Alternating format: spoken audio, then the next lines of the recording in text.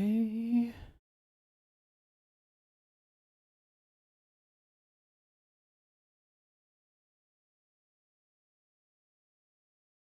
Hello, ladies and gentlemen. We are live today, starting the MSQ for Dawn Trail.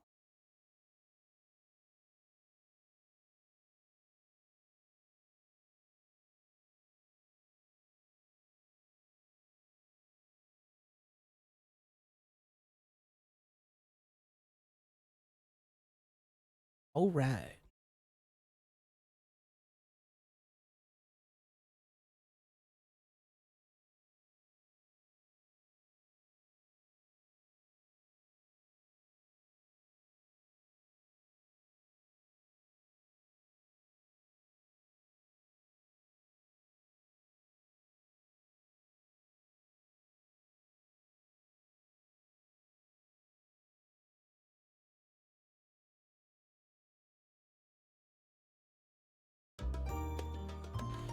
So, let us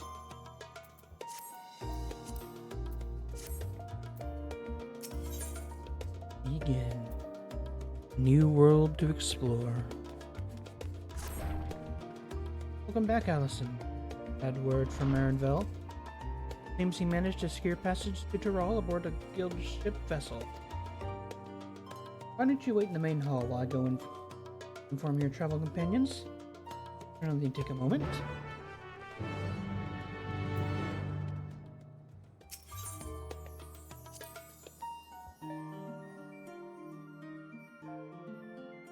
So,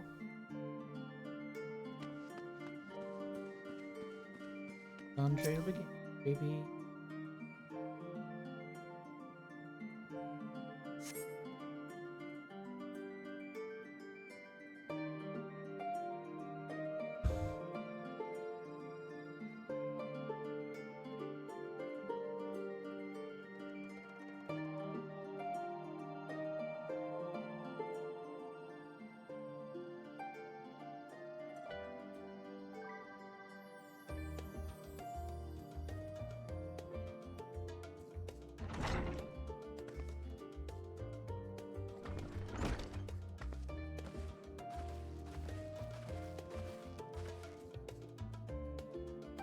That gave us the good news, or we've been ready to set sail at a moment's notice. The only one yet to arrive is Arnval himself.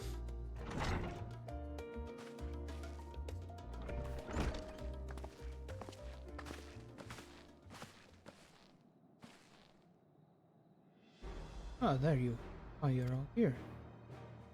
Took some persuasion, but the Gleaner's Guild ship granted us place aboard a vessel bound for Tyrol. There will be other passengers, researchers, and artisans alike, so we'll need to share deck space. That's fine, Arnval. I doubt anyone expected we'd have the ship all to ourselves. You're not casting off just yet, so if you have any lingering concerns, now is the time to voice them. Call it concern, but everyone's still clear on what we'll be doing in Toronto yet. Not forgotten. The nation of Tuliolal is in the midst of deciding its next ruler. Your chosen allies, we shall assist you during the rite of succession. Support your bid to become the Teamster. In addition to that, Alphino and I have another objective. Part of its reconstruction, Garlemald seeks ways to reconcile it and re-engage with its neighbors. By visiting Tyrol, we hope to learn more about how its myriad of cultures interact with one another, how they find common ground, ties, the sort of insight that might help our friends in Ulsabot. But we'll pursue this goal in our own time. You can be assured that we will give the contest all due attention. That's all I ask. Otherwise, you are welcome to do as you like.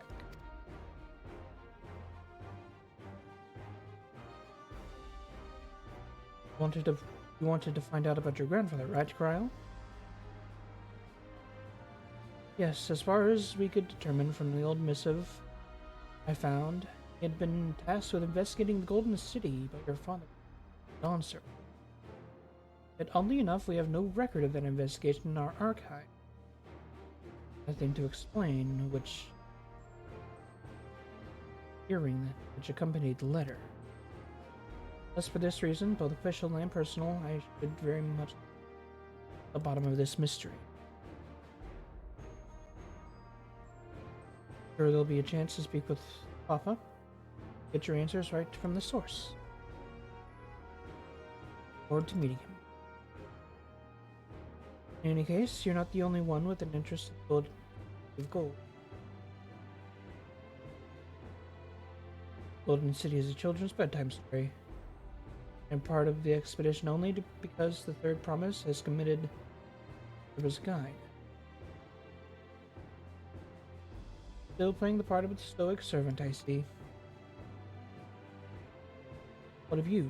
You don't you dare tell me you've changed your mind.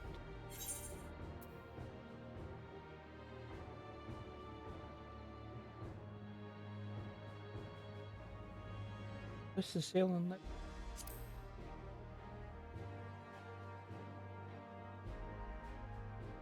Well said. You won't go far rolling in the...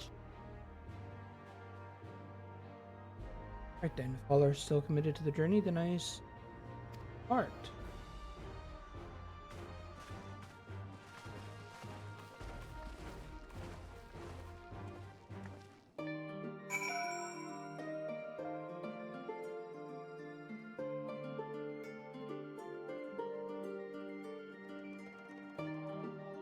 All right.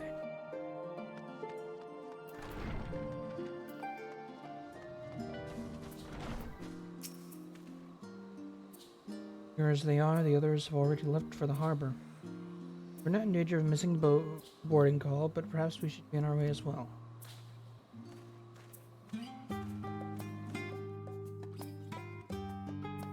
Go.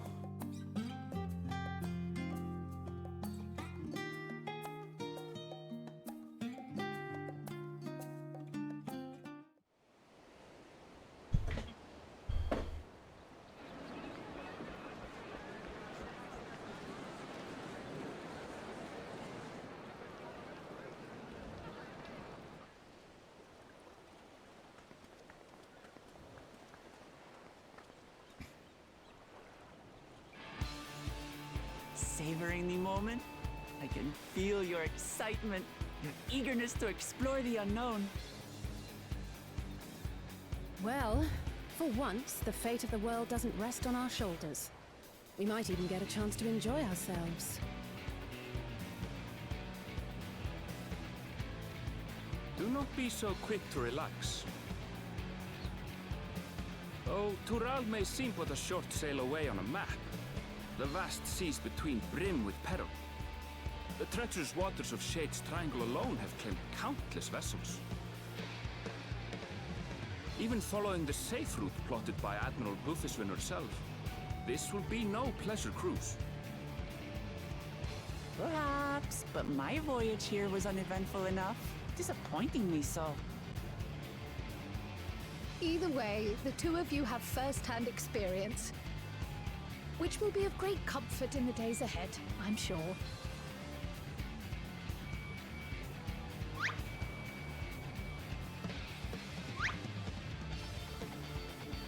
Aye, it's nothing new to us.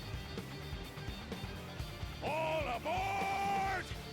We're casting off! It's time. I trust you have everything you need? Yep. Sure do.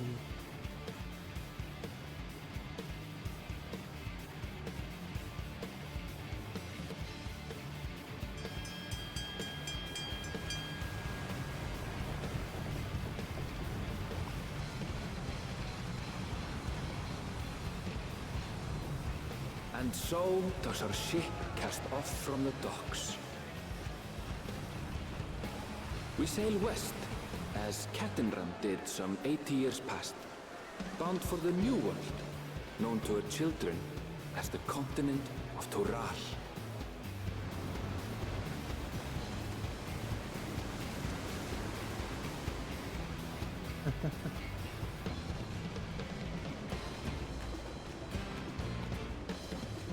Just wait, Papa. When this contest is said and done, it'll be your daughter who sits the throne. Me, Woklamat!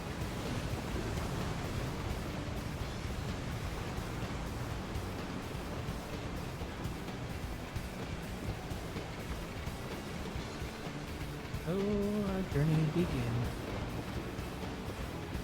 Here we go.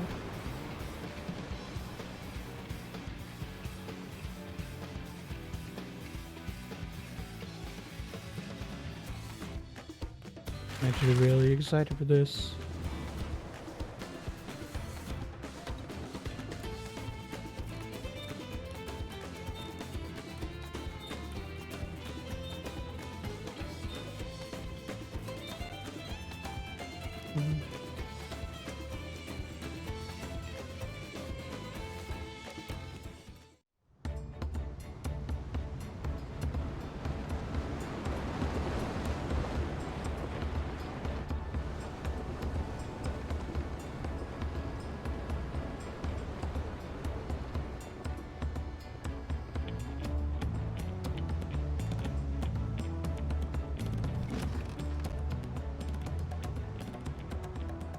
Smooth sailing so far?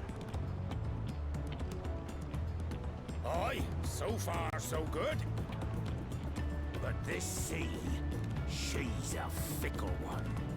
Calm one moment, blowing a gale the next.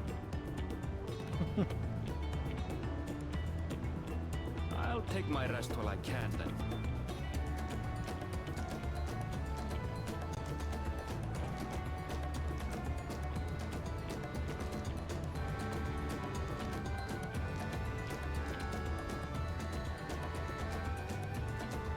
We left port what seems an age ago now, and we've seen naught but open water ahead.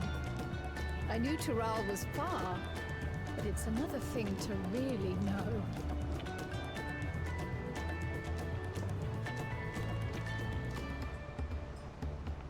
Speaking of which, some of our fellow passengers have made this trip before. Several times, in fact. I was able to learn a few things about Tuliolal and the right of succession. Okay. Since we still have a long way to go, why not have a chat with them yourself? I'm sure you have questions of your own. Sounds good.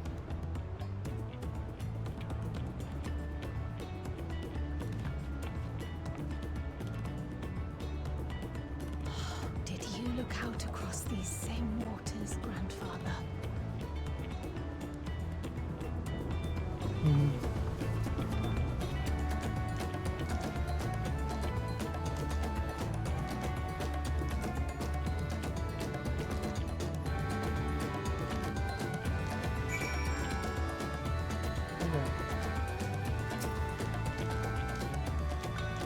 Oh, this will be my first visit to Toral. What it means, the name? I was working at Eshtiman's Aesthetics in Ulda, used to be, but my employment with them came to an end. That's why I visited Charlene in hopes of starting over. Tempting and feeling to find a new job, I seized the chance to board this vessel when I overheard room for another passenger had suddenly opened up. Told the Dawn Servant welcomes all regardless of origin, though Tuliolal seems like a perfect place in anew. Hopefully things will be better this time.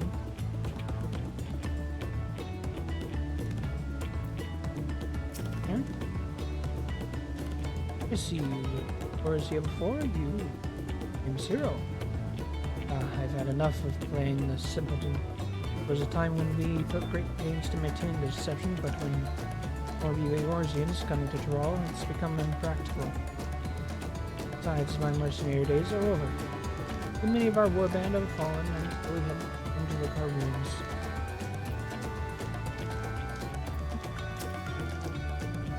interesting. My story? Well, since you asked, I wanted to retrace the historic journey of the great Ram, you know, the first Eorzean to set foot in Tyrol, almost 80 years ago. Rammelja's leader is said to have welcomed Ram with open arms and sent him home with a bounty of silverware on token of his friendship. The real treasure was the crops he brought back. The photos, tomatoes, and corn, which spread across the Eorzea like wildfire. This grand adventure led to a culinary revolution. Hailsaid Ram returned to Tyrol several times after that, but his ship vanished during his last recorded voyage. He was never heard from again. Even seasoned explorers like him could meet such an end as testimony to the ocean's peril.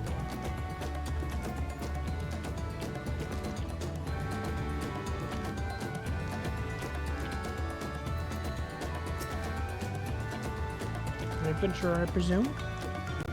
I'm a merchant myself, based in Olda. Specialty imports and exports, Eorzean and Tyrolean both. This is your first crossing the salt, as they say. Do remember that the social mores of Eorzea are not necessarily the same as those over yonder. There's this. Not uncommon for the various races to be referred to instead of by name certain clans, from the Kote, the Hesharto, the Hrothgar, the Duval, because every member of the clan of the same race, but because many individuals of said race are associated with the clan. Fair assumption in certain cases, but take care not to give offense.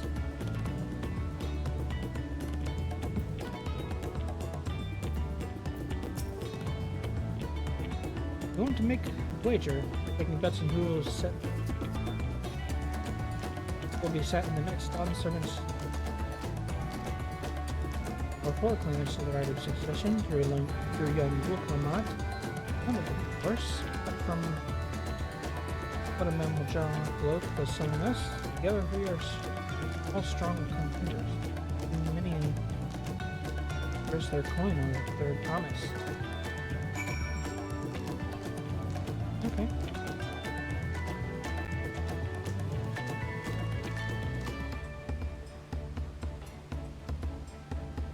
Well, did you learn anything of interest? Bits and bobs. I haven't heard about the clan name. We should have teach us ones we should know. Actually, it's getting a little chilly here. Let's all gather in the cabin.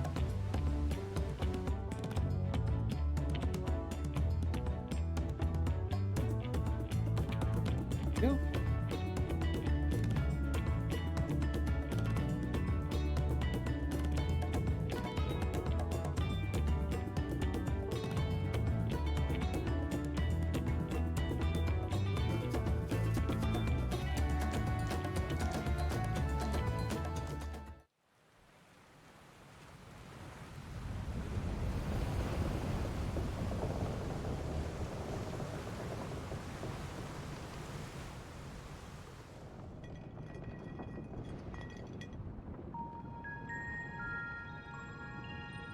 We're in for a proper storm, it seems.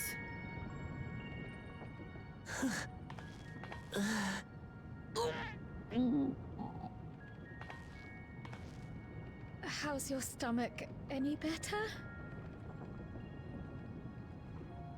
I don't know what you mean. I don't get seasick. I'm just feeling a little nauseous is all. Isn't that what seasickness is? Erenville, you were born in Tyrol, yes? Do many Vieira live there?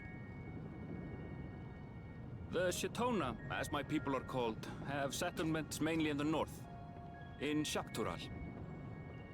And your family? I know nothing of my father. Not even his name. As for my mother...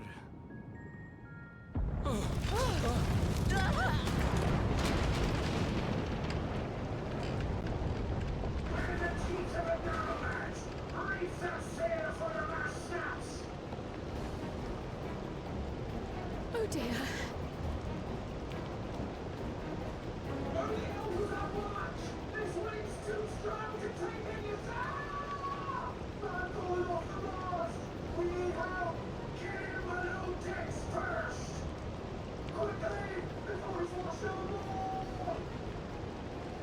Come, we should lend what aid we can.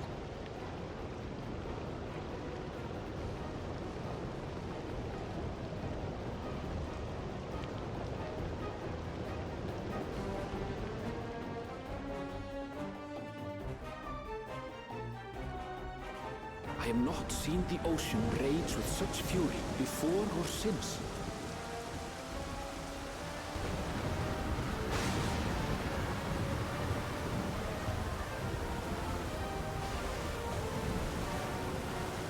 The heaving waves tossed our ship about like a toy, sending sailors tumbling.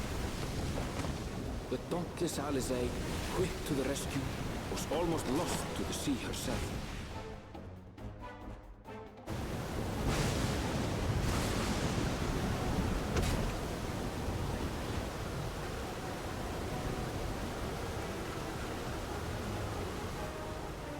Meanwhile, our champion rushed to deploy the vessel's magical defenses, and thereby shield us from the lightning.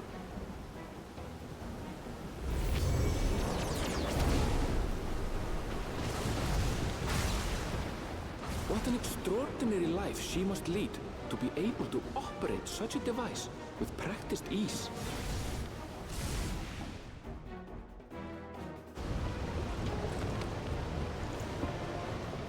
Wuklama, too, threw herself into the rescue efforts, though one might have mistaken her for another soul in distress.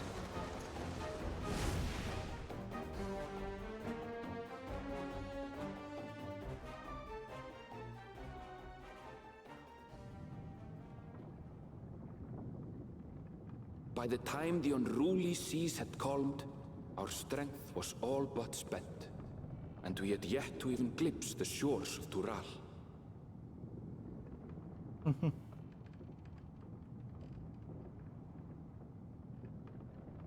In retrospect, of course, that battle against the storm would prove a fitting prelude to the coming contest for the throne.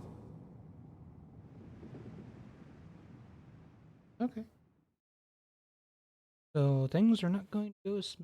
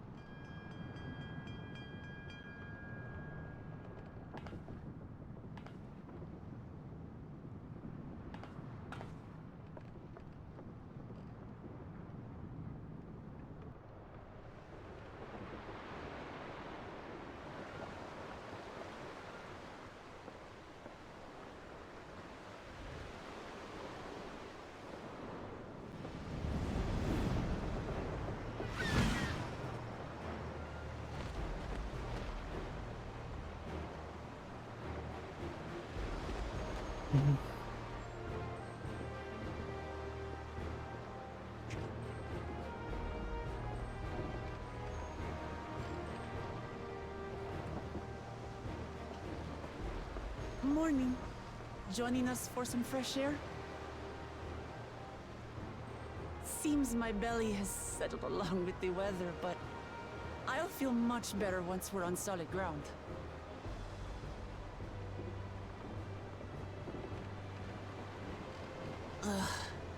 Can't be much farther now, can it?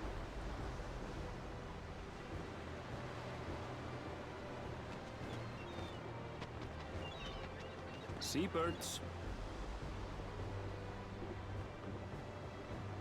Land must be near. You need only hold out a while longer.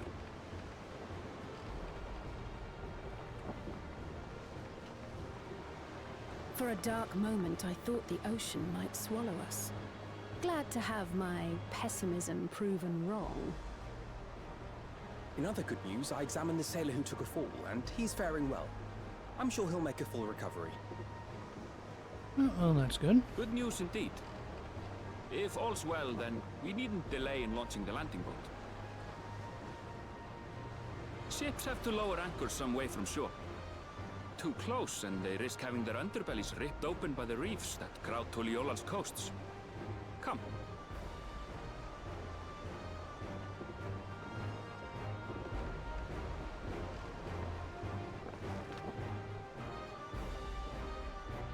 Cool.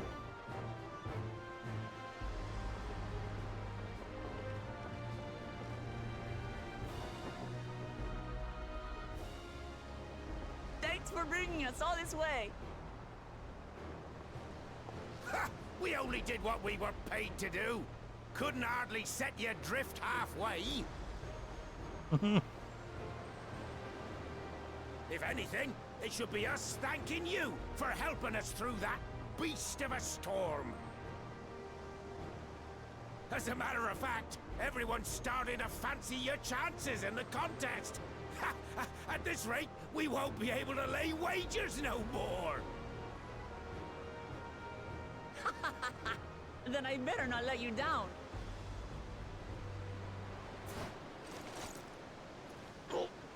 Easy, stomach. Easy.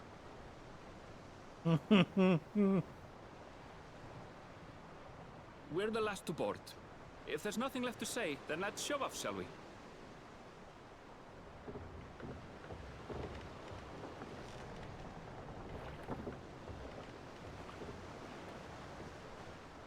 Let's go.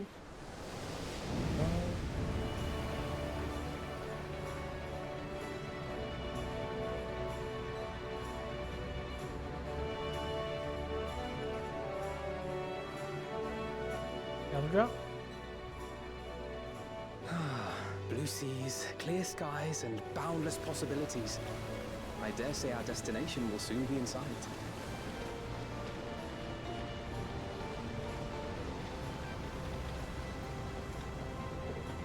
Enjoying yourself for a change?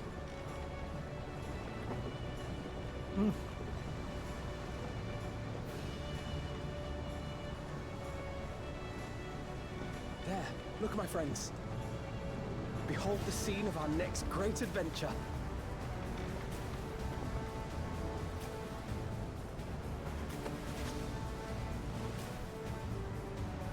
At last, we are come to the land you call the New World. To my home, Tural.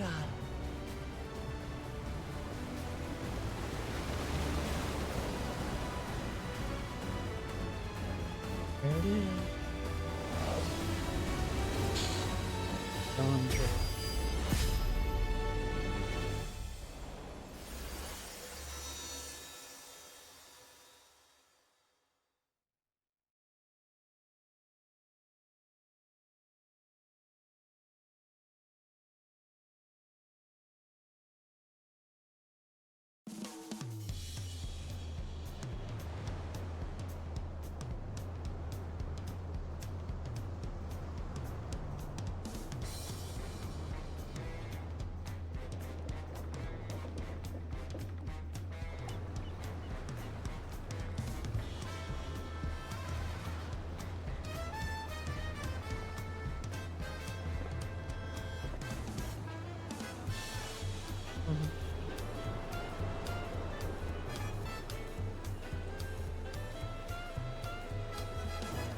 Oh, here we go.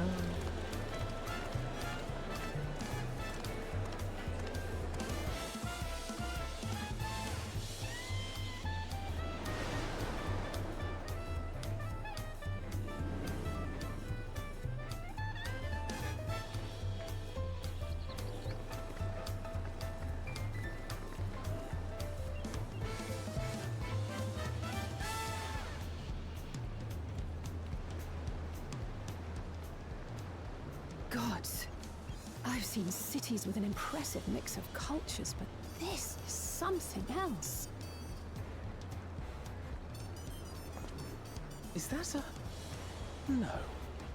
I've never seen Vanu feathers in that color before. You'll find much here you never knew existed. There may be a sea route now, but visitors to Tulihyolal are still few and far between. And as we don't build seafaring ships, only a handful of Turali ever venture abroad. Mamulja sellswords mostly. Those willing to play the fool sail with Lominsan merchants to secure employment in Eorzea. I suppose that makes us a rare sight in your country. Rare and currently undocumented. Were there some forms we should fill out or... Forms? Did you forget who you're traveling with?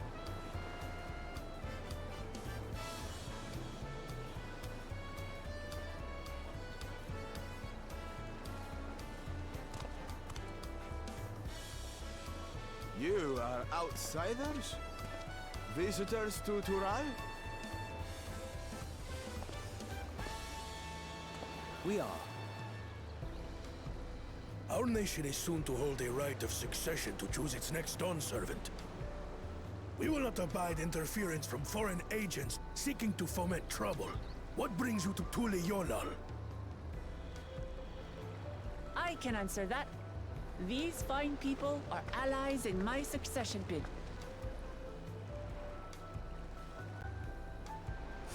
Third promise. If you vouch for them, then all is well. Of course. Please, accept our apologies. No need to bow and scrape. That our soldiers are so diligent in their duties fills me with pride.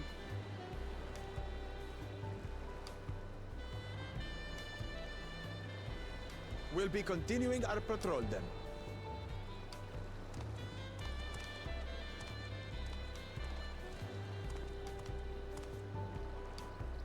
Well, well.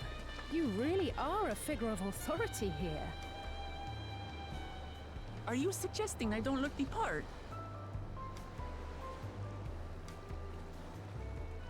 Anyway, first things first.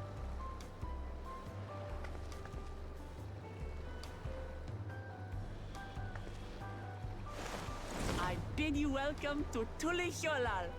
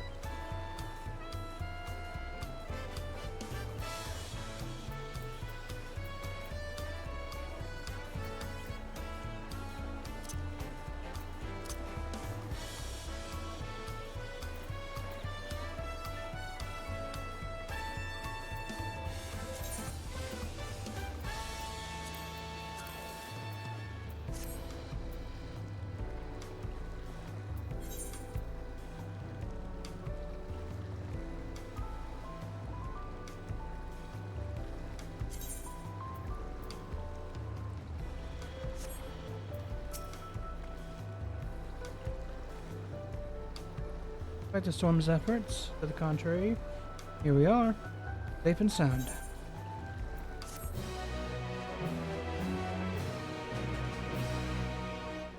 Ride to Tuliola, return to the city. Okay.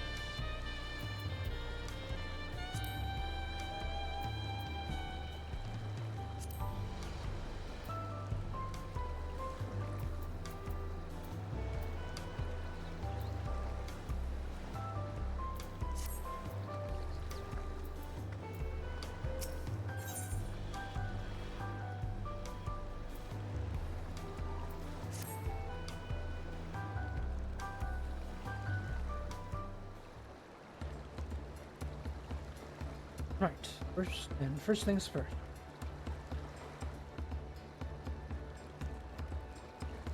This is still a bit crazy. No more boats for a while.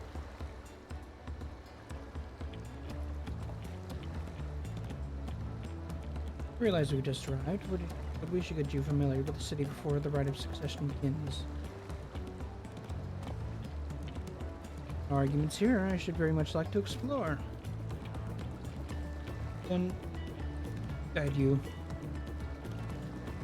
Are you sure you're in any condition to do so?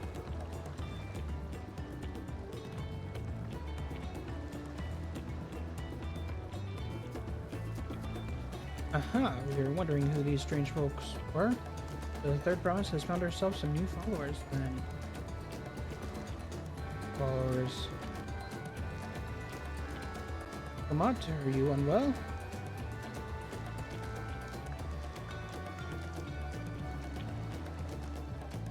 No, not at all. Couldn't be better. The third promise does not get seasick. No, sir. As for my hand-picked entourage here, I've recruited them to help me with the rite of succession. I was about to show them around the city, in fact. That sounds lovely. But a group of foreigners is going to attract attention, especially if they're in company with the third promise. Everyone will be curious. We certainly were.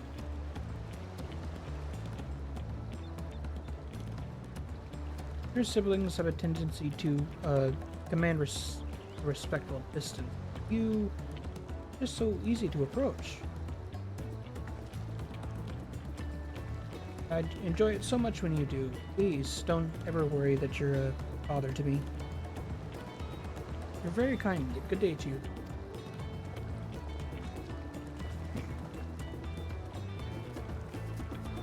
Yeah, point. Pokemon is technically royalty here, like you're not a person of her station surrounded by this many outsiders. Draw a crowd. Wait, what do you mean technically? Guess we move in two groups so as to attract less attention. Just technically ignoring me then.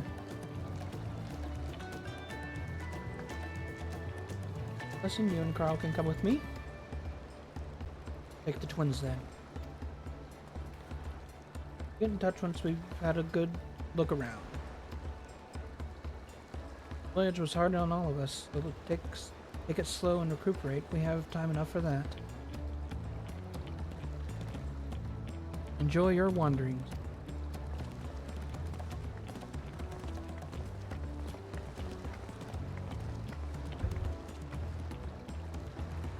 Perhaps we should wait a bit until Clement nausea subsides. No need for that. Look, I'm ready to go.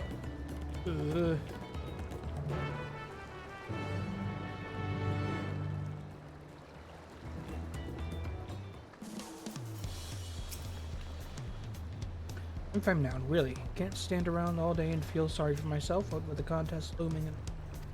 Now then, seeing as we are already here, I just will tell you about the harbor. Ernville, we're already mentioned the reefs in our coastal waters, which explains why you didn't but you don't see any big ships moored at the docks. Only vessels with shallow drafts can navigate the bay, mostly small fishing boats or barges ferrying cargo up and down the rivers from inland settlements. Much of the incoming traffic is from Dock Tural, the southern landmass. The clans there produce various goods for export. Their wares are unloaded here and carried off to the merchants' stalls in the neighboring market. Speaking of which, Bayside Bevy should be our next stop. Okay.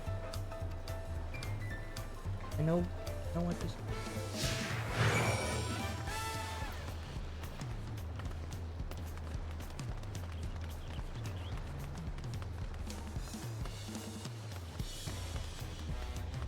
Good.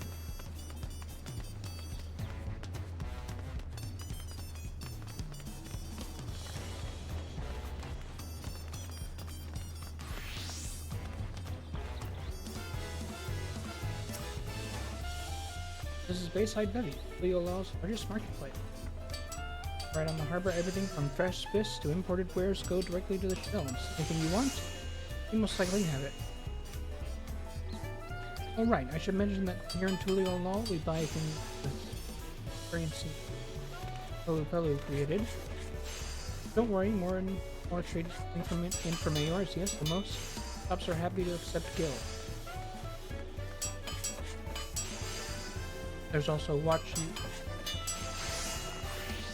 a clean another market. Sure, but that can for another time. Other places show you first. Next we'll head back a bit, northwards upstairs of the Central Plaza, and wait to see the look on your faces.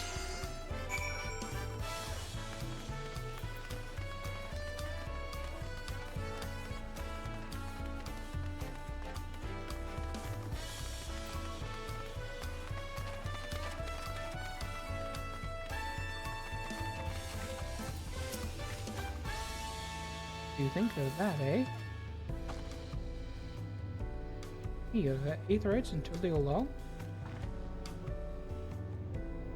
I think I told you before, my Juana spent 3 years studying in Charlie and fell in love with the nation ways and brought back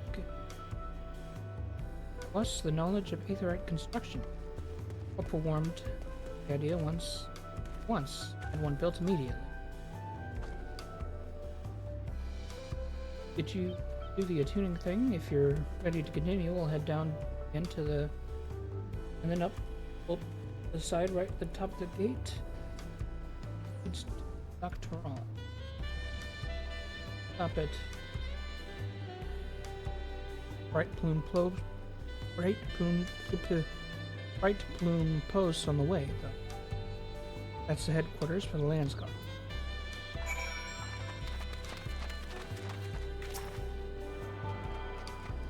Yeah, right.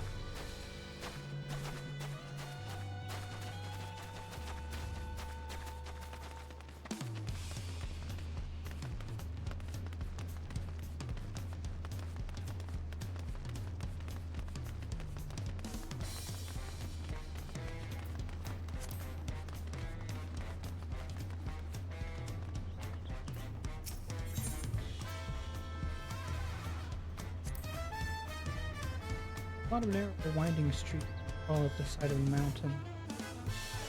You can see though the builders have made sure the city main thoroughfare were wide enough to accommodate wagons.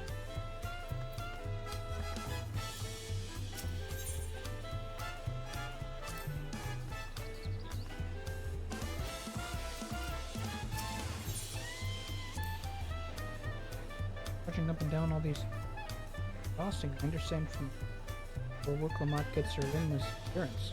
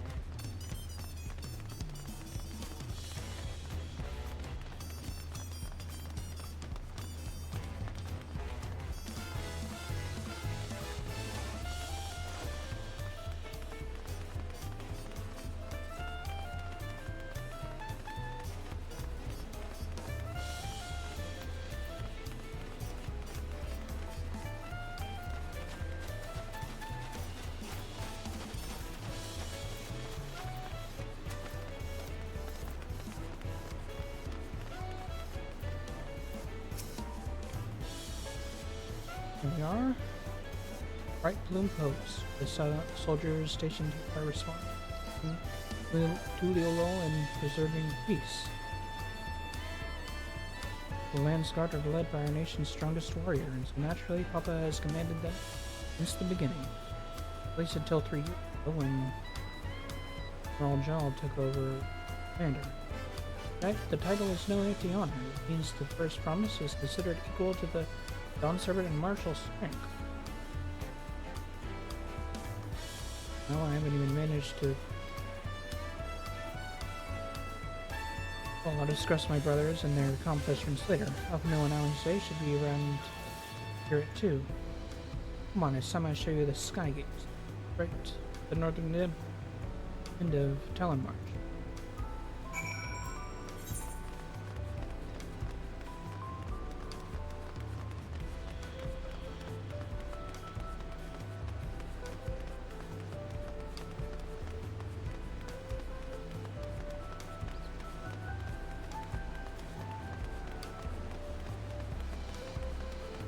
Is Yubsick.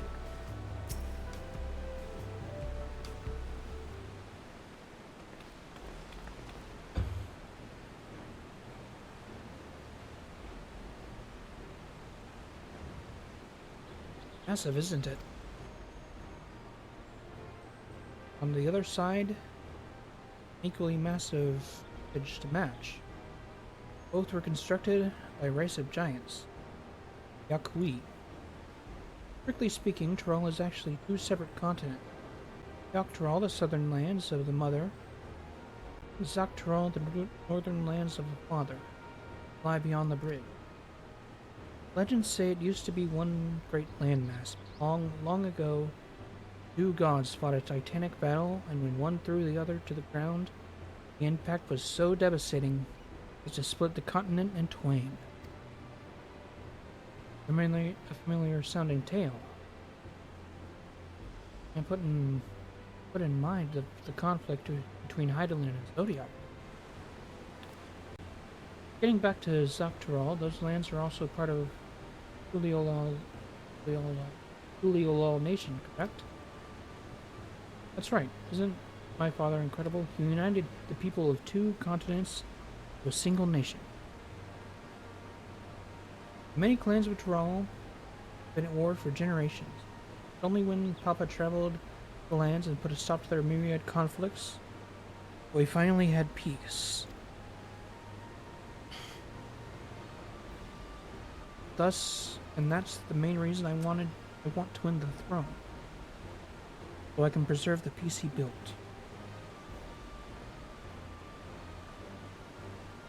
I see you're more interested in what's behind the gates than hearing about my aspirations. Crossing the bridge to Zak-Tyrol requires a special travel pass. Unfortunately, they won't issue any new permits until the Rite of Succession is over. I promise to get you one when I'm Dawn Servant, but until then, you'll just have to wait. I'll hold you to that.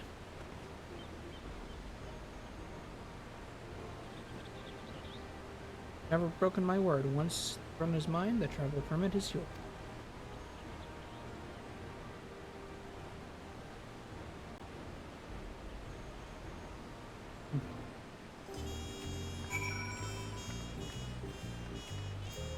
Alright, what'd you get? Must have covered half the city by now. Tuliolal is unlike any other place I've visited. Really enjoying myself.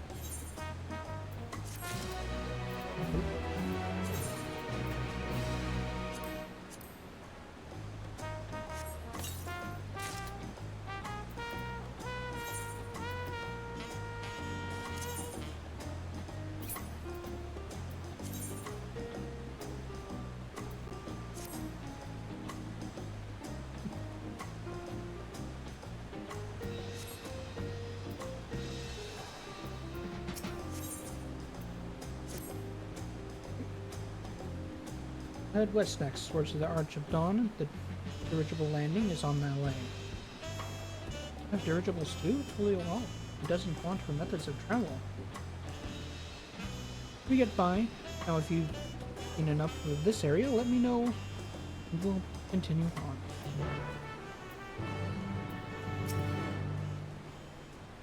Dawn is on the other side of the city, so speak up if you do as we walk.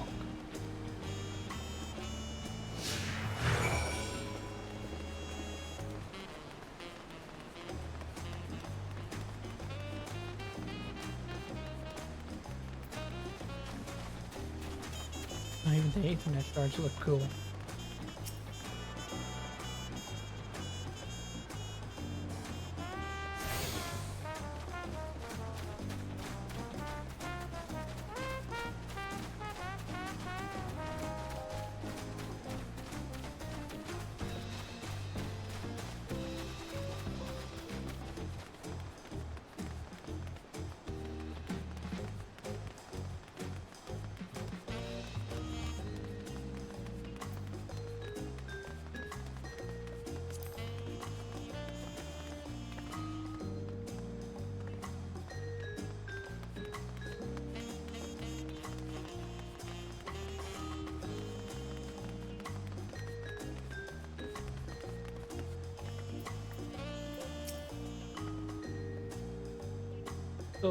I'm still struggling to conceive how one could construct an entire city on the side of a mountain.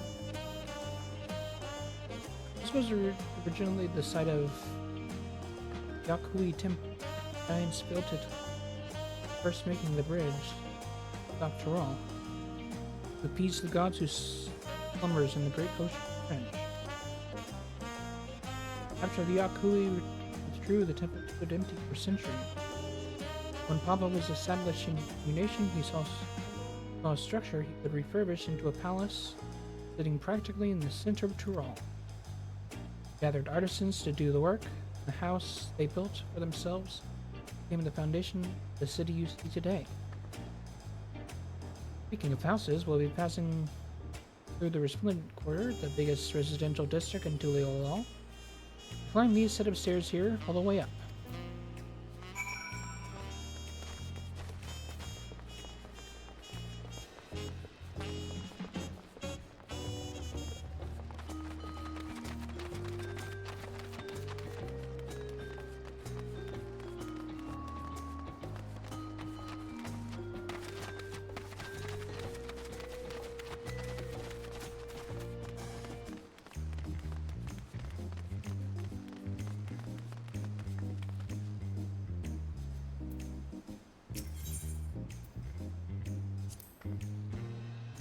Papa's palace is called Uloksusha.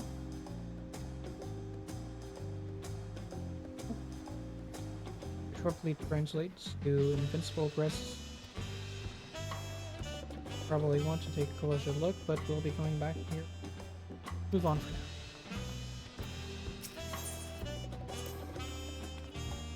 Your scale of incredible. Wonder what that carving is.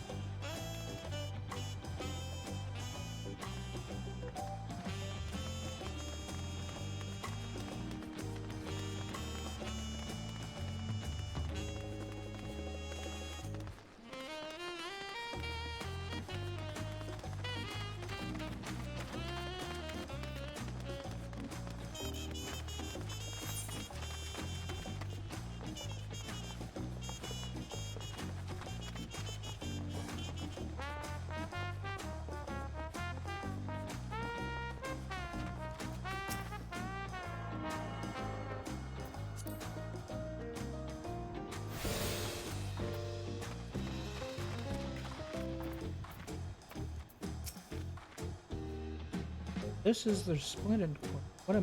What manner of people live here? Oh, we have residents from all the Yoctoral clans. Mamulja, Varol, Pelupelu, Moblin, Hanu. We also have Konowawata, Sharo, and Utano moved south from their ancestral lands and south. In essence, is a gathering of people from every corner of Tyrol. True representation of Tyrol law's diverse character. The adornments on each building attribute to the eclectic cultural aesthetic, also beautiful. Glad you think so. Come, we continue down the stairs.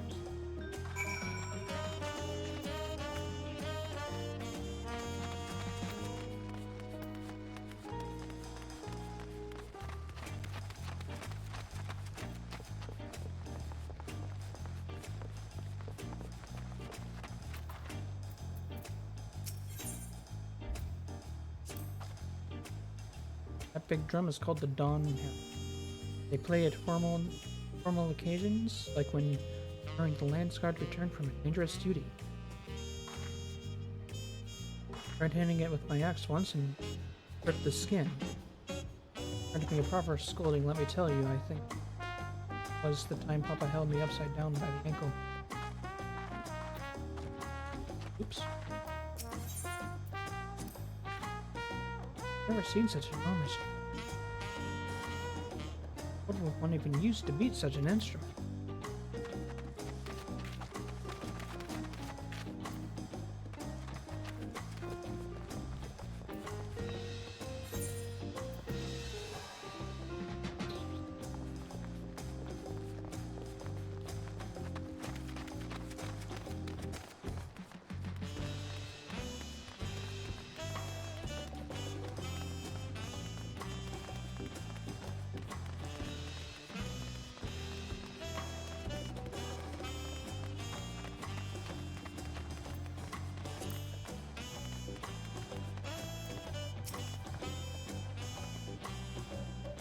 Here are our dirigibles.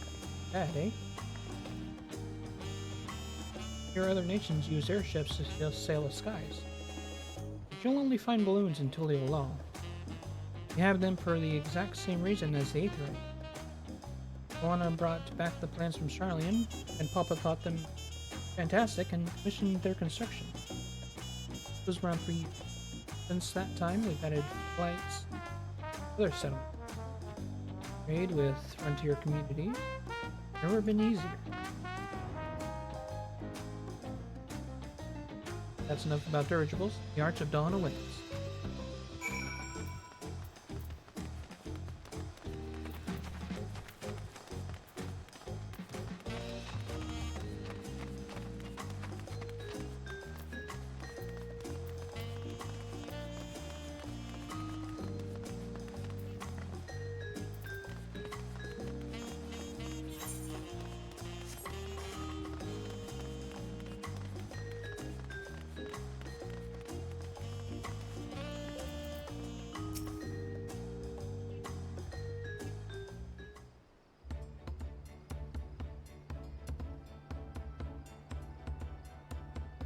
This is it, the Arch of Dawn. When the giants were still here, it was known as Yoctoral Land. When Papa founded Tulio, and using the present name in honor of his great achievement. This gate is... Through this gate is come Kozama Ukta, the wetland south of the city. Depending on what right of succession asks of us, we might end up going in that way.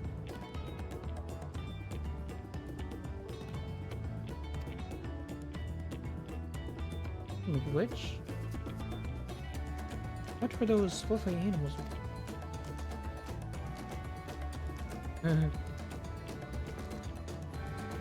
Because... Oh, those are alpacas. Here's some four-legged fiends. They seem quite placid to me. You'll learn soon enough, Cryo. You'll learn soon enough. But forget the alpacas. I have something far more important to show you. Come along.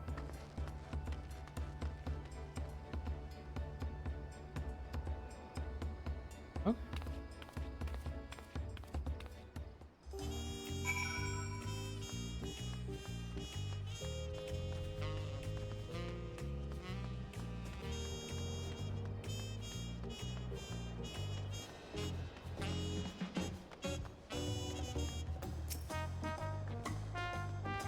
You wish to learn the history of Tuliolal, then look no further.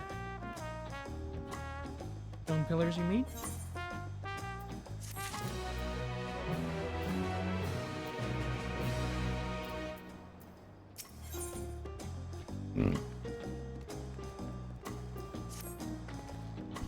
What's special about these pillars?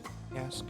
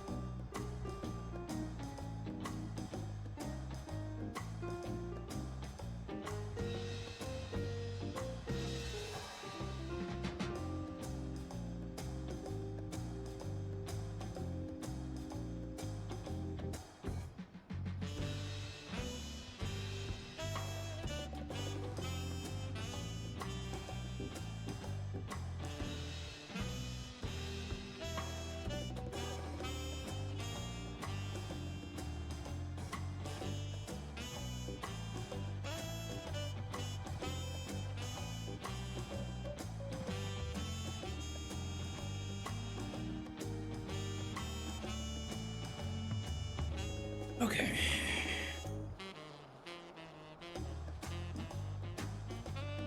Anyway, what is special about these pillars, if I may ask? At a glance, they might look like ordinary stone decorations. But if you take a really good look, you'll see there's something much more interesting. Sure.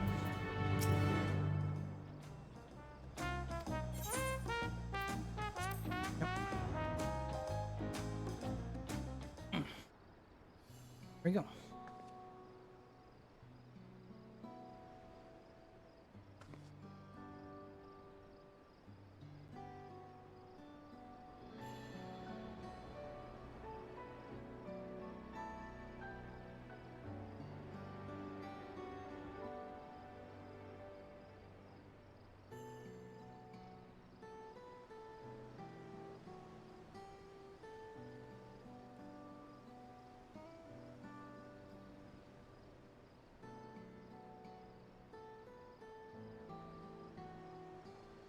Wait, no, these are glyphs.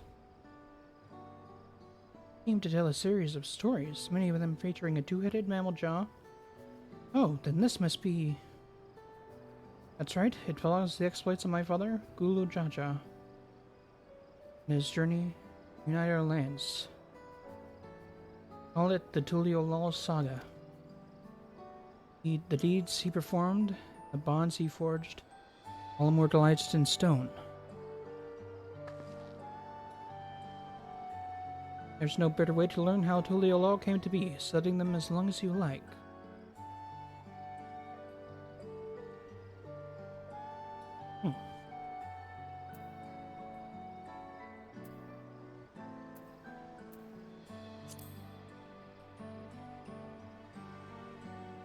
This one recounts the Lavery past. As you can probably tell, the figure depicted here is the Zebraal, like me. For decades, the Zebraal and the Mammal Jaw were at war for control of the forest Yaktael. The actions Papa took to end the conflict have since been hailed as the first steps in the founding of Tuliolal. There is a clan of Hrothgar and Bosja known as Aliens. In their society, the women rule as queens and the men serve as devout subjects. Here in Tural, liberal men and women appear to be of equal status. How dramatically cultures can vary with location.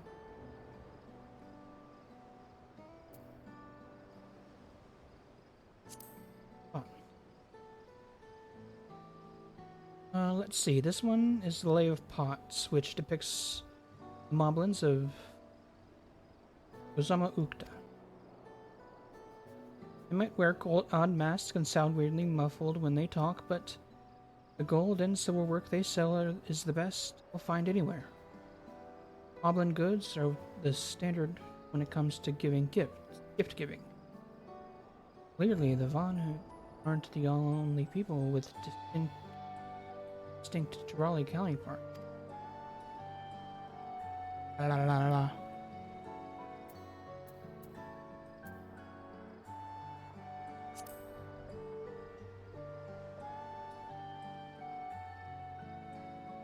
Or son's closest. Right. Motherhood. Pillar Taylor tells the lay of the Brotherhood. Depicts a scene where Papa granted an audience for an explorer cat something. I can never remember the name. I mean Kettenram. Oh, that's the one, Kettenram. Kettenram's arrival in Tural is what prompted Papa to embark on his own journey. It's said the two grew to be close friends, brothers in spirit, if not blood, but no one knows what became of the explorer in the later years. Kettenram's disappearance is a mystery in Eorzea as well. Hello. Records say he traveled between our lands and yours for a while, but then it's assumed he was lost at sea.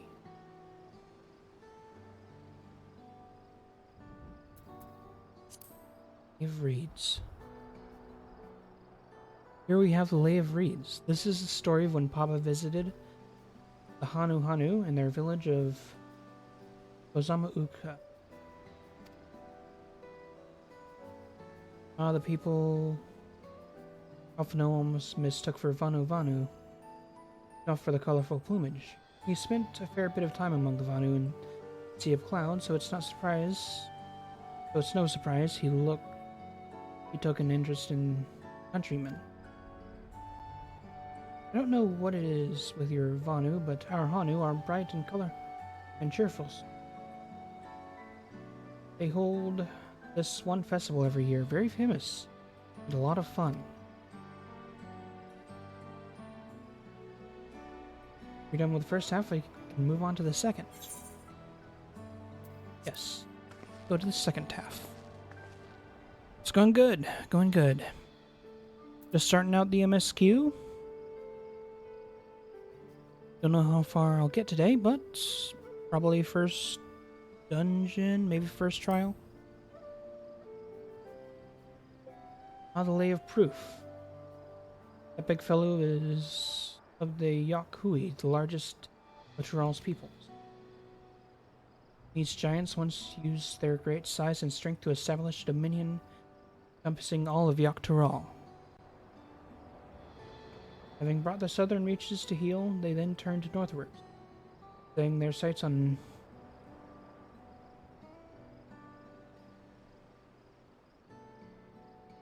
Yaktural. You'll recall the massive bridge they built beyond the Skygate. Sometime after launching their northern campaign, however, they just gave up, abandoned the lands they've conquered, and withdrew into the mountain of Ukulapacha.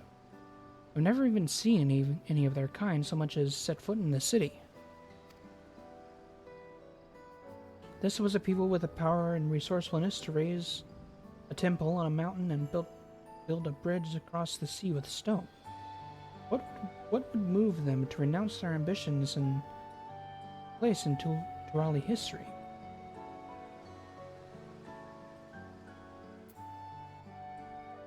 Blank pillar. This one. Oh, this one is unmarked. Papa says he left a blank pillar for the next chapter of Tulial's history, whatever that might be.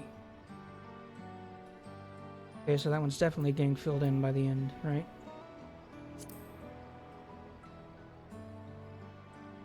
Lay of Gold. This pillar shows one of Pelu Pelu, whose homeland is in Ukulapacha. Having created our currency, the Pelu are rightfully known as the Merchant Clan. They oversee Tulial's markets. Their traveling peddlers are all common sight, no matter where you go in Tural.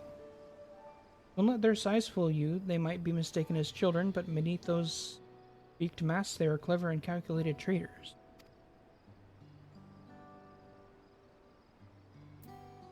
Lay of Ice.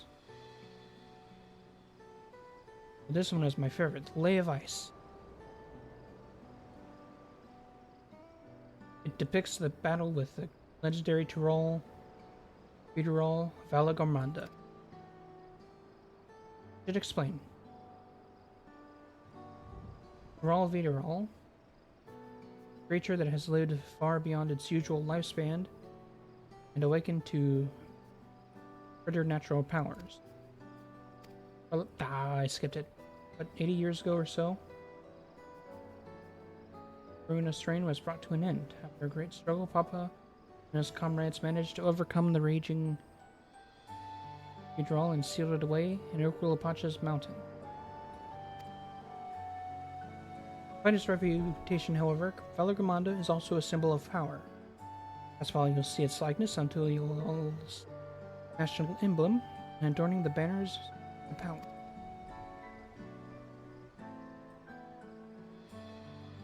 Had your fill of history then? Yes. Hang on, let's see if I...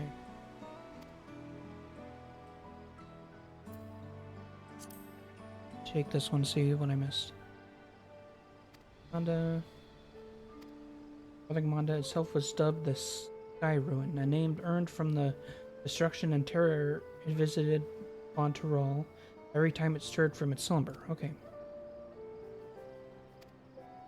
And that's important.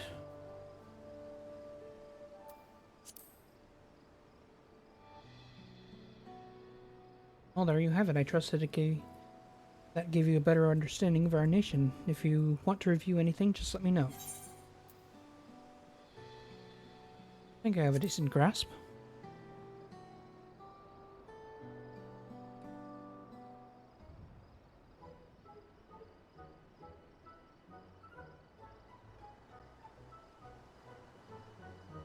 Glad to hear it. You know, I feel awfully hungry all of a sudden. No surprise there, seeing I couldn't keep anything down for a while, but now I think I'm ready to eat again. Let's go and have ourselves a bite of a local delicacy. Come, I'll take you to the best restaurant in the city. I like the sound of that. Yes, sounds good.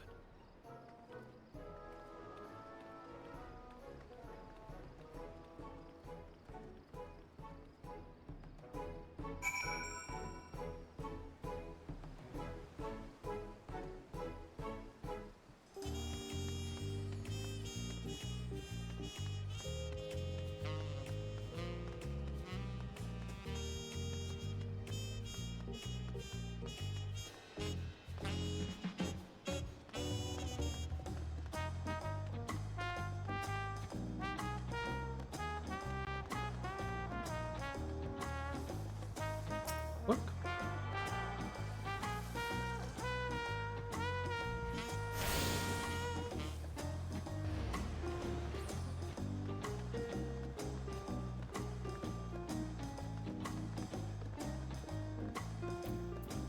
Llama. Have you ever had tacos? They're a truly classic. You bake a crunchy shell made from corn flour and fill it with meat and salad. A lot of shops and stalls sell them, but I like how they're made here at the ball. The best. And I need one right in front of me right now. Let's head downstairs and place an order with old Berkoville.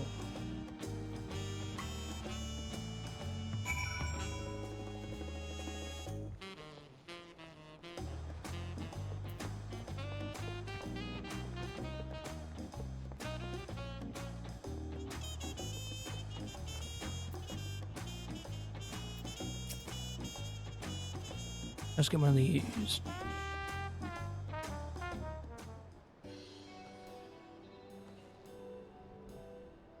Brokevo! My companions must sample your heavenly tacos. One for each of us, please. Right away, promise. And I'll pack them tight with my choicest feelings. Only the best for you and your friends.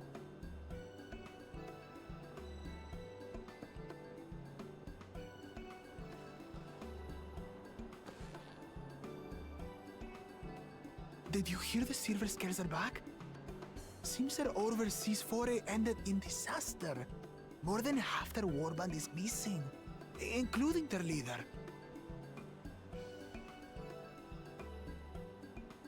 Aye. And now keen to rebuild their broken reputations, the survivors seek the Golden City. A fool's errand. How many hopefuls have disappeared in search of that fable? They should count their lucky stars they came home alive at all.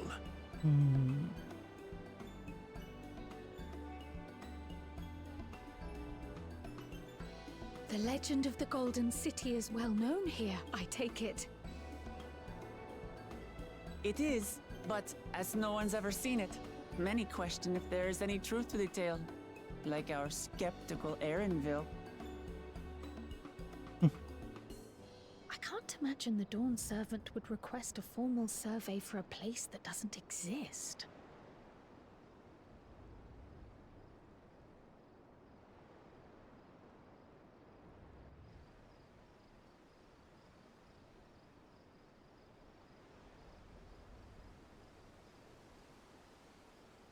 Now to find a spot with a pleasant view to enjoy our crunchy spoils.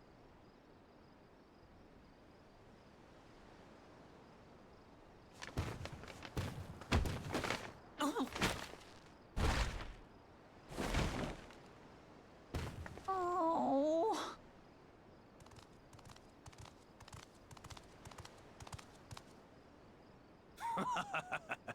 If it isn't the third promise. Oh. No.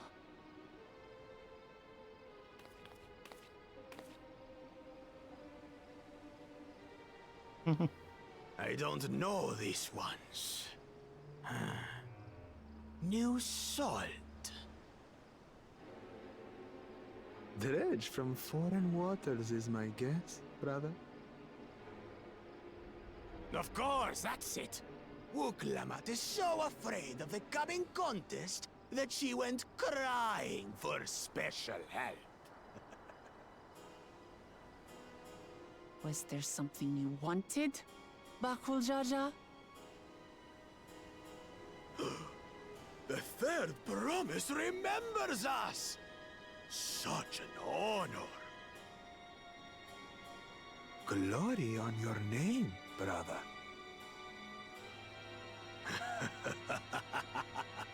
And on yours, brother.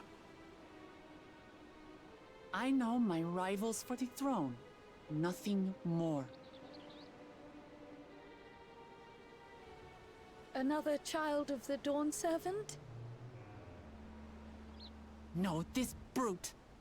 We have no ties to their farce of a family. Unlike the sneevling housecut, we are blessed siblings, the elevated chosen. We alone are fit to succeed Golul Jaja as Dawn Servant. All peoples are equal in Tulihiola. Your heritage gives you no greater claim to the throne. Ha! Shall we test that idea here and now? See if your strength is equal to ours.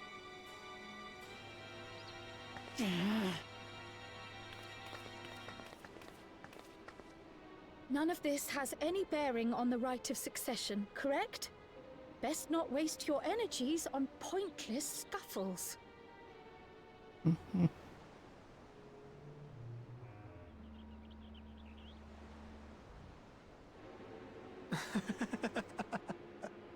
The kitten comes to the house cat's defense. Pathetic.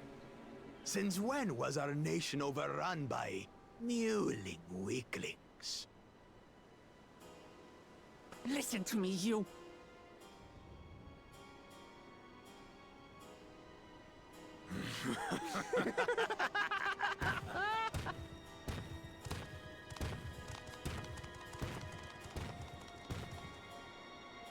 A two-headed mamulja. I knew of them, but that's the first I've seen in the flesh. Some get it into their twin heads that they're destined to follow in my father's footsteps. So they travel to distant lands to hone their battlecraft. Those are likely the ones you've heard about. Are there other two-headed claimants? No, just Bakul Jaja. Even in Tural, his kind are far from common. The Mamulja people largely belong to one of three clans. The Hubigo, the Bunewa, and the Dopro. Every once in a great while, a two-headed offspring is born from a union between the brown-scaled Hubico and the blue-scaled Bunewa. The child grows to possess immense strength, both physical and magical. Blessed siblings indeed.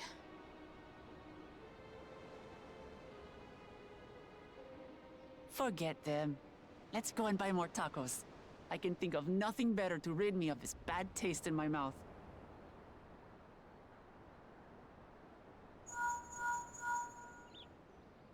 Enjoying your tour of the city, I trust. We've seen our share of notable sights and took a moment to rest.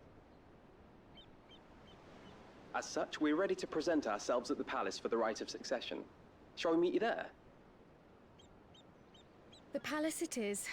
I'll let Wooklamart know. Destiny calls. Perhaps we can return for more tacos later? So it goes.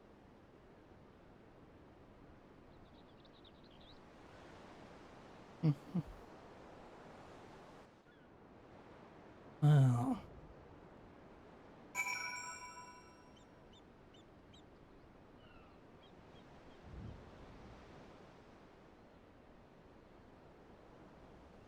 He's either going to be the main bad guy or die in the first 5 minutes. I was looking forward to trying some authentic Tulial cuisine, but we should hurry and join Alphino and the others at the palace. Alright, a bit of a climb to the top, but you can head up from the Resplendent Quarter, or even eastern side of Island March if you prefer. Now that you have an idea of how the city's laid out, I'll let you find your own way to Ulokshun's,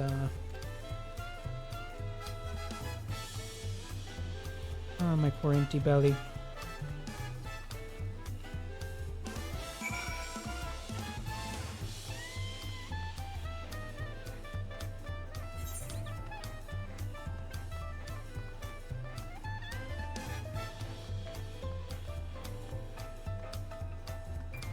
The stadium.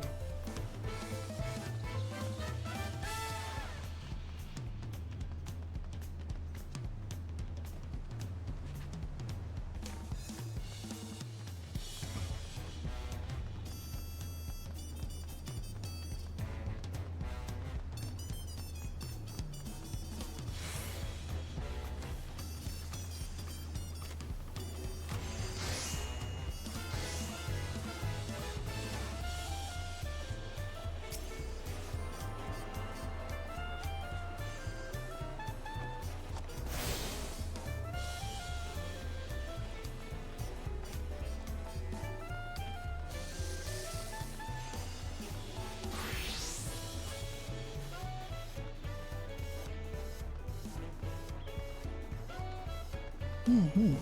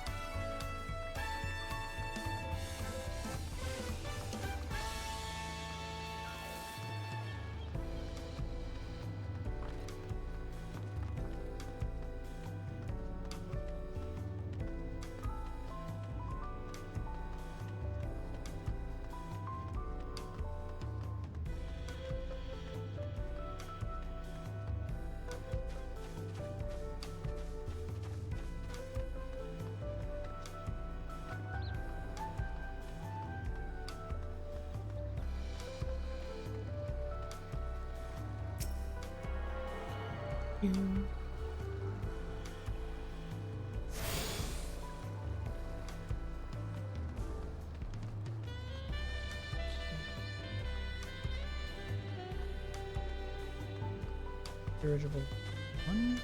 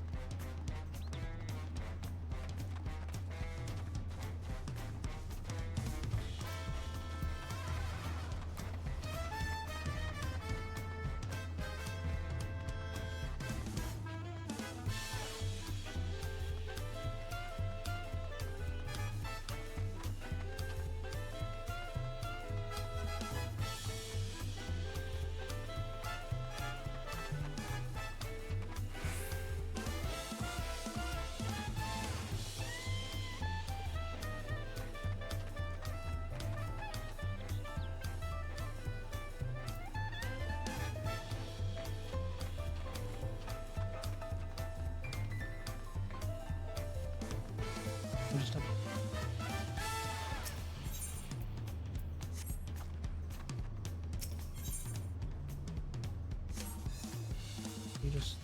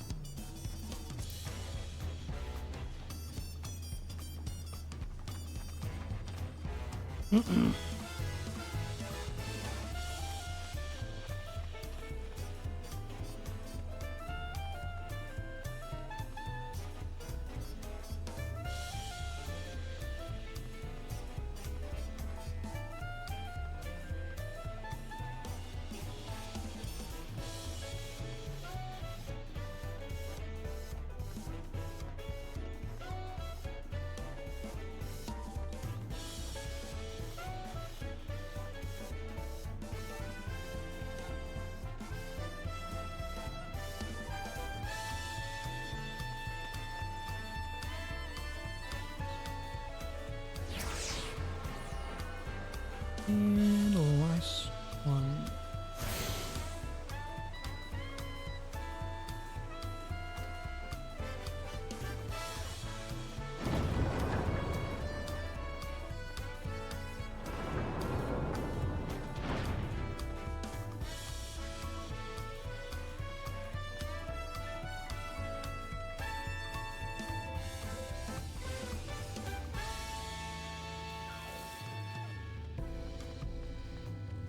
Pretty cool.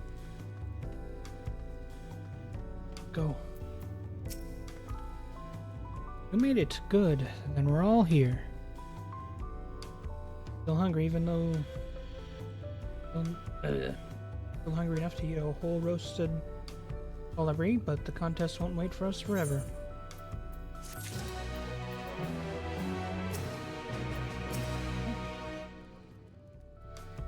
Once we complete, okay, yep. Big cutscene sequence of the game, huh?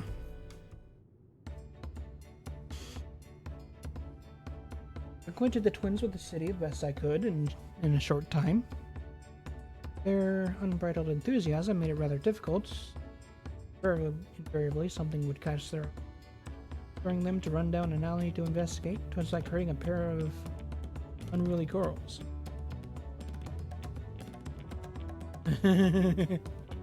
Yep.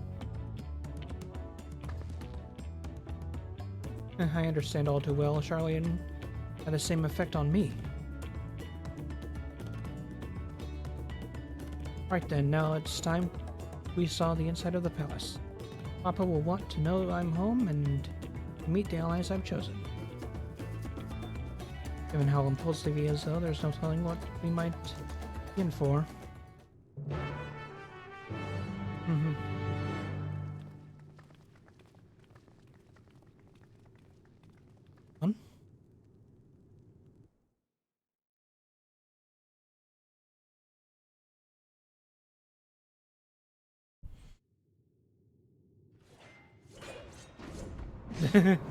Okay.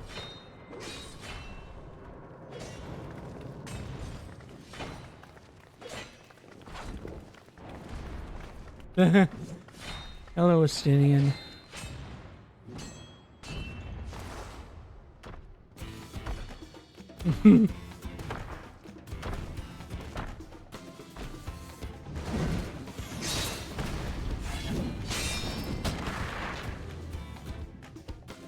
Estinian?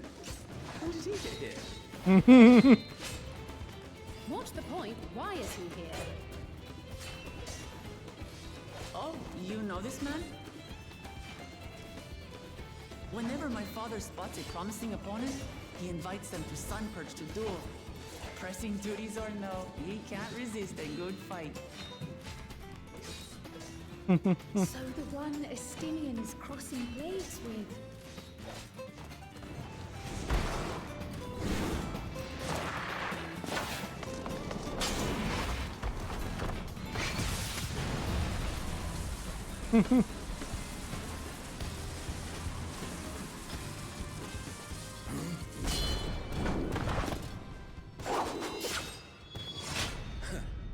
That would do, Spearman.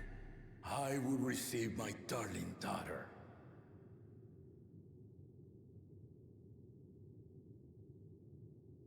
No that you are the strongest I fought in many a moon, if not longer. It is the privilege of a life long lived to face such a formidable soul.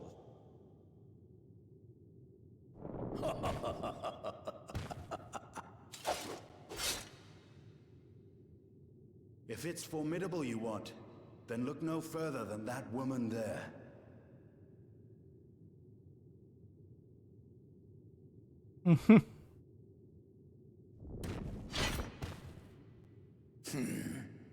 I see you, warrior.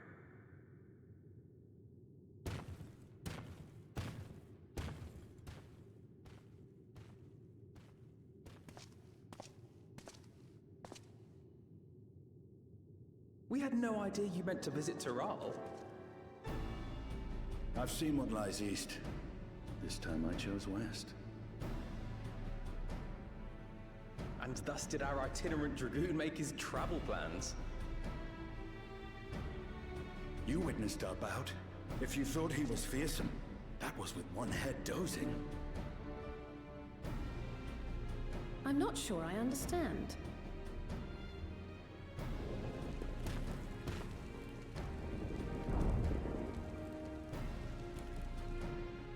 The old man has been feeling his years.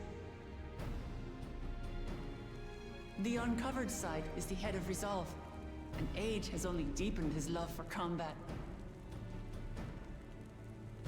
But the head of reason, wiser of the two, sleeps more and more these days.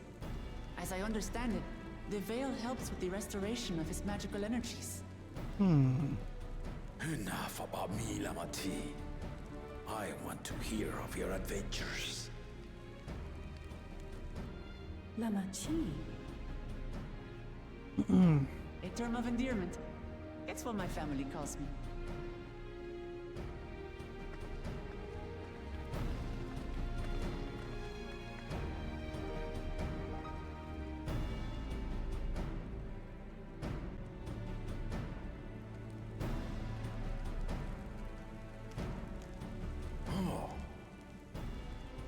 When last did we see you in the palace? Greetings, Solanesh. It's Erenville now, Don Sarant.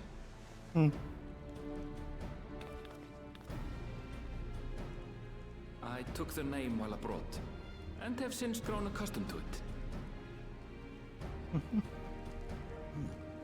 Erenville, then. And these others? I assume are Lamati's recruited allies.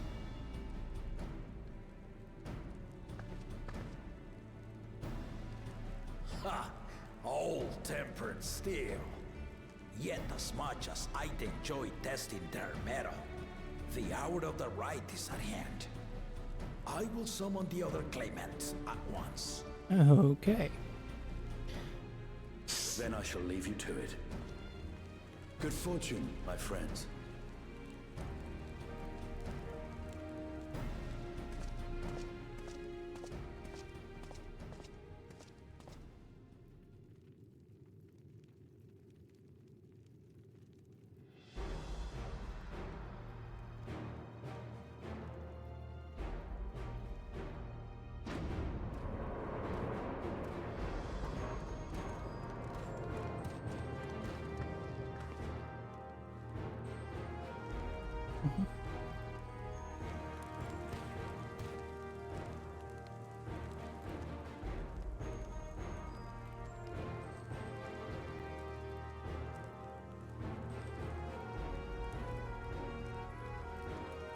The claimants are assembled.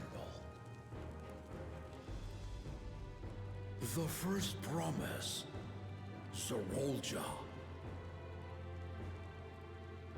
The second promise, Ona. The third promise, Uklamat.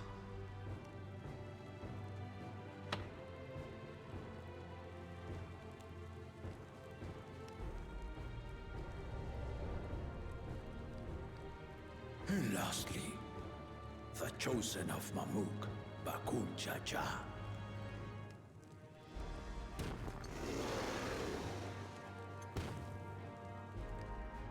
You four will compete in the rite of succession, the outcome of which will decide who takes my place as Dawn Servant. I am not the man I once was. My wiser half sleeps the days away. And it is time I yield my position. But mine is a torch that has never been passed. Tuliyola is young. And so I look to the always for inspiration. The rite of succession. The means by which the autarch of Mamuk was chosen. Only the two-headed were deemed fit for this contest. But the Tuliyola I built is a nation of many peoples. Our leader needn't have two heads, nor be a Mamulja at all.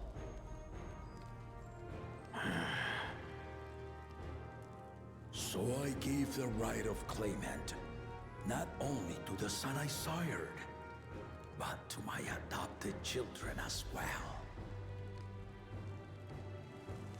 Yet the opportunity to rule was still not equal. That is why a recent tournament offered a place in the contest as the winning prize.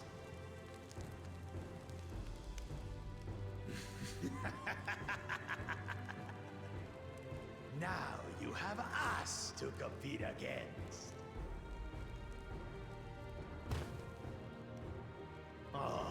Though it seems the one head was already too afraid to face us in the tournament.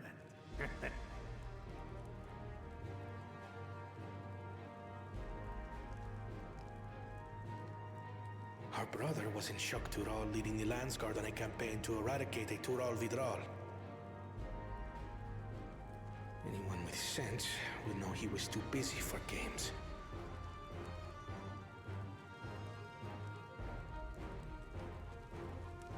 Now for the part you've been waiting to hear.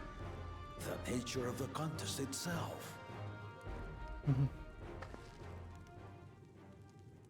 To triumph in the rite of succession, and thereby claim our nation's throne, you must travel the lands of Yogg-Tural and find the City of Gold.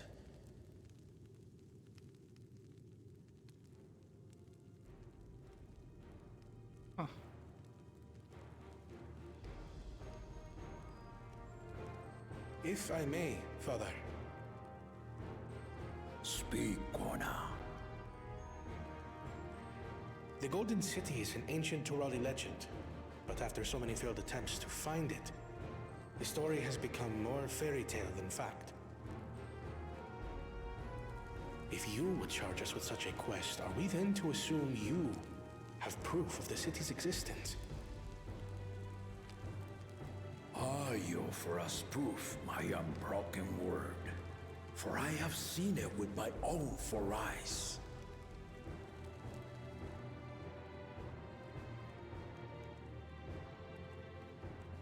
The city's real. All those years. This was before the founding of Tuliyola. I traveled the lands of Tural with my companions. And we ended our journey at the gates to the Golden City. I mean to have you do the same. But in order to achieve victory proper, you need to break the seal I put in place. Bring them.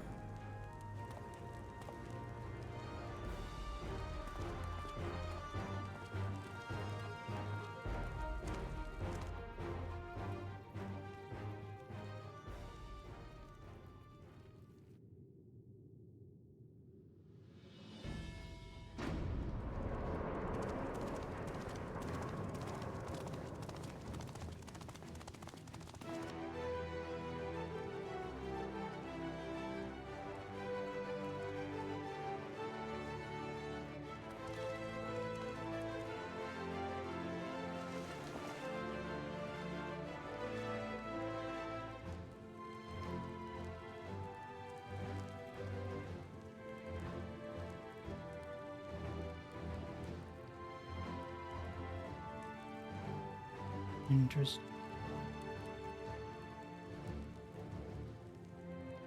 The Tuliyola saga. You will retrace the path I walked to unite our peoples, step by step. Along the way, 7 chosen electors will be waiting to measure your worth. Earn their keystones by performing the feats they ask of you. Once you've fitted each of the 7 tablets with the keystone, you'll have the key to unlock the seal on the Golden City's gates. So the contest is in stages, none of which can be skipped by rushing to the ultimate objective. And Exactly. Exciting, isn't it? Martial tournaments, hunting festivals, and now this? You do so love your contests, Papa.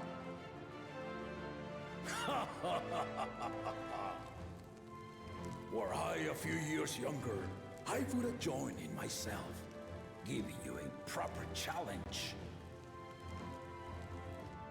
You may think the ride is tedious or nonsensical, or both, but I am yielding our nation's throne. Let me have this final indulgence. A waste of time. Just name Bakunja just successor and be done with it.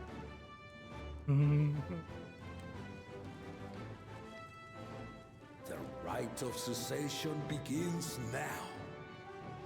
I'll be watching your progress with great interest. And Clemens, remember to collect your tablets before you leave.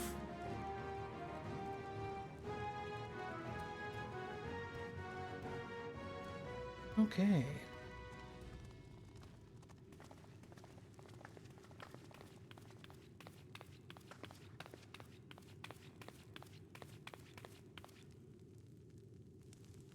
You are one of Lamachi's allies.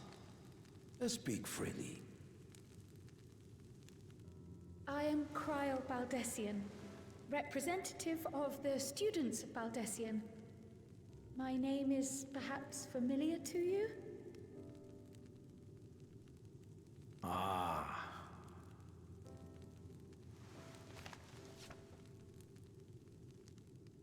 It would seem you sent this letter to my orders some years ago. The ink has since faded and much of the writing is illegible. Even so, we managed to determine the essence of it. A request to investigate the Golden City, addressed to my grandfather, Galuf. Included with the correspondence was this earring. A fairy tale and a piece of jewelry were enough to convince my grandfather to sail halfway across the world. So there is surely some greater mystery at work here. On behalf of the students, I've come to seek clarification on the matter. Have you any knowledge you might share with me?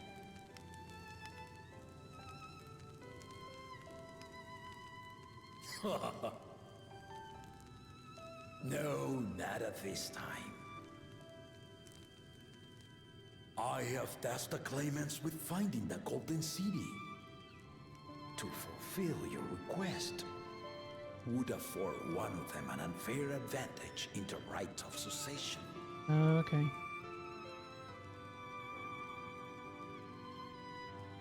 But once the contest is decided, I plan to entrust the entire truth to my successor. If you want to hear it, then you had best help Lamachi win. Very well, Dawn Servant. On my honor as a student of Baldessian, I will find your Golden City. Thank you for hearing my petition.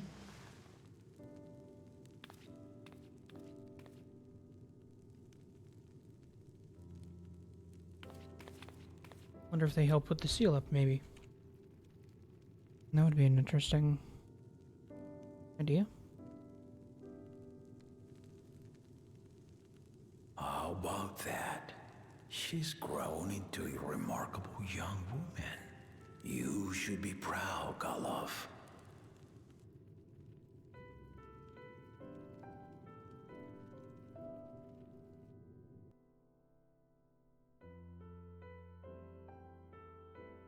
Maybe he was one of his original companions.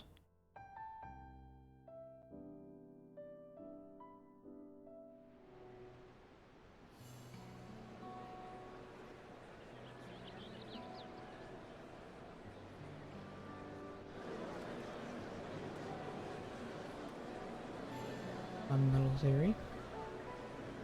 Too late to change your mind now, I suppose. But are you sure you wish to be part of this?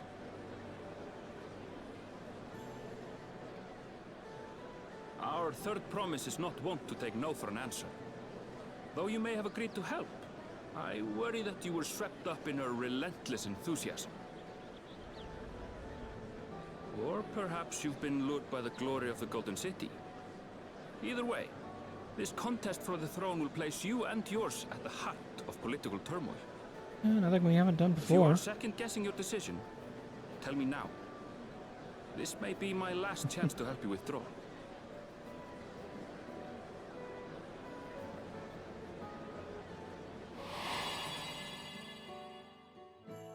Life is a series of journeys, my friend, and there's no telling what awaits us on the long road. But what's important is to be true to yourself as you walk it. Only then can we hope to be content when we arrive at the end of one and step forward into another.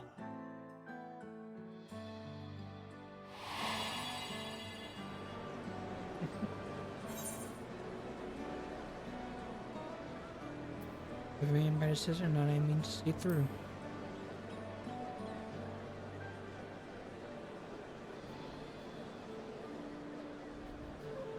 Is that so?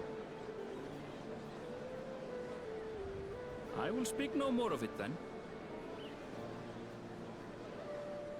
As for my own involvement, I can no longer conduct myself as a mere guide, I think. Not after the Dawn Servant's revelation.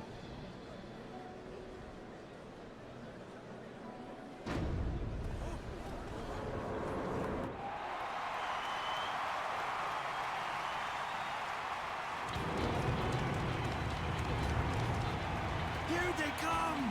It's Saralja! Such a fearsome name. Make no mistake, there goes Tuliola's mightiest warrior. First promise, our village needs aid. The cold weather stunts our crops, and the children of our village go hungry. Once you ascend the throne, I beg of you, grant my people new lands, please! Saralja. Take heart, tiller of the soil. The resilient son, blood heir to the Dawn Servant, has heard your pleas.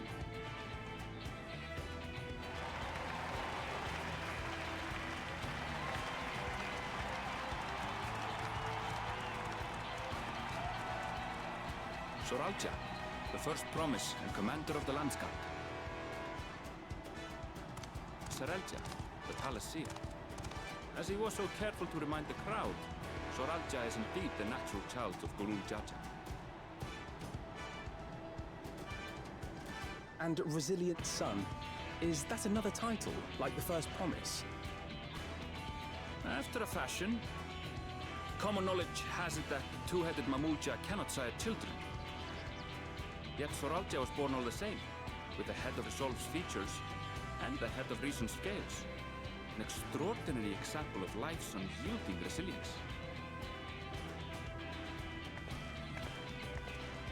And a warrior's reticence. He says little, but the way he moves... I know a hardened soldier when I see one. He's a natural swordsman, a gift he inherited from his father. Yeah. Some even say that the son has already surpassed the sire. Okay.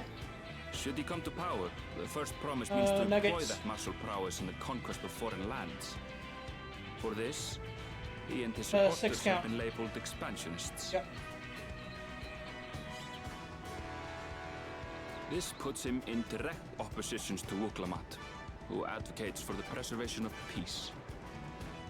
You may recall that she spoke of a claimant who cannot be allowed to rule.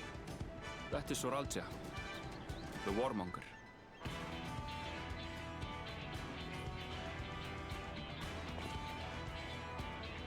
Cryon, are you alright? The echo. It gave me a glimpse into Zoralja's ambitions. Oh boy. Deep and unknowable, like an abyss. Yet at the same time, a roaring, unquenchable fire. It was a trifle terrifying, to be frank.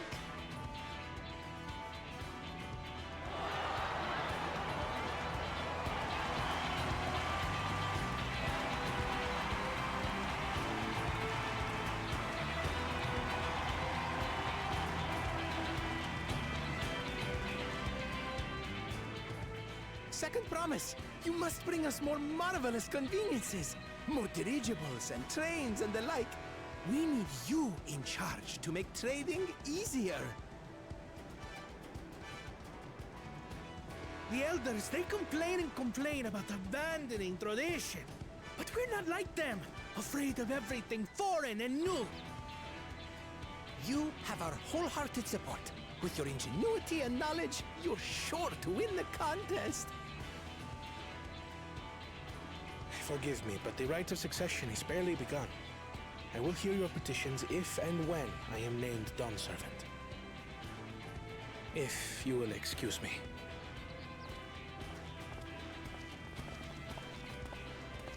Plain spoken, as always. That's Arcona. Practical to a fault.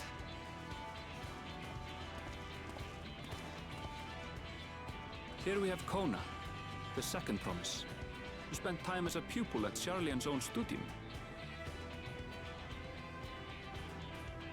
Now that you mention it, I think I did see him in the halls once or twice. There was nothing to suggest he was Turali, much less from a royal family.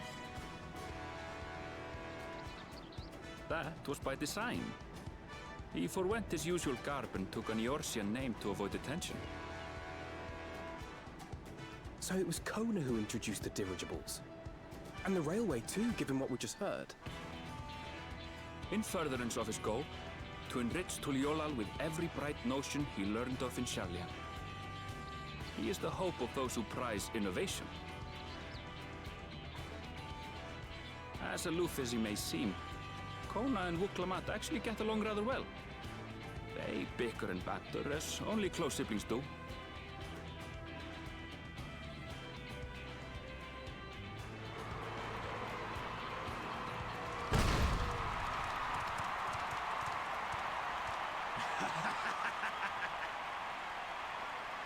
How gracious of you all to cheer the lesser Gleyhawks.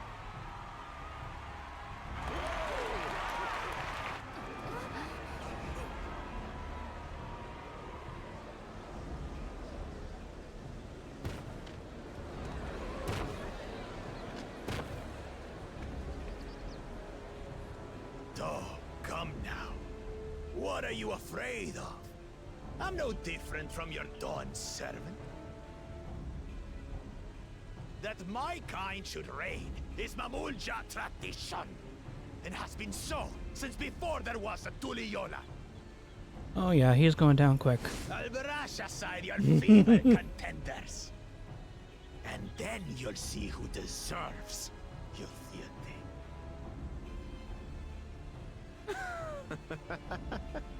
Well said, brother.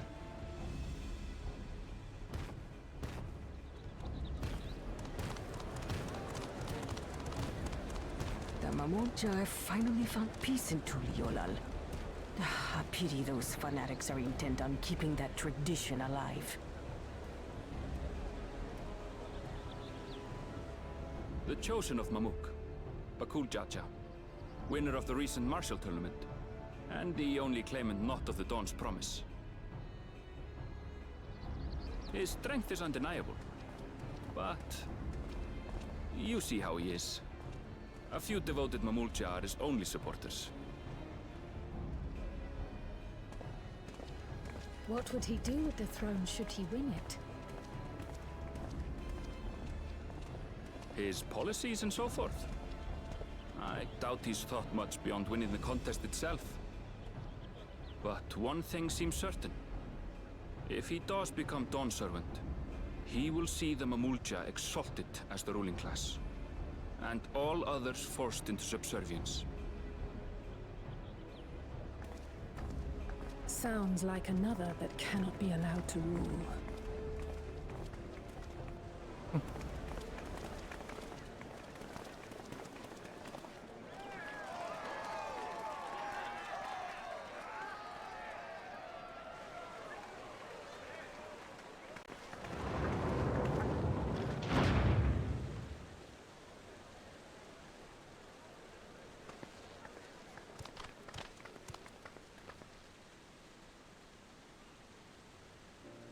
We wish for one thing and one thing only, Third Promise. To abide together in harmony with our neighbors whom we love in this land we share. It is our way, the Turoli way. Galul Jaja built for us this peaceful nation, and we beg you to preserve it. You have my word. I won't let your pleas go unanswered.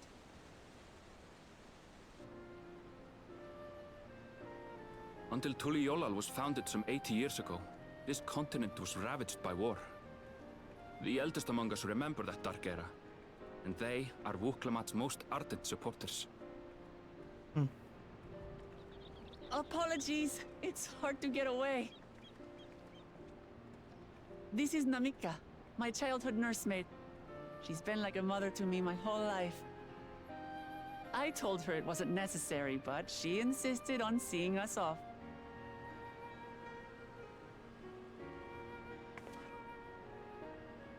I place our precious Third Promise into your care. Did you know Wuklamat was taking part in the rite of succession? Of the Dawn's Promise? I thought it was only Zoralja and Kona. If she has any accomplishments to her name, I've yet to hear them. Compared to the two Mamulja, she pales in martial prowess. And then there's Kona, who's far and away the most educated of the bunch. I hate to say it, but it's hardly a competition. It's fine. More than anyone, I understand how much better my brothers are than me. Better? Wuklamat. I have never thought of you as the lesser sibling.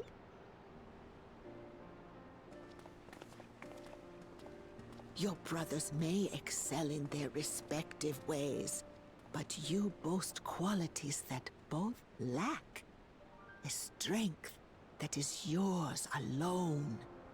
Having cared for you for so long, I should know. Thank you, Namika.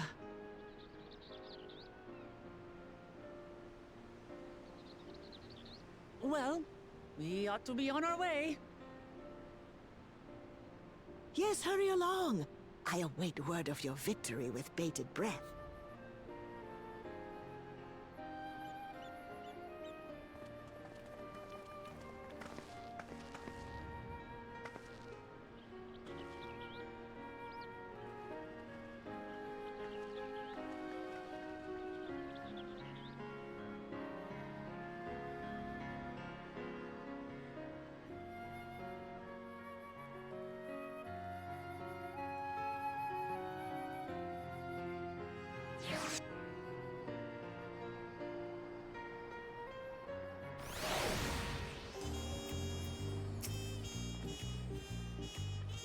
Well, so much for a brief reunion, I had in mind. Papa is not one to waste time when he's decided to act. I'm used to it by now, of course, but others are often caught off guard in any case. We should talk about how we're going to find the City of Gold. All we have to work with are the 7 tablets and their connection to the Tuliolal saga. Mind if we're just comparing the tablets against the pillars? We could check for any discrepancies between them. Good idea, let's go and take a look.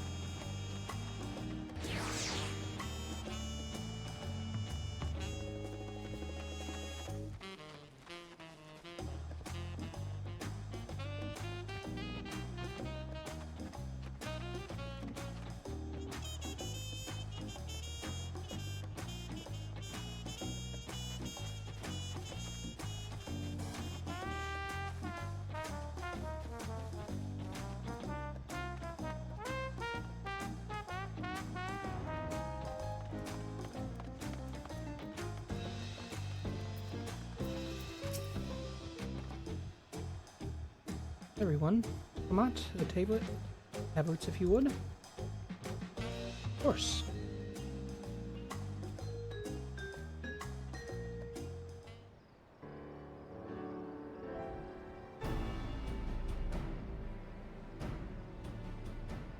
Everyone has a tablet. Let's compare them to the respective pillars. Keep an eye out for even the smallest discrepancy.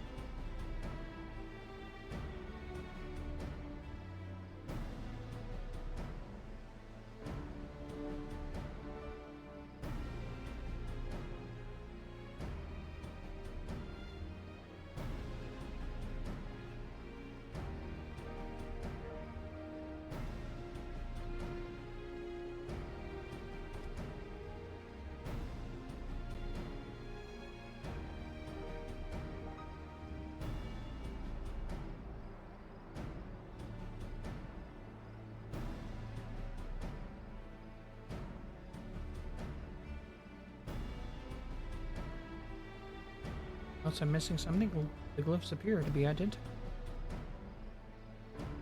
The only difference being that the tablets have hollows where the keystones are to fit. So now that we've established that the scenes are the same, we go from here. Darwin's servant said we were to retrace the path he walked, uniting Tural's peoples, and that encounter several 7 electors along the way. We have the answer in front of us. Papa's path is laid out in the Tuliolal saga.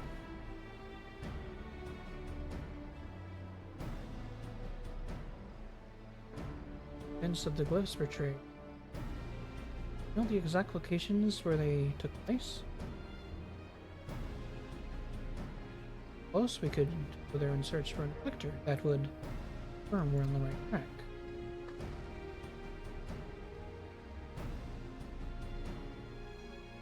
I think the Lay of Reeds was in nearby Hanu settlement. Papa took me there once. It was during festival season, and the whole village was alive with good cheer. Also, the Lay of Gold one involved the Pelo village, about the same distance from.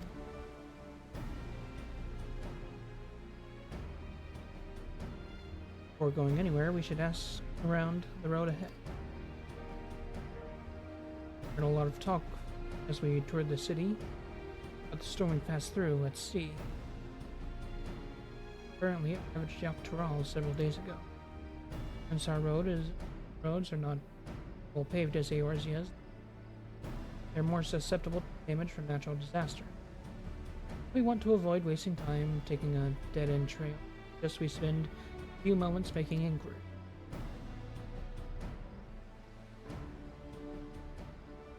It's information we need. Leave it to me. I'll bring the information to us.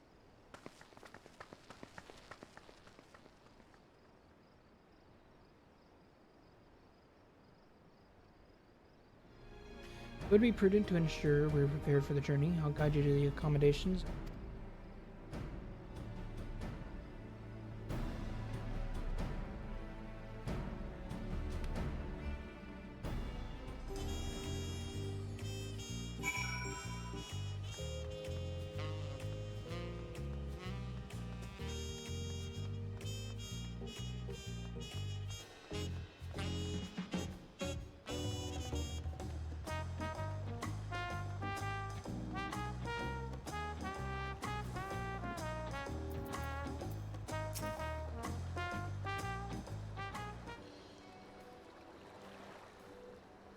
That's right, the reservation is a Wilclamite name if you believe my...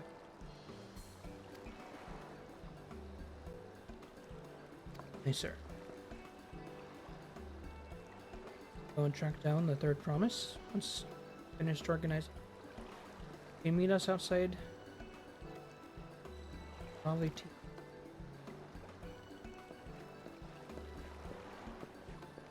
And I'll never get used to these names, man. Greeting visitors of Tuliolal and welcome to the Ferrard Cabins. Whenever you're ready, I'll show you to your rooms.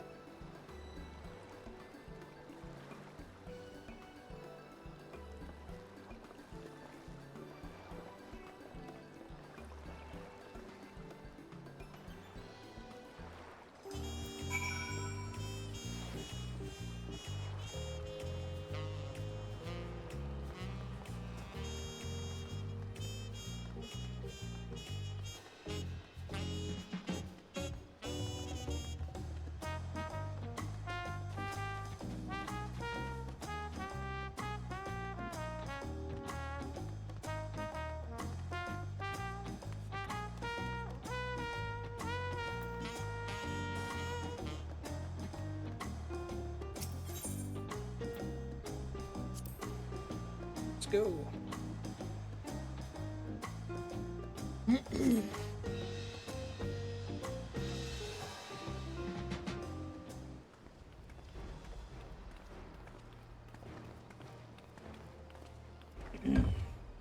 Still have the two-zone system in place. Trust you to be the keenest to head out, Allison.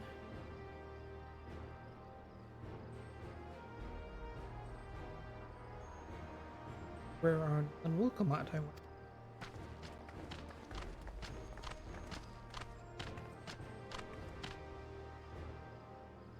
Oh good, you're all here. Might your companion speak?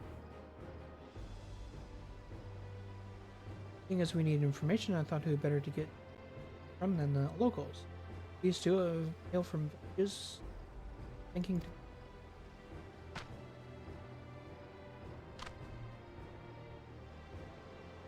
give you credit for taking initiative at least. What do you mean at least? I'm honored. Third promise would seek my advice. I too am happy to answer your questions. Any encounter might be an opportunity for business. Both for your help. Before we begin, there will doubtless be other occasions when we need to act independently, so our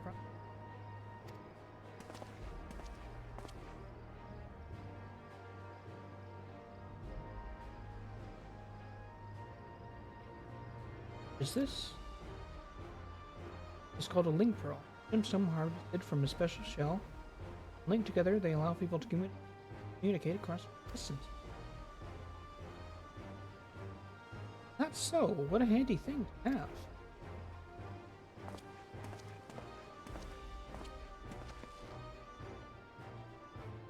Be very useful in our travels. Speaking of which, I should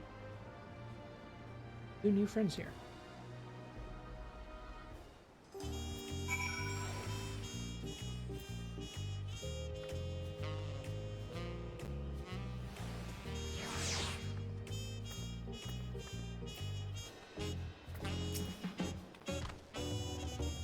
pretty awesome. Two of those, Hanu and Pupelo settlements, close to the city, so I represent. I mentioned before the Hanu love their festival. Make their appearance, and if Reed says Hanu, the other smaller fellow is kind of business-minded folk. Ukulapacha appear lay of gold. Craft all kinds of marvelous goods and what you hello their village. Now as for the deciding which village to visit first, put that adventurer's instinct work for us, Allison, which pick our destination.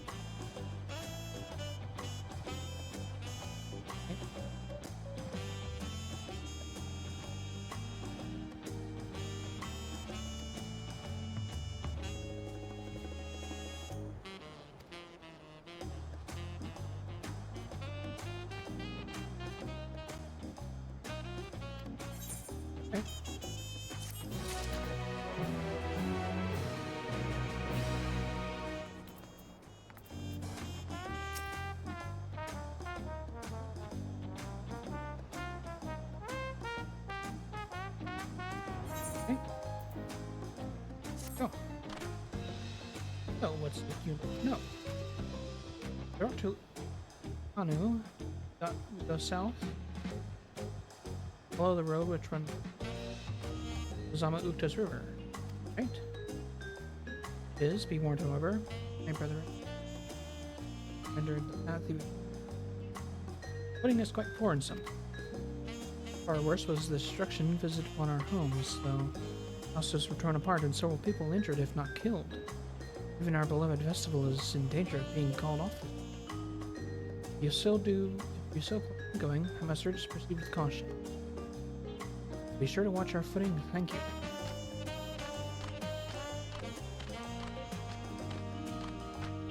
More for the hunt. Like they get hard by that storm. Anyway, you're bound for Summit Ukta. Should head over. We'll be back to talk to you in good time, Master. Well, eat and drink your fill at all you tides in range. Must accept it.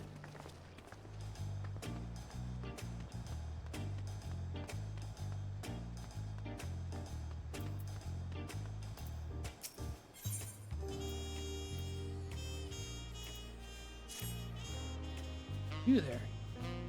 Not the adventurer Water who has been lending her promise her strength. Tell me, well met. To tell the truth, I have been meaning to make your acquaintance for some time. I have a proposition for you. You're familiar with the Arzian hunts, yes? Well, we have something very similar here in Legal. Having heard much of your philanthropic mention your capacity for violence, we should very much like to recruit you. If you're interested. Associate will go.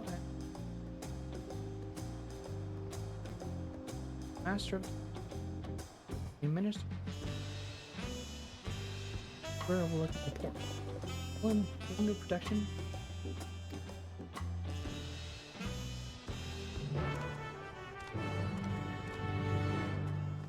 Yeah, better. I should just accept this.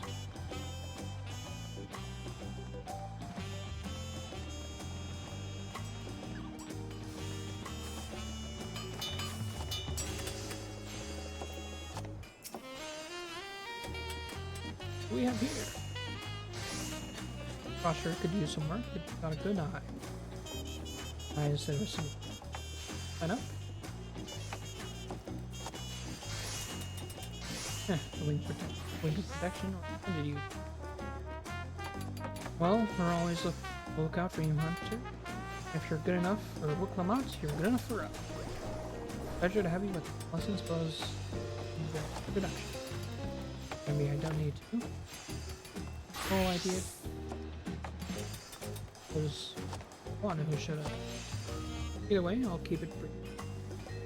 Our hunts work much the same way they do in Brazil. We put a bounty on the crew. That was an enemy of the people. Kill them, bring us back proof, you get a reward. Your reputation may precede you. Rules. And rule is I have every hope. Bills. Youngling with nothing for name but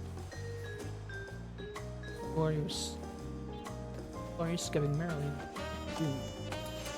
Prove yourself in Troll, and I'll give you something bigger bite your fish to.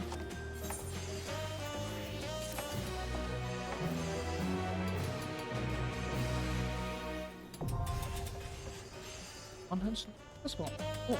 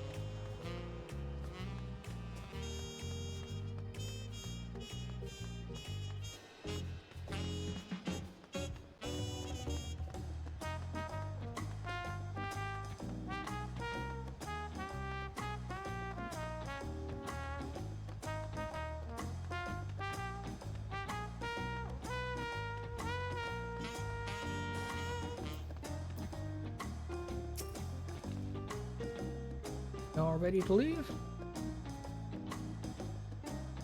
Onward to Zama Ukta. Open the way.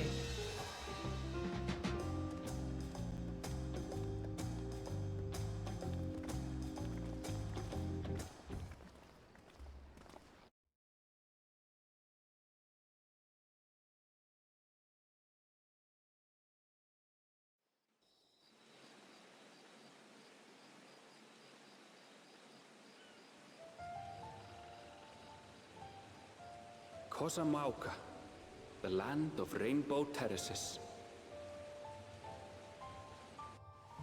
It commands the gaze of all who visit without fail. The many-colored marvel. An endless torrent of water cascades over sheer cliffs to shape the wetlands below. To its relentless flow, all life must yield.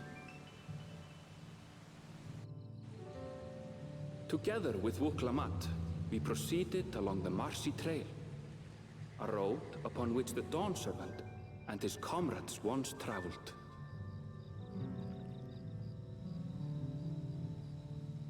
Zama Ukta.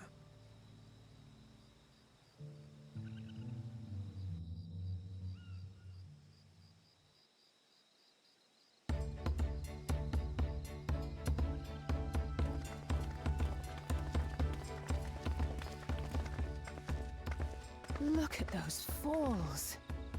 Even from this distance, you can feel the weight of that water.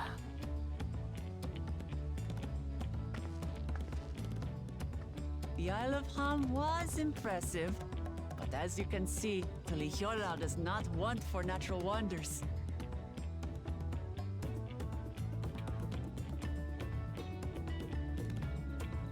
The ground is swampy, so watch your step. You wouldn't want to fall into a bog.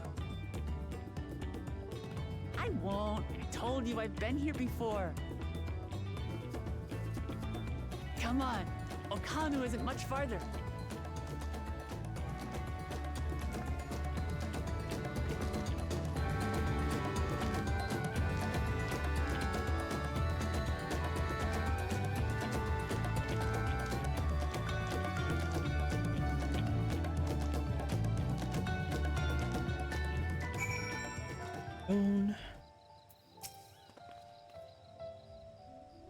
Third promise is there. Good thing she has Zarenvel to keep her from being lost. While it's grumbling, he... So lucky. Right. Let's get moving. If we continue the road, we should find ourselves in the village before.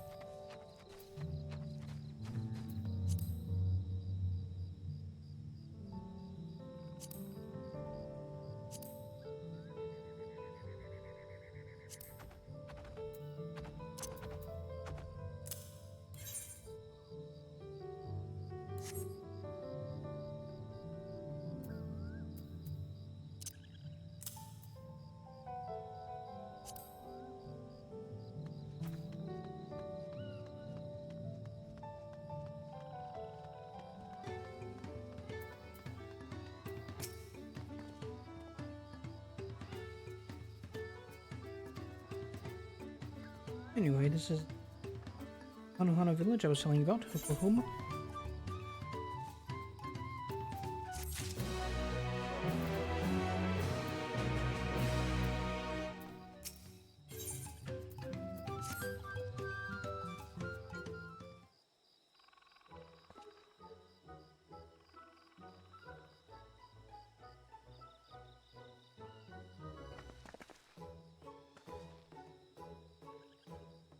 Our friends said the people doom there. Indeed. Oh, let's do what we came.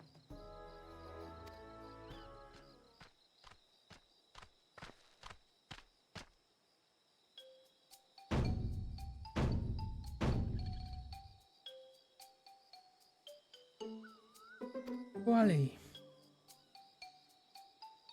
Oh, what now? Ah, new greeting. Really good. Heard a lot you were here. Was been busy in festival. Greetings to the third promise and her entourage. Hi. And Holly, welcome you to Okanu. Elder of my people, I'll be fulfilling the duties of elector, right of succession. Our idea about the elector was correct. We just do as Papa said and trace his path from this saga. Ready. Give me the feat to test my worth. All in good time, all in good time. In fact, I came to let you know that you're not quite ready to begin. For the moment, please enjoy the hospitality.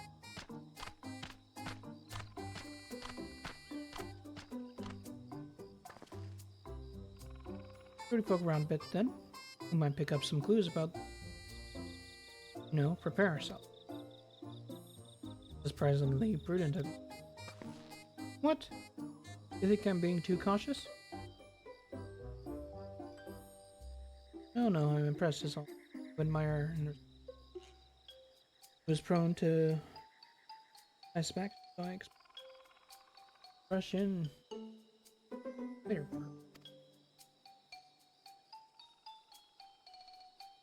Now that I do. Out of reason, finger takes time to consider all the long naps he takes these out of result. Can't fault you for thinking there's more than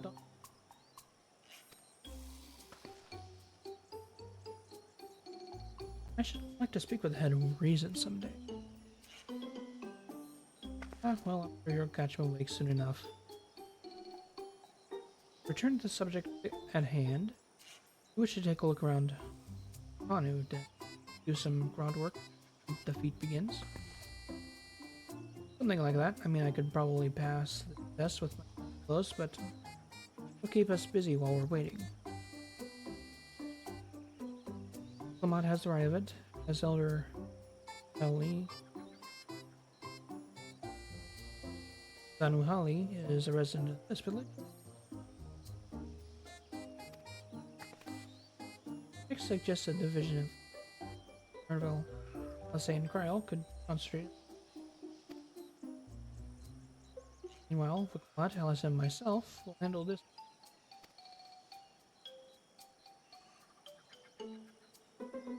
Good to me.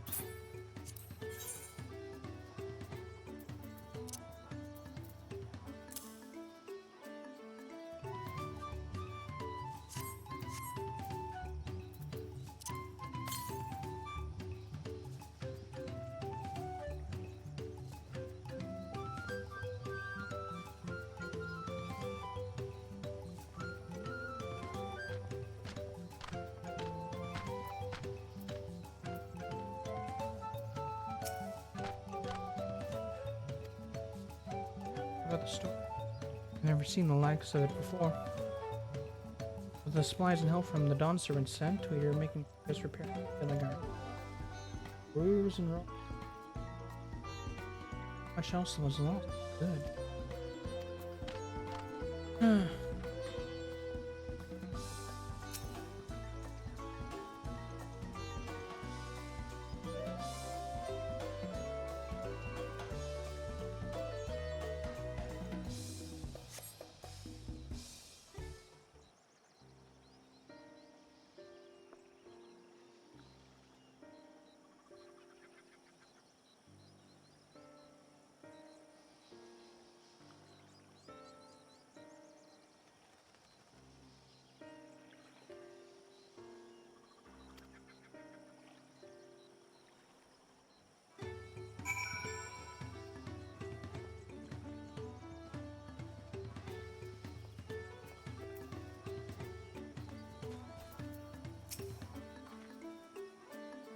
A lot of houses are still damaged, and the Hanu I've spoken to not their usual cheery selves. The storm broke more than believed.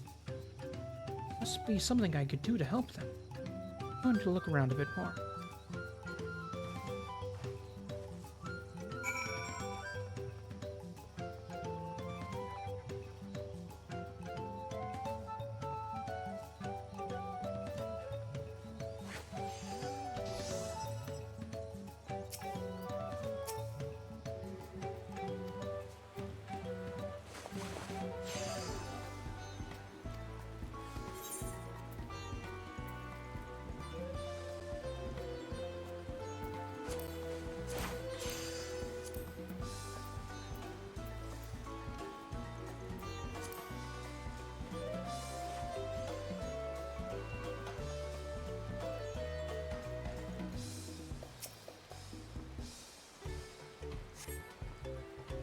Orange and bundles.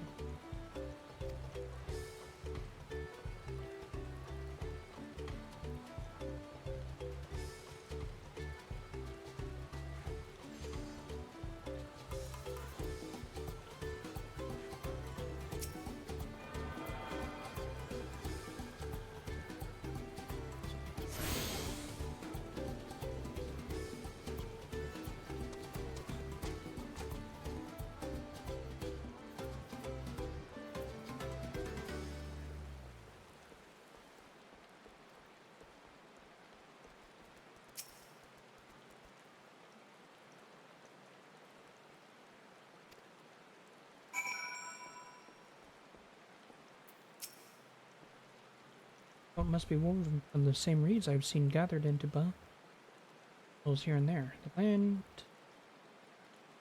hold both practical and cultural significance to the Hun.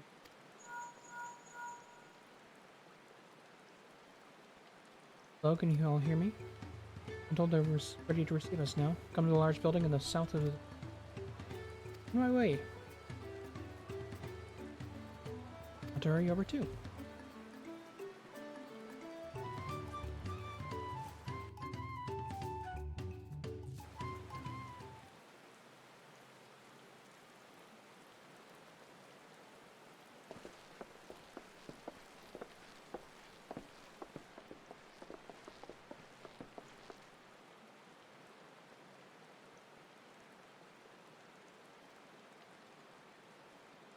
No sign of Zorolja or that oversized lout.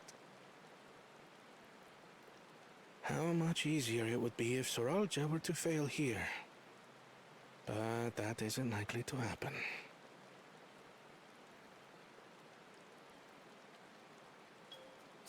Honored guests, I am Zanuhali, Elder of the Hanu.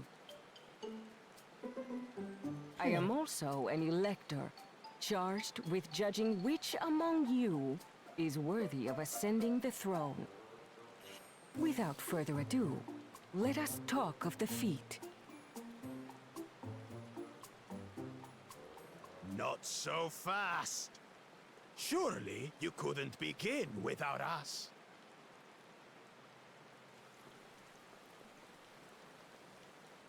You made it after all.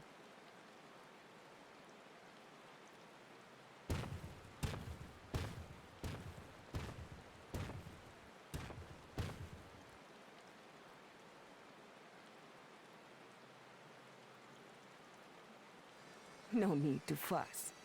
There is no time limit for this challenge. Now, if you would allow me to proceed.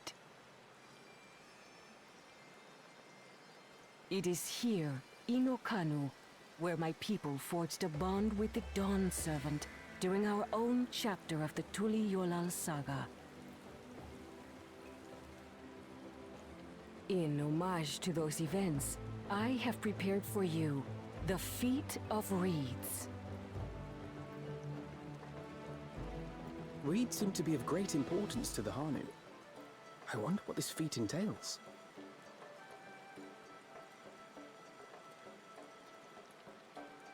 We use reeds in every part of our lives, be it as food or weaving material.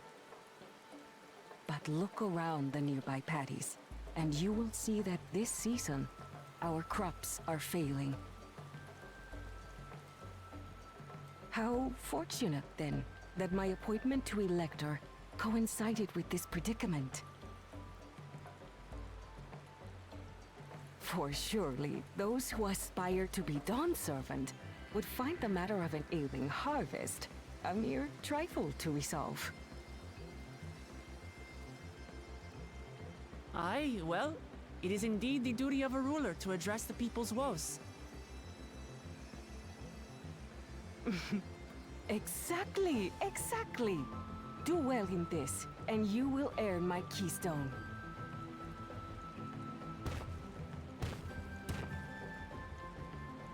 Why bother mucking about in the mud when we can take the stone by force? Oh, mercy me! You are a hot-headed fellow, Bakul Jaja. Some electors may enjoy going toe-to-toe with scrappers like you, but I refuse to entertain your base instincts. Arrangements have been made.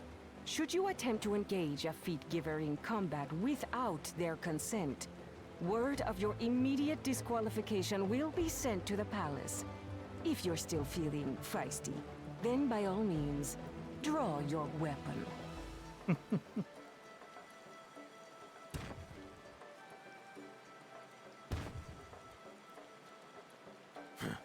This contest is presided over by cowards. There's no sport in fighting you. Then we can return to the business of earning my keystone. The Feat of Reeds is begun. Claimants, I wish you the best of luck.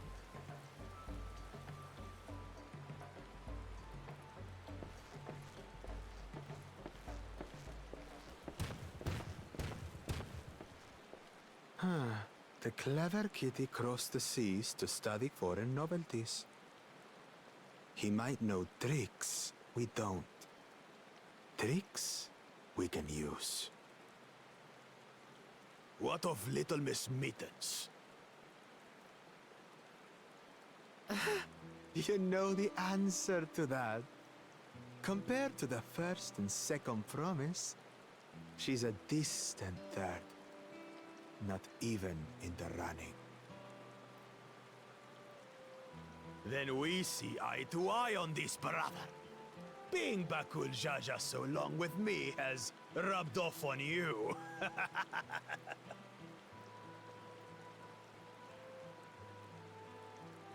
These allies of hers, though, they might be a problem.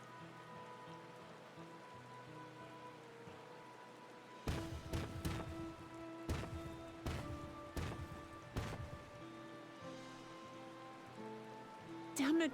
I'm just as qualified to be here as they are. I'll show them. Can't wait to kick that guy's ass. Easy now. There's no time limit, remember? Let's keep calm and think things through. Right. You're right. I won't win against that lumbering Vidrol by losing my head.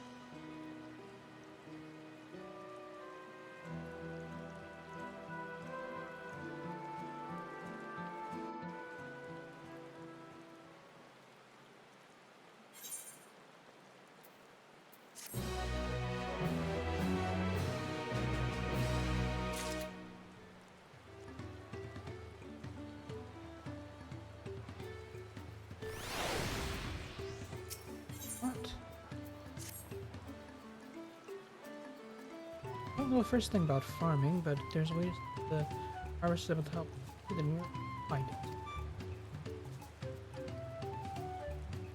Like Fakul Jaja eat his words. The nature of the problem will be key to solving it. Examine helps. Their poor condition. Arvell, will you take us to the reeds are grown? Of course, follow me. Go.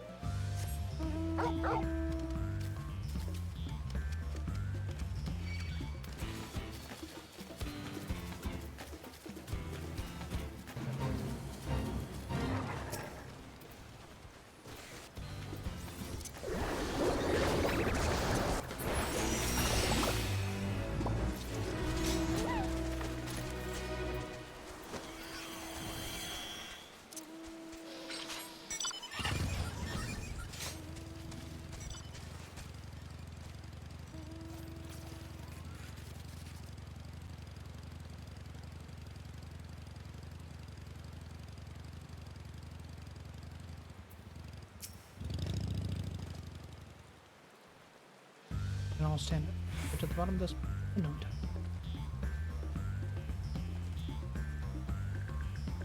strength. Let us, all of us, scour the fields and help our bold leader. Didn't find anything unusual.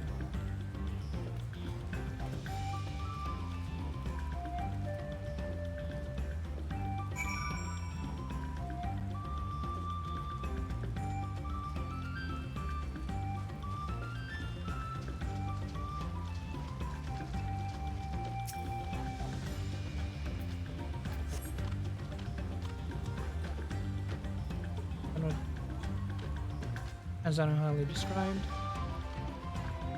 your will to do.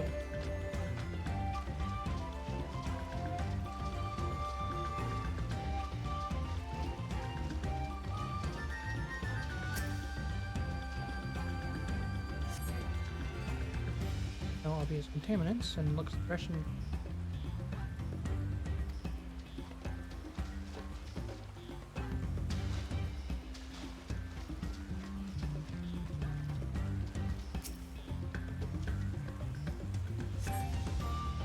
soil and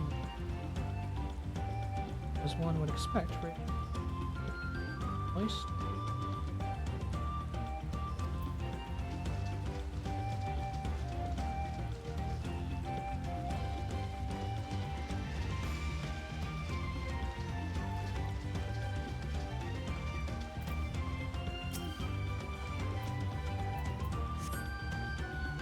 I'll catch it dry, strangely lackadaisical. Doesn't even bother to hop when the midge hurries away.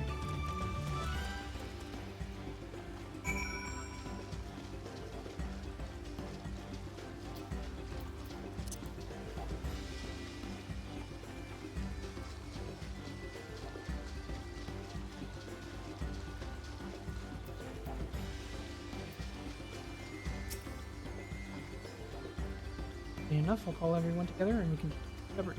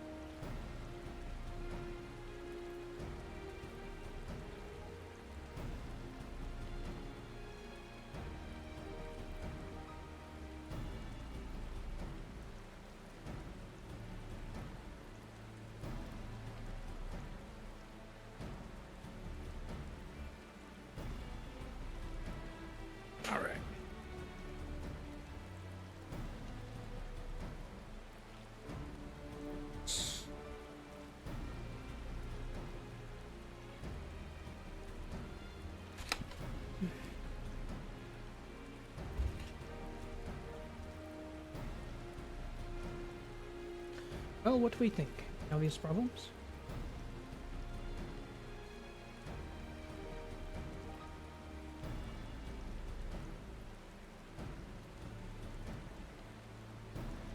Three. The waters, it's just blood.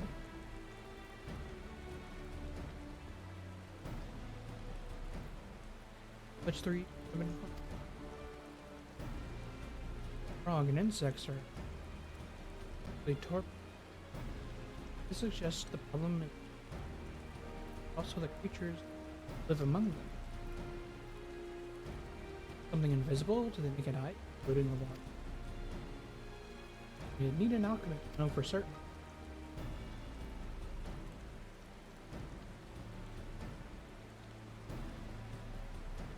Oh no.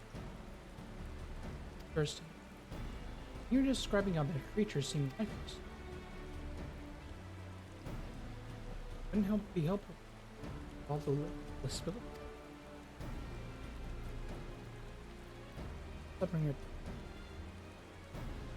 There's another reason for their spirits everywhere.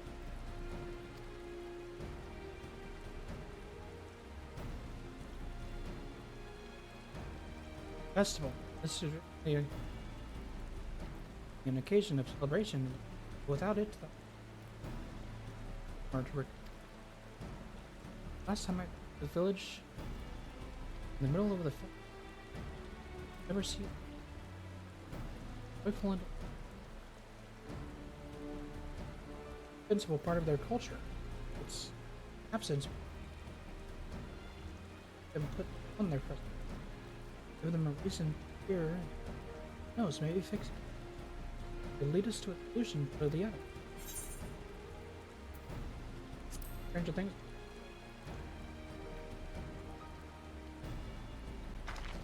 Right?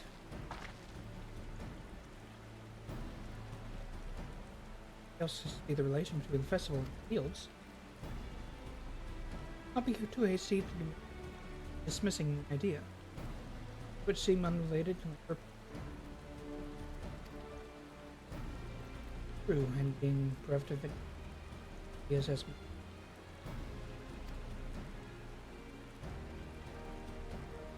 Close. Besides, this is Wiklamat's journey. It's only right that we follow her lead.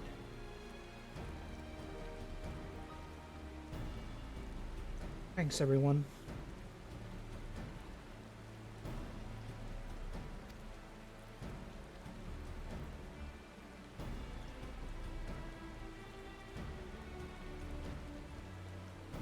By the way, does anyone know where the festival float is?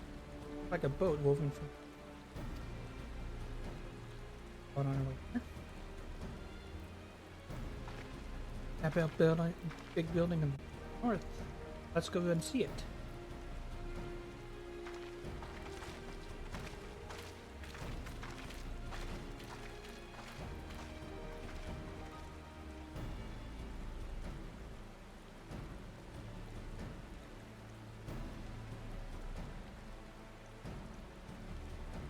There's much less debate when I'm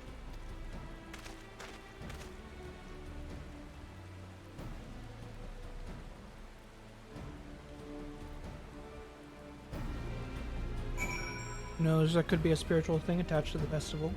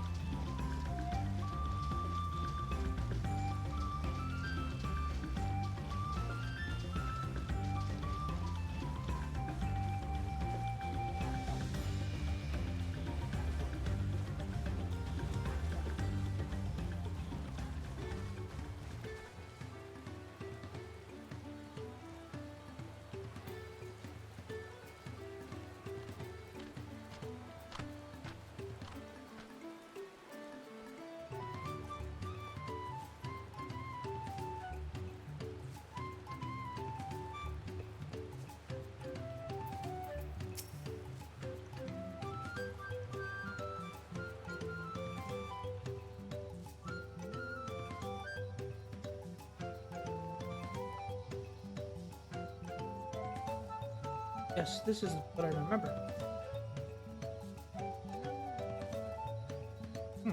There's an outburst somewhat. Take a close look. Okay.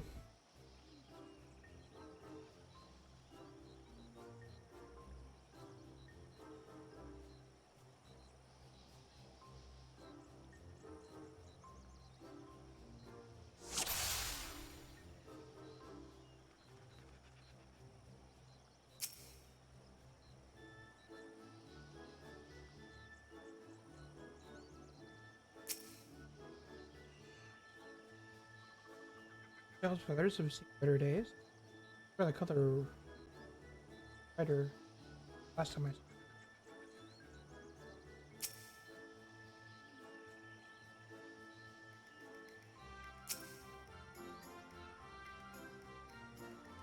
Oh dear, one of the bird's eyes seems to be missing a gemstone.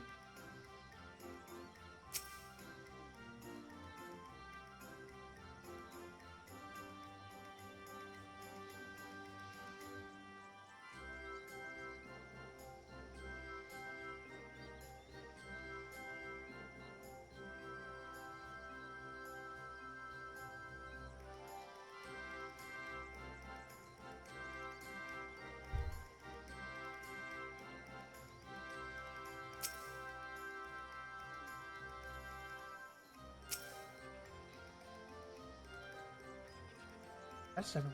And how could this great big vessel without all the carrying poles?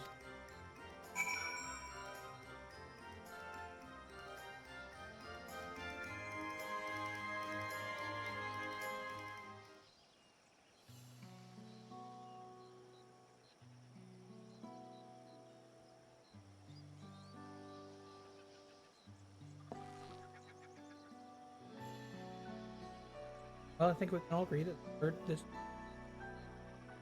fire need to repair. Now, how do we go about fixing it?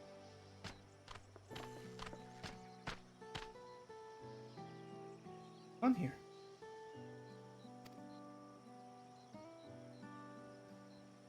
You're all for admiring your vessel. It's the same as just. Oh my god. You have to leave it exposed while we ushered our people to safety. Float in this condition, there can be no lifting. No. Ilihana. Ilihana, that's what it's called. Help you hold it.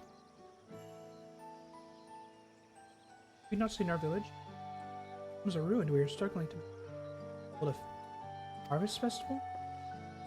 I know how it sounds, but giving in to misery never improves anyone's situation. Life growth may help give you strength to work through this tragedy. Roll a festival here, and there's nothing I would like more than to lift everyone's spirits. We don't even have enough materials to repair them, but we need Oxia for the missing eye, Yopa wood for the poles, and others from Chosen. Two of these Oxia precious to Avoxia wood is essential for crafting ceremonial. These chosen feathers, however, wins chosen is the victor of a competition, which the contestants sees who can blow a feather for this using magic. Something problem right. Hanu Hunter gifted and carry sorceries. Spend a great deal of mana. Soon exhausted by the effort, and it will get harder. I think I understand. Vibrant wheat grow quickly, so that they stifle the dry plants, the potents.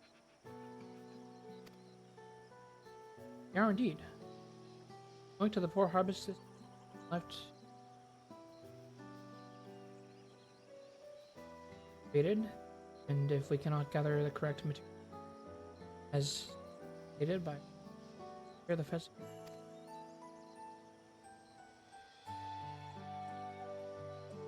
stumbled upon our solution. Winds chosen would, by necessity, have a natural gift from means any feathers taken from the victor's high and etheric boat's construction also requires a stone. An arcane equipment favored for ceremony. May have possessed girls must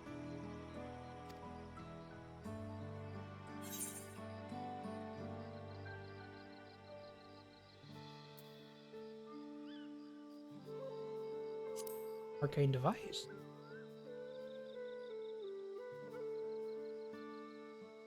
Precisely what I was thinking. This boat of reeds is in fact an arcane focus of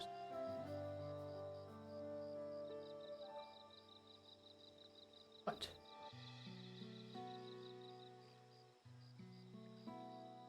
Ilihana Festival. Harvest Festival, isn't it? The float was made for jelly crops. We prepare the boat and hold the festival. Arcane power to fix what's wrong with it. Won't know till we try. Now in theory, celebration, ceremonies have all been known to elicit miraculous effects. Wait. The float is a tool for magic? This is the first I'm hearing of it. In the beginning, it may well not have been. For a good harvest year, no reason to change it, but the harvest was poor, new added, and those from their labor might have viewed their work with ardent hopes for the future. Years of trial and error, the Hanu would have festival the focus for harvest. Incredible. I know you're practically fainting from hunger, but Ilihala really does sound like this. Your what? I promise we'll do everything in our power to help you. I'm not convinced about this focus business, but I'll put your aid in a hole. Been maintained float these last years. Place both the eye holes before us, so he should know where and how to procure what we.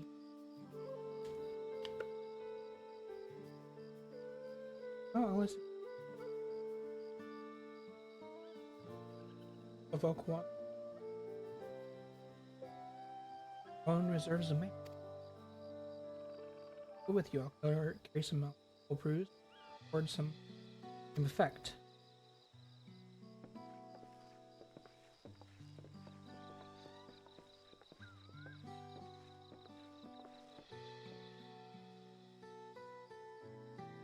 Three of us will visit the ship.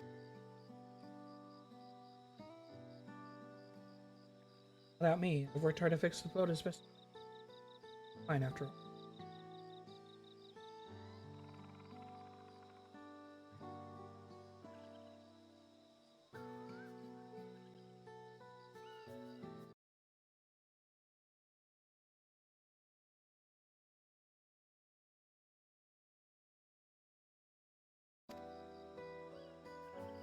Now to introduce myself. My name is Anu. Nice to meet you, Linuhan.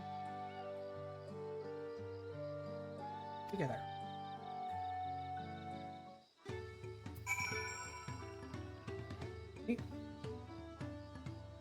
Festival is magic.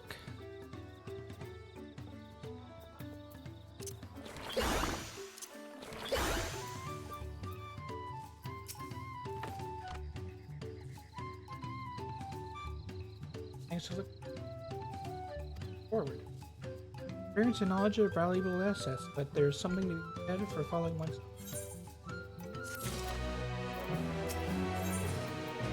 Wait. Fred's name?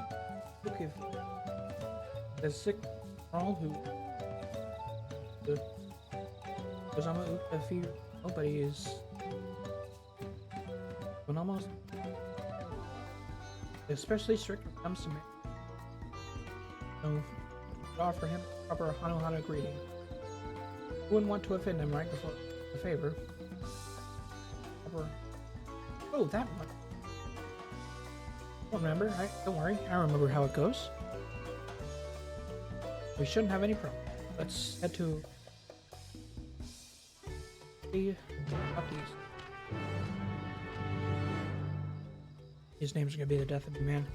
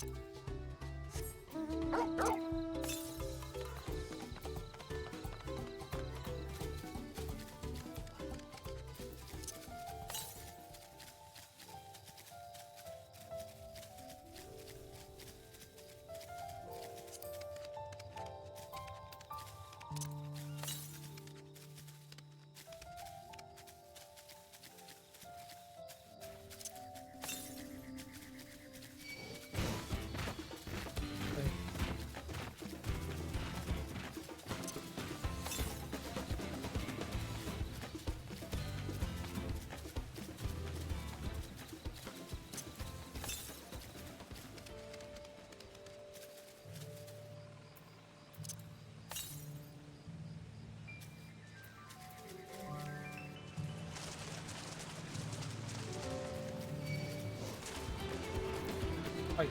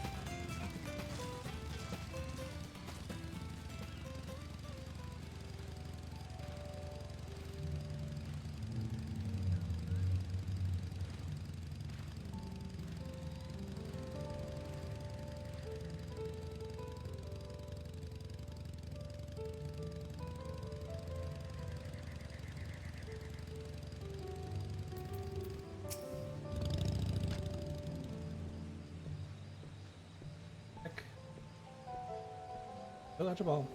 Those who've drifted to stuff from welcome on you. Baruch.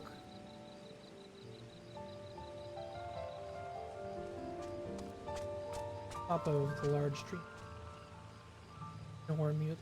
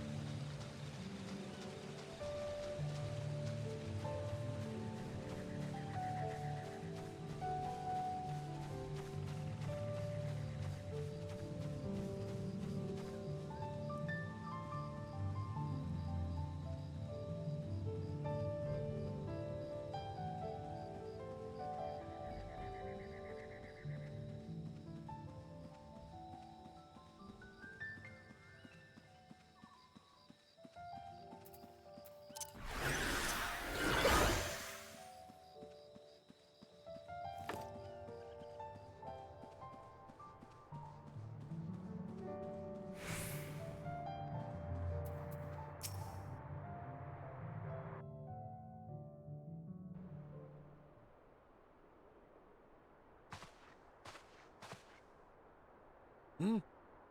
What do you want with me?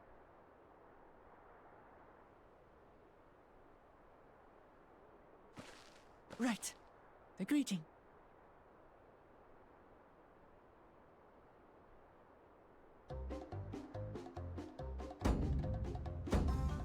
Ohok Kali!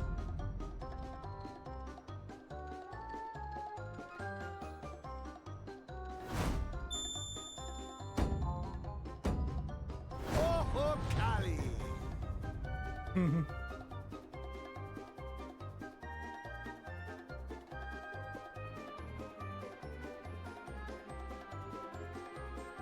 Good. You brought your manners with you.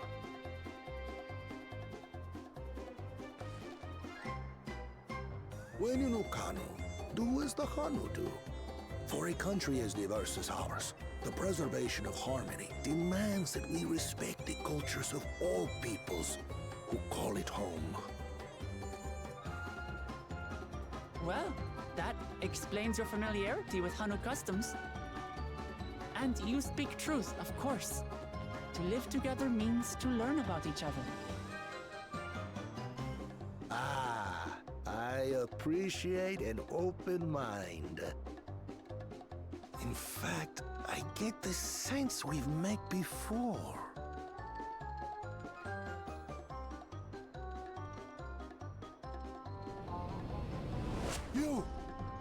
You're Wuklamat. Oh, what an unexpected honor for old Wukavu.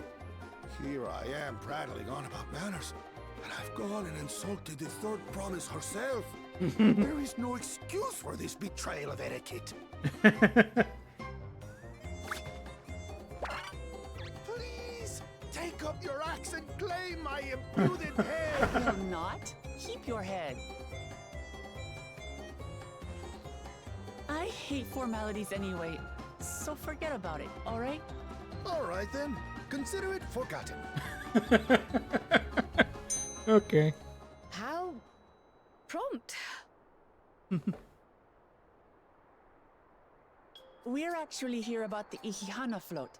It's in bad shape, and we needed to craft new carrying poles and a new eye. I'm told you work with Uyuipo wood and a certain kind of stone? Abokisha? That I do. But while I would like nothing more than to offer my services, I just used the last I had of both those materials. My lumber in particular went to fixing homes damaged by the recent storm. I'll need 10 days or so to restock. I can't wait that long. If you tell me where to go, I'll gather them myself. What? Send the third promise out on an errand like some common lackey? That's utterly unconscionable. A gross violation of social protocol. I told you not to worry about such things.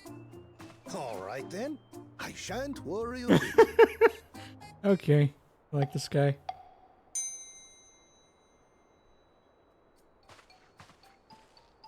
What's with your Hanu friend there? I am festival leader this season, and have come along to oversee the float's repair. As strange as it may sound, Wuklamat and her friends believe the float is an arcane focus, meant to encourage the growth of our struggling reeds. Too many Hanu have forgotten, it seems. But that is indeed the true purpose of the lifting of wings. Your education is impressive, Third Promise.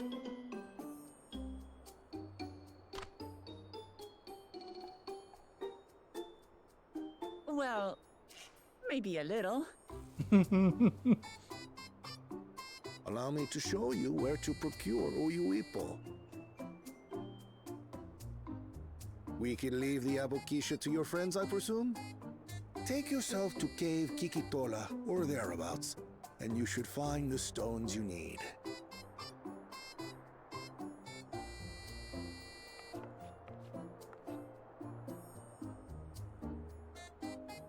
I've been there once or twice. I can guide you.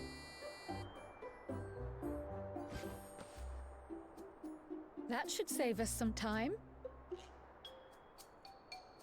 All right then, let's get moving.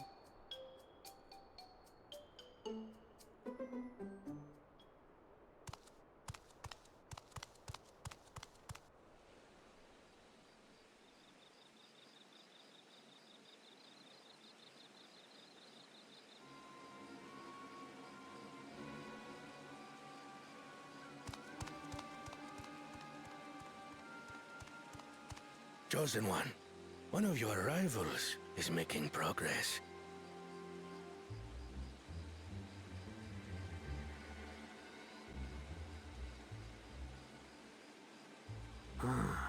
Ihihana, you say? Should our first choice fail to deliver, it might be wise to let this play out.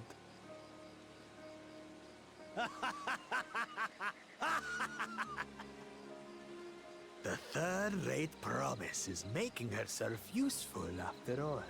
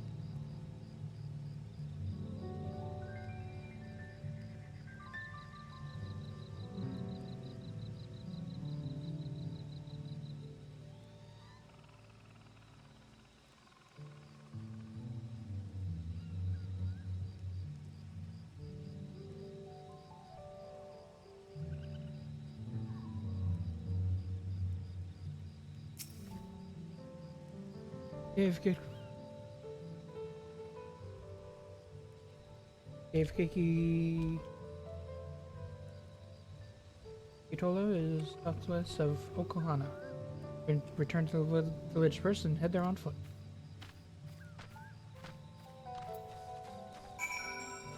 Cool. Cool.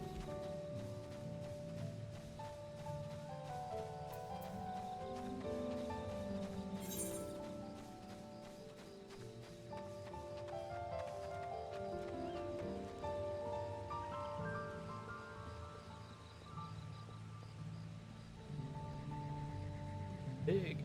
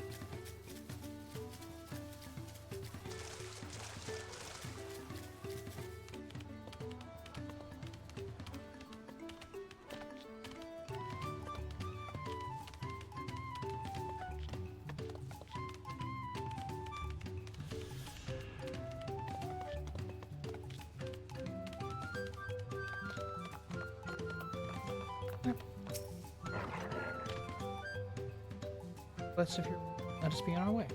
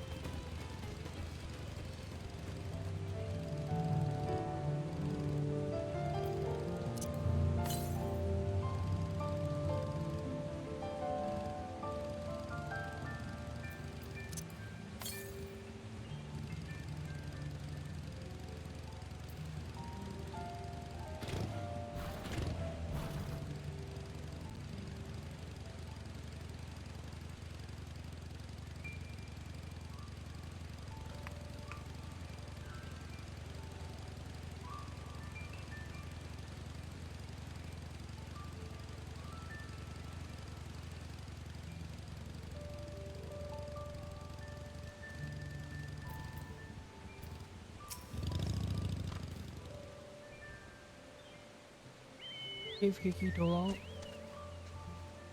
As promised. Not too many deadly creatures venture. Not if you feel confident, but I will conduct my own search out. A spot raw a book. Keeks by its green-hued glimmer. Anything matching that description to me. I'll help scour the inside of the cave. And you take the west half, I'll take the east.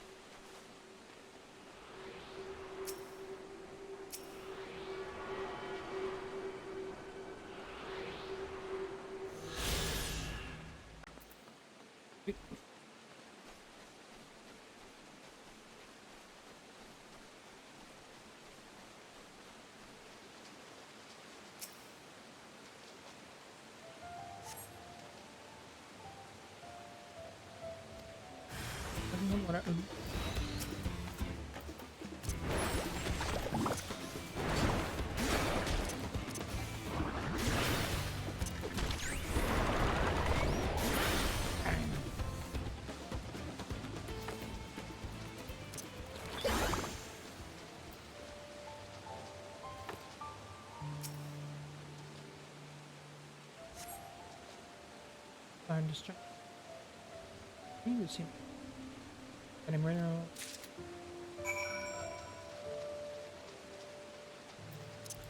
Oh.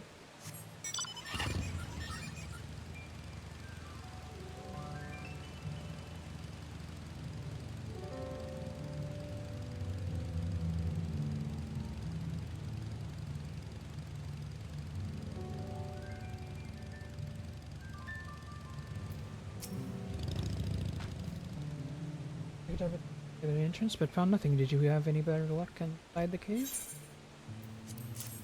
Ah. Yes, this is Foxia, along with Krau's contribution. We have more than enough for our needs. Stones, got, and very brightly. Thank you both.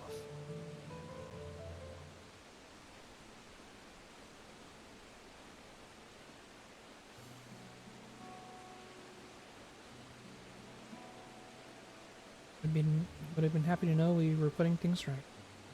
We'd be told a good friend of mine was meant to be the festival leader for this year's Hila. But when that big storm hit, he did not survive. It fell to me to carry it on in his stead. That's why you agreed to Uklamat's request, despite your initial reluctance.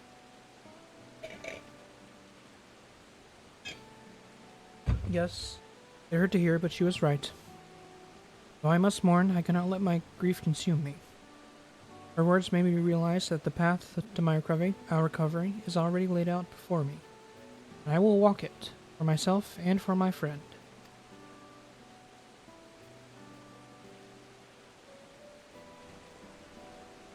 Thank you for sharing your story with us. Please rest assured that we've taken your plight to heart. I'm certain our companions are procuring the other materials as we speak. Everything will come together, and the Hanu shall host a splendid, uplifting festival. That we shall. That, let us return and deliver the Abaxia to Wilk Ivu's waiting hands.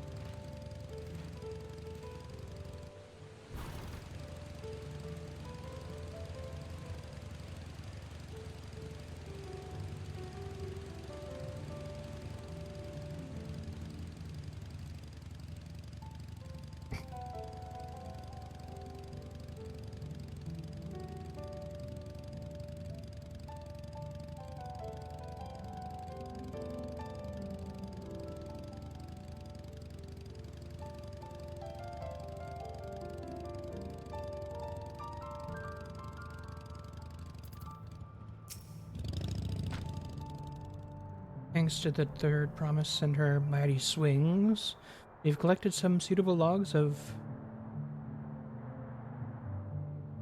UPO, one of the Aboxia.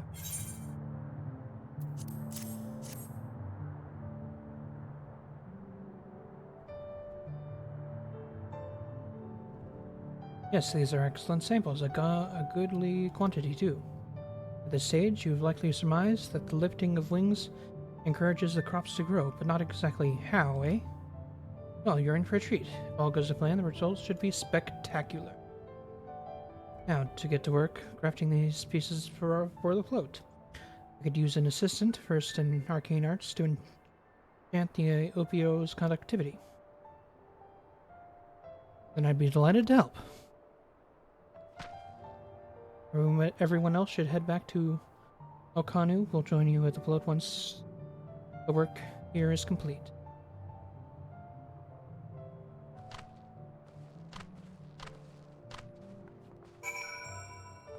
We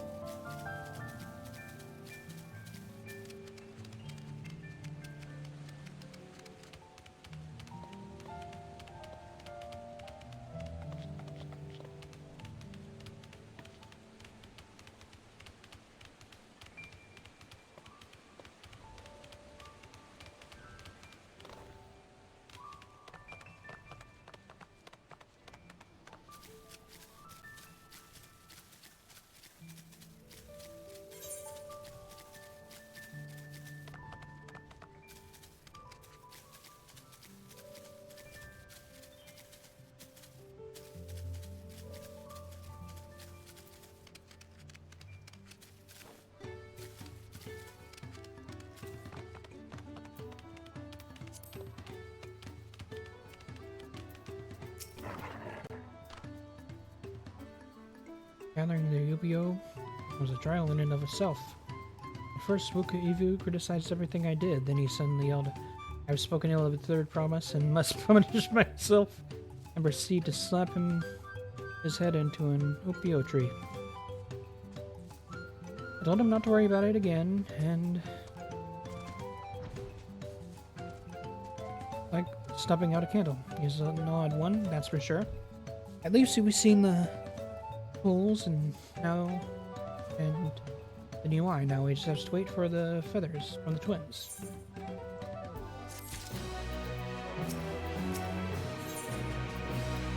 Yes.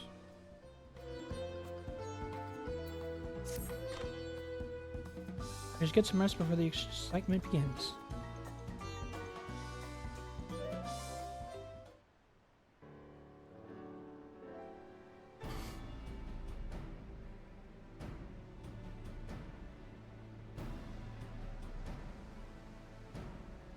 Over there, by the float. Isn't that the third promise? Then the rumors are true. She's trying to complete the fate of Reeves by providing Ihihana. The festival is a prayer for healthy crops, but does she honestly believe that will be enough to save our harvest? Second promise, meanwhile, barely glanced at the fields before leaving Okanu altogether. Maybe you asked too much of our young claimant.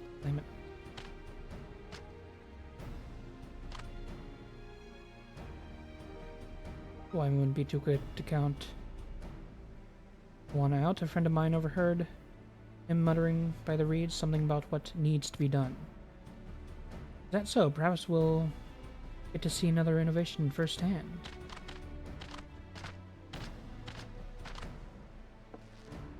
That's all. Sounds like our Koana. One look at the reeds and he was all he needed to think up a solution. Be that as it may, our own solution is nearly ready. Indeed. As soon as the others get back, our long-awaited festival can begin.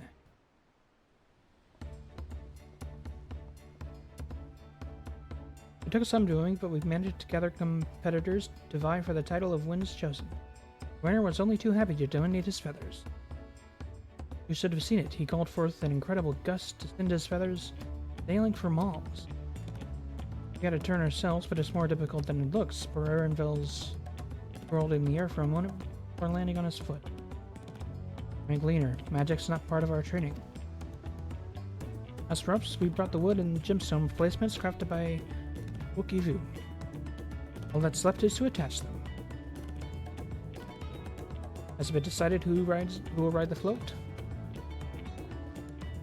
Papa was the guest of honor last time I was here. I remember being surprised that they could even lift the thing with his hulking weight on top of it. The rider must be a personage of great esteem, which is why an invitation is usually extended to the Dawn Servant. This time, however, I have another in mind. Oh, who is it? Our beloved Ilihana of Lifted Wings is only being held because of you and your companions. Thus do I nominate you, Wooklamat, as our guest of honor. Huh? Me?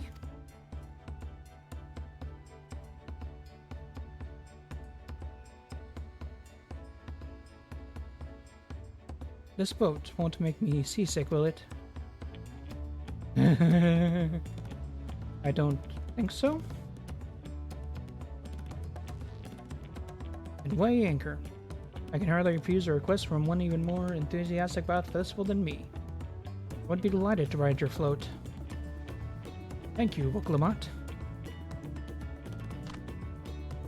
I have roles for the rest of you as well. We'll be carrying the festival float in a slow procession towards Gozano Ugly, where the sacred likeness of Ixayali is ensconced. What I'd like you to do is clear the path of dangerous wildlife so that the procession can move along unimpeded. Consider it done. You accept me to sit still until Wookiee has finished the float. Let me come along and help with the cleaning. As you know, I'm not much for fighting. I'll stay behind us and assist Wookiee with the repairs. If you aren't sure where you need to go, the path I spoke of begins at the south of the village and branches off to the east. That will lead you across the bridges, the stripes of the sun. And we shall see to clearing it end to end. Let's go.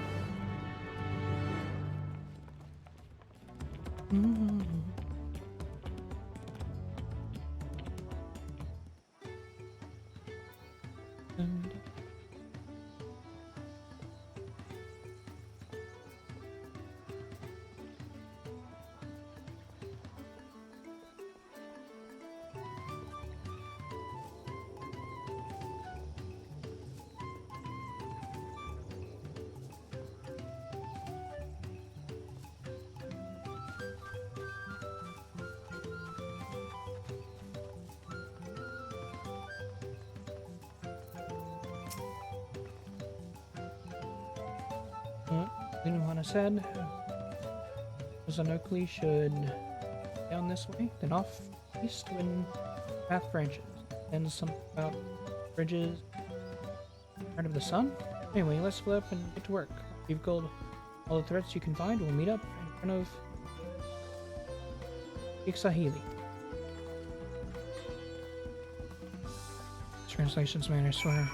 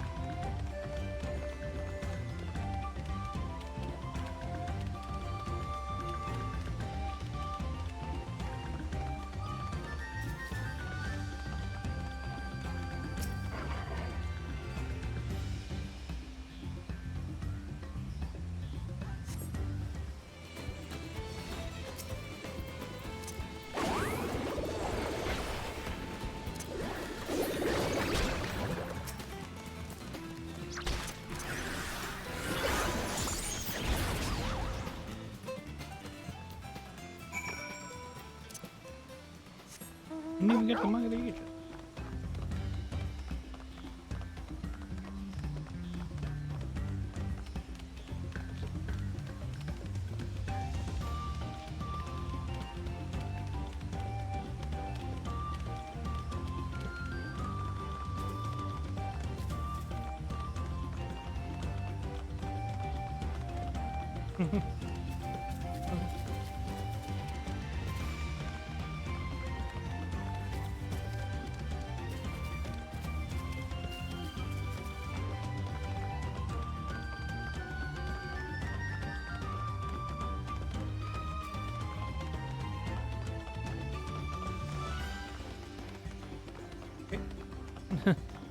More dead things.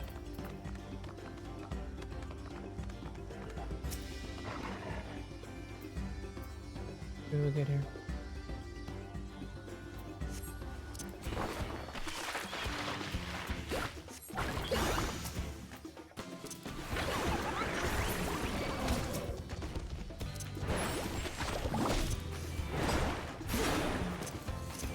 Aren't idiots.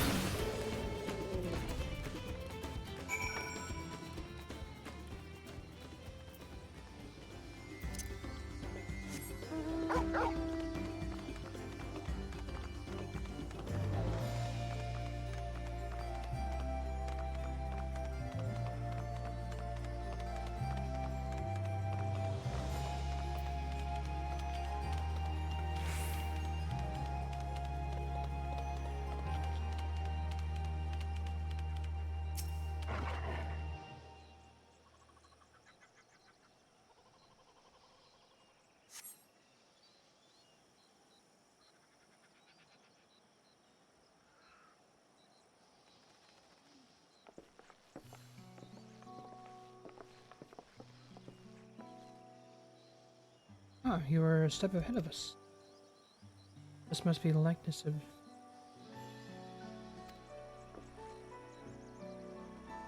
the Hanu Hanu deity of harvest.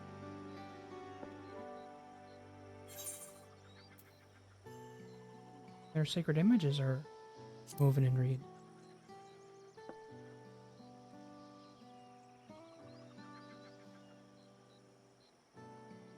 Makes you appreciate how much their culture revolves around the reed harvest, doesn't it? That Sixahili was worshipped on another continent. This ancient faith was then brought to Tural by the first Hanu Hanu. Hanu migrated from another continent. Maybe the two do, but they may have the two do share a common ancestor. This is all very fascinating, but shouldn't we be getting back to the new Hanu? We want to know the path is safe to proceed. Right. And I need to ride on the float. I'll run ahead and tell him we're done.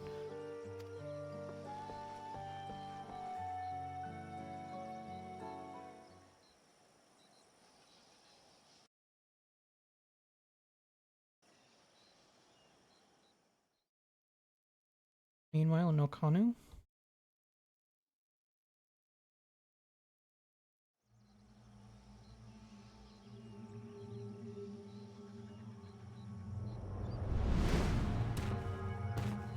Oh boy.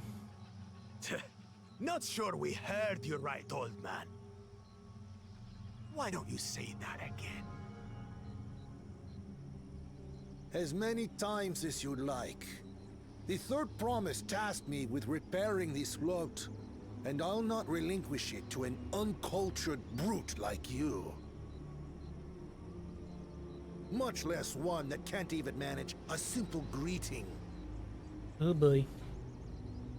We wanted to handle this in a civilized way. but we're more than willing to kill you.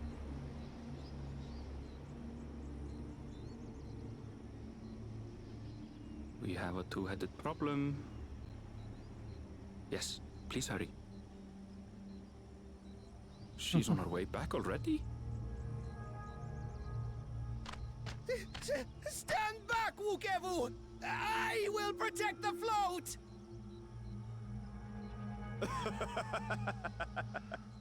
Are you trying to be brave, little bird? I could never have repaired the float alone. Not properly. But thanks to Wuklamat and her friends, we can hold Ihihana again! This is a priceless treasure! And as festival leader, I would die to protect it! Very well, if that's what you want.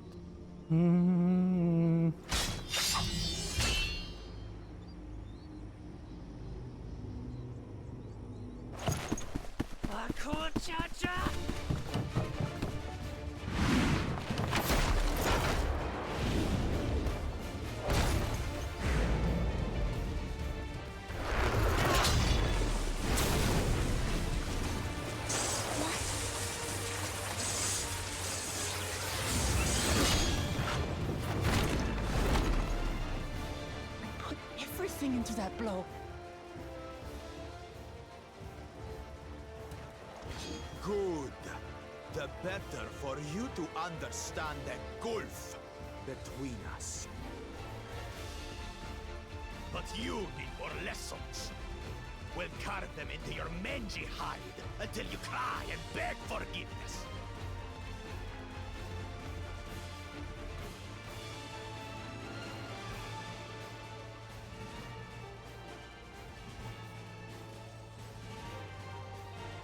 Your brilliant plan was to steal the float and take the credit.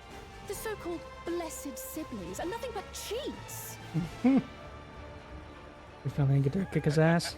Your Please. scorn is sweet music. Come, weaklings.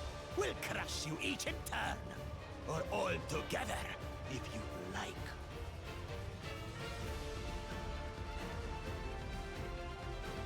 Please. Calm yourself, Chosen One. If you fight in earnest, this will end in a massacre. What's more, we have word that our other prospect is on the verge of success.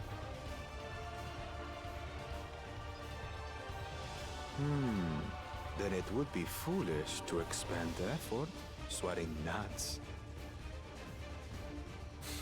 Damn it. Lucky for you. Eh.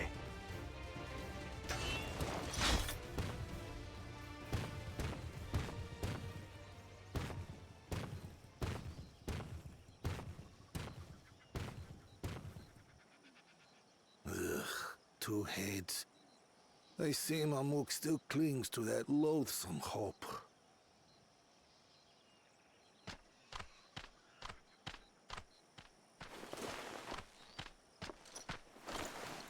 Talk to us, Third Promise.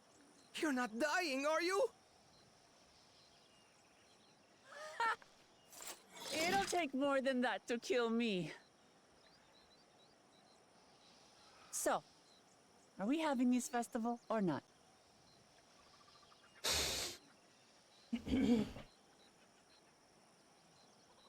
Yes! Yes, we are!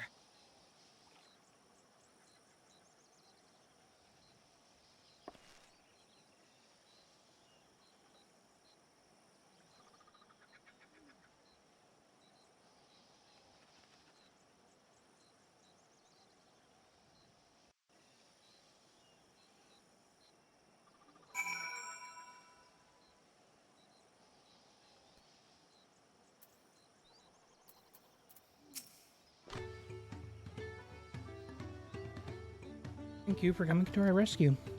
I tried to protect the float, but against the two-head, I may as well have not been there at all. Nonsense! You stood your ground and bought us time we needed to make it back. You were incredibly brave.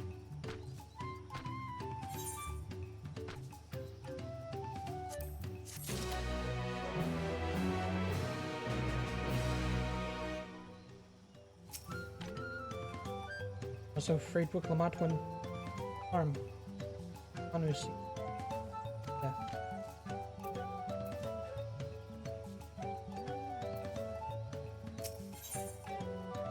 This. Segment. Excellent. Food. Or will we please to know that my repairs are finished as well. Before we can miss the festival, however, would be courtesy to inform villagers that Ihano be held after all. Go forth, but do not forget your greetings. At this stage, I would hope the reminder is unnecessary. Oh, Holly, see, I remember.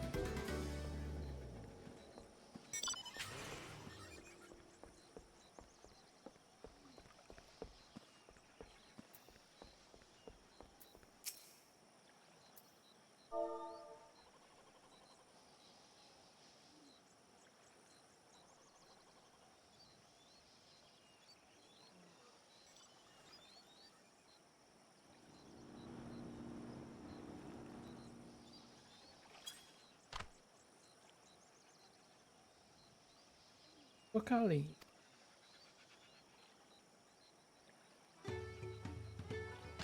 What? The float is fixed, our fallen friend. Glad to know that. Ihana will soon be under. Would have wanted us to honor them with celebration and not let them deter us from it. Must go and enjoy the festival for those.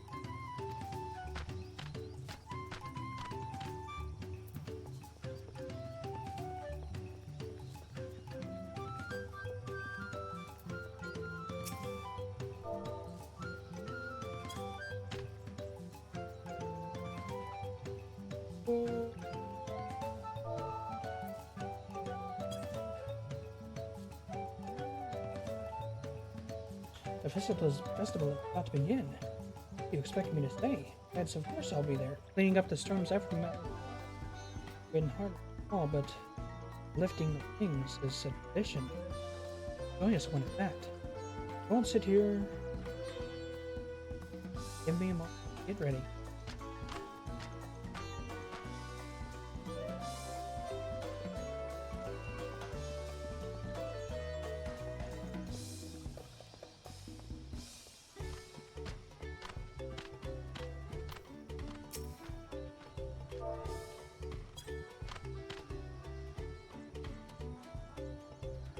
Oh, Kali.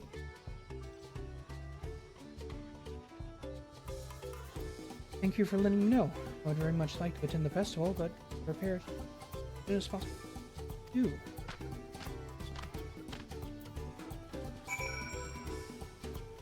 Okay.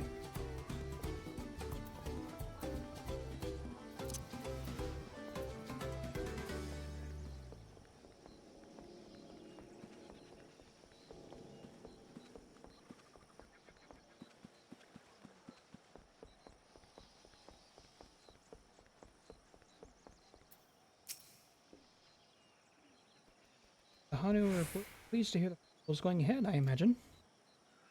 Yep. And as well, once your friends return, lifting wings can begin at last.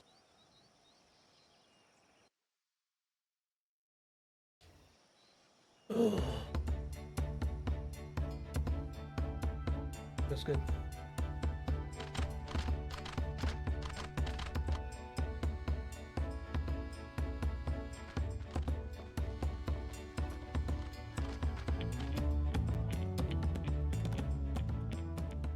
So few have come.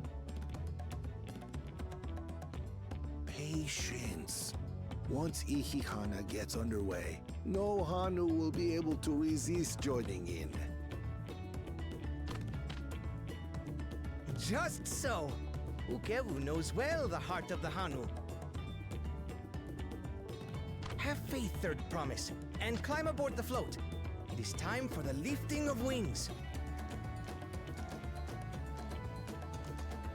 Right. Off we go!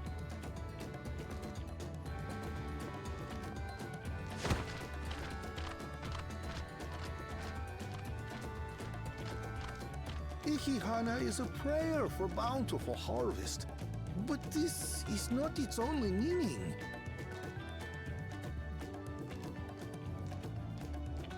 It is also an exchange of pledges between rider and bearers, a commitment to a long and fruitful friendship. Listen well, friends!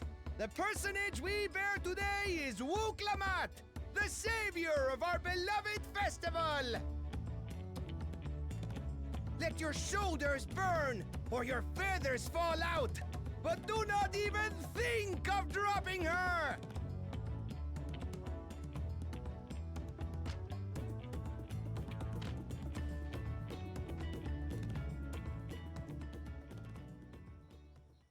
Ready and...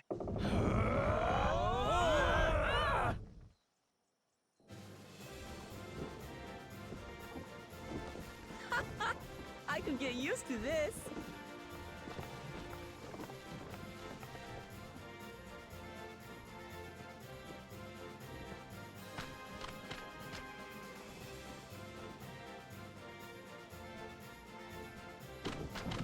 Will empty bellies stop you from joining in the fun? Come and help us carry the float!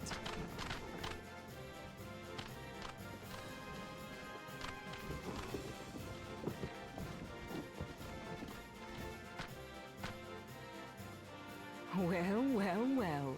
To see the day that Dawn's promise would ride our boat again.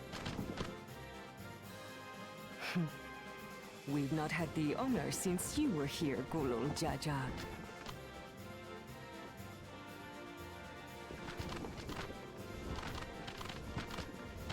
Right, we've enough bearers now. Onwards to Kozanuaki!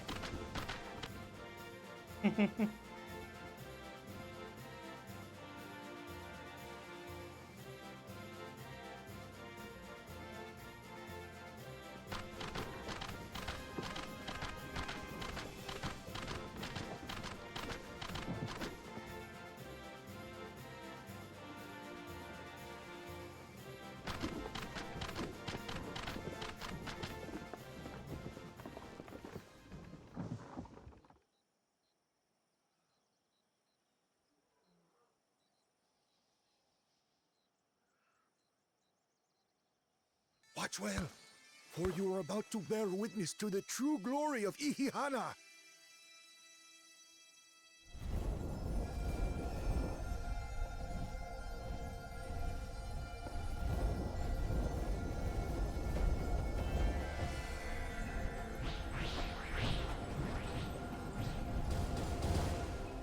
The float draws upon our life force, concentrating and amplifying the energy.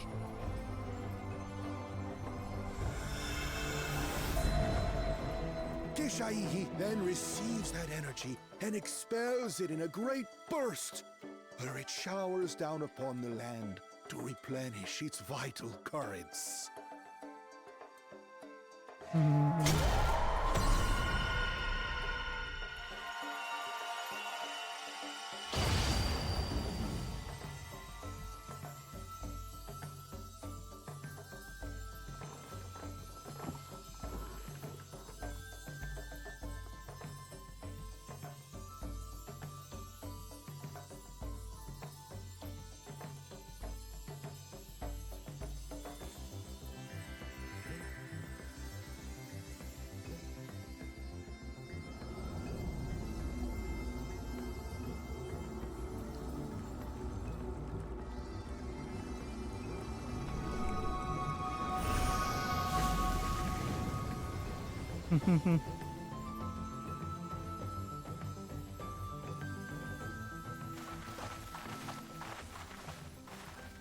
It worked.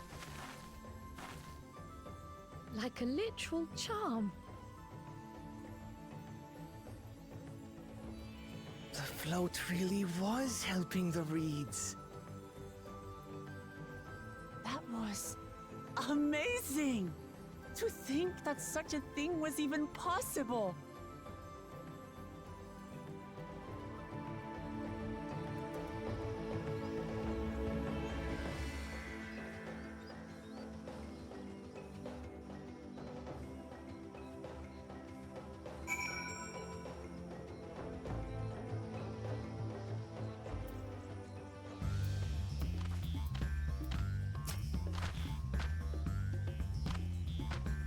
Did I left the vote behind like that? I was so excited to see the reeds. Nothing to worry yourself over. My brethren have been swept up by the festival fever. Last I saw, they were taking turns at carrying poles on the way back to the village. Please feel free to look over the fields and at what you have accomplished.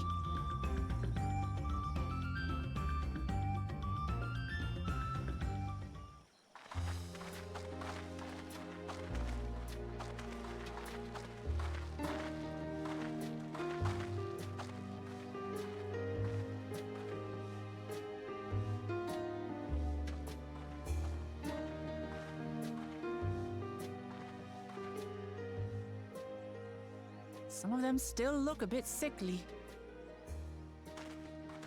I imagine even the harvest magic has its limits. If the Hanu continue their festival tradition year after year, though, the entire field should eventually recover. Where does that leave us with the feet, then? You've got nothing to fear on that account. Our situation could never have resolved itself. The revival of even a single reed would have served to demonstrate your commitment to the task.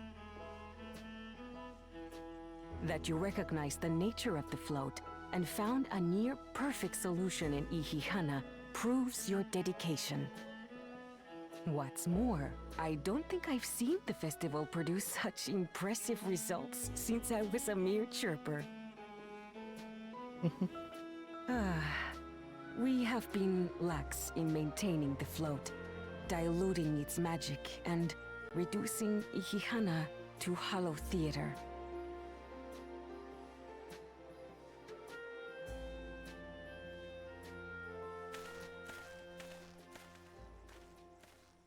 Connor! I was delayed by an unpleasant encounter, but it seems I arrived at a good time.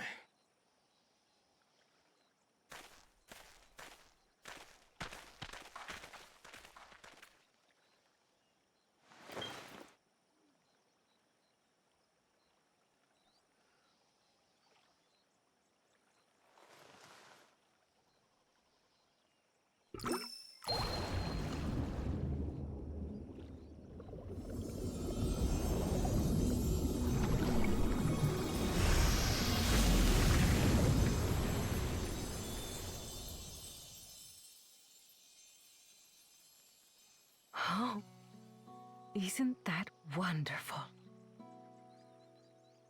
What? You just pour in some mystery liquid and problem solved? Stagnant ether was to blame for the reed's poor condition. I assumed that was an alchemical concoction which enhances ethereal conductivity. It utilized the flowing water as an ethereal current, thereby promoting the transfer of life energies. A method I could not have devised without the education I received at the studium and the cooperation of my Archon allies.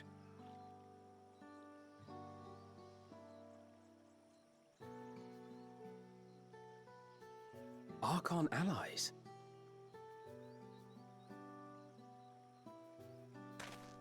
You see, Lamachi, this is why we need to embrace foreign knowledge and technology. Employed appropriately, they make light work of what would otherwise be arduous labor. There's no need to lug around heavy floats.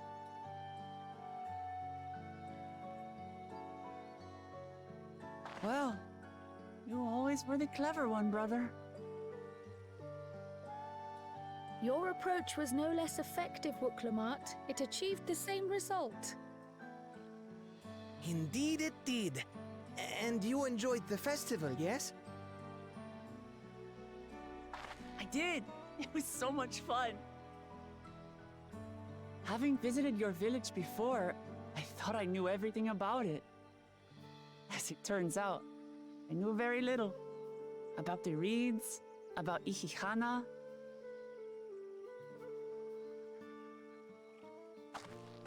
With all I've learned this time, I feel as though I've really come to know the Hanu. And I like you even more now than I did before.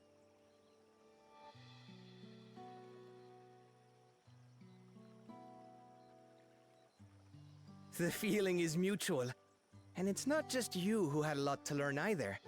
I'll never look at our float the same way again. The two of you have exceeded expectations.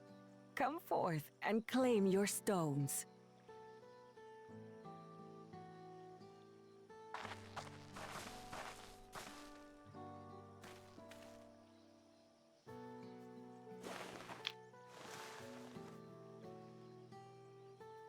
So this is what they look like. Go on, set it in the tablet.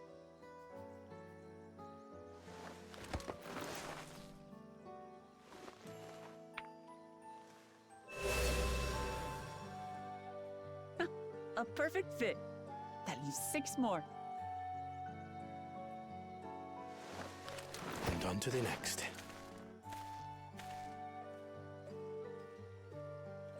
Not even a moment of celebration. That's Kona for you. The third promise? You must join us for Ihihana next season.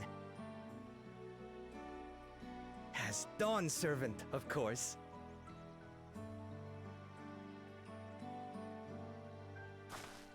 Right. It's back to Tulihiola for now.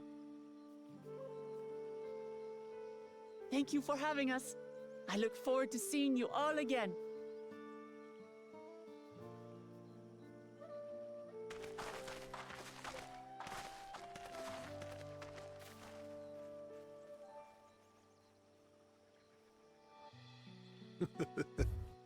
These are interesting times indeed.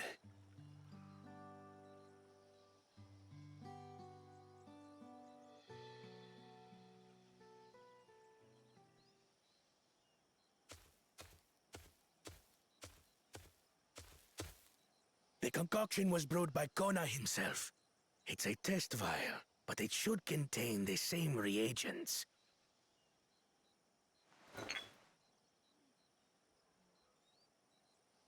Good work. We'll use whatever we must to win. For win we must.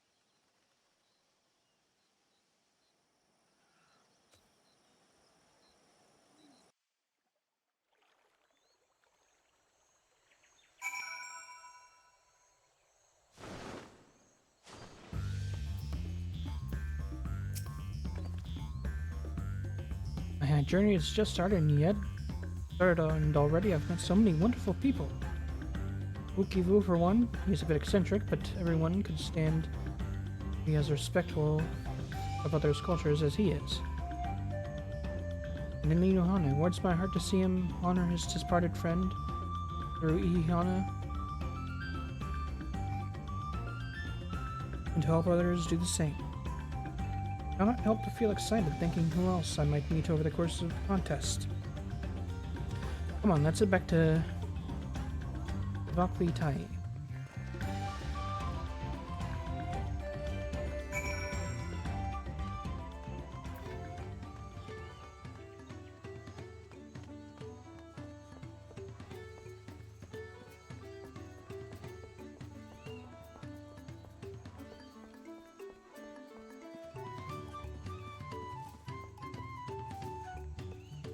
Oh, Hannah.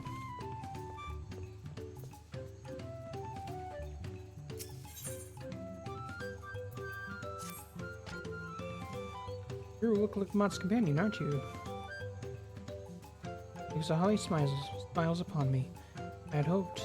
Great bird died one of the villagers' saviors to me. I see the time has come for us to make our customary offering to Exahali. It is a ceremony we hold dear, and I would invite you to participate as an honored guest. Will you join us then? Oh, that makes me so happy. My feathers are standing up straight. The traditional offering is a fruit that grows to the southwest. It must be so ripe that they fall to the earth. Gather 3 and deliver them to Anuhali at the shrine.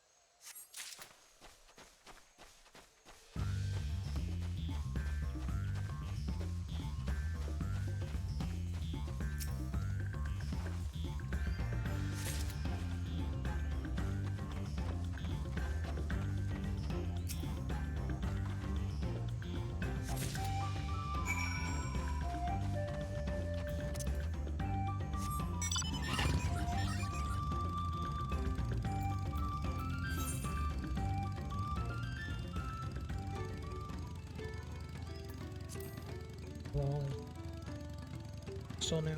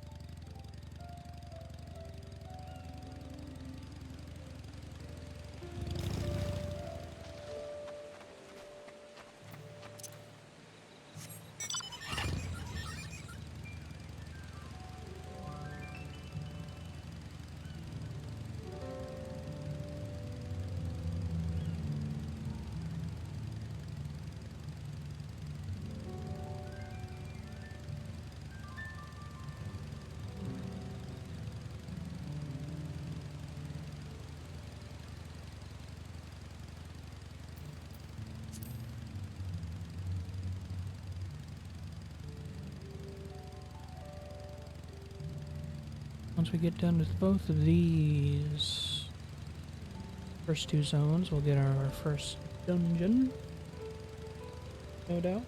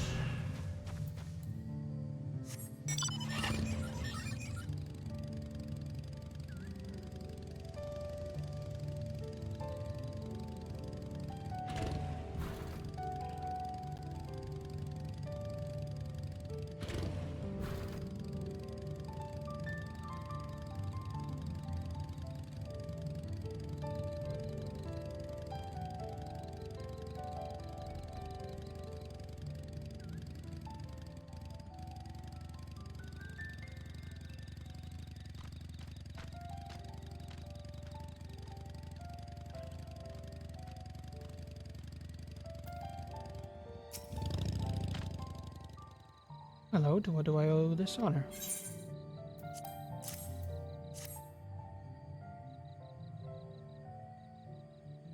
Ah.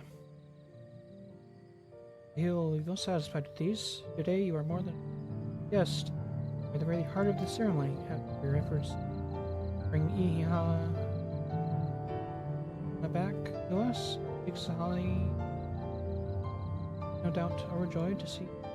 Well, fruit shall bear powerful blessings indeed. Now you must take the previous offering back from whence it came.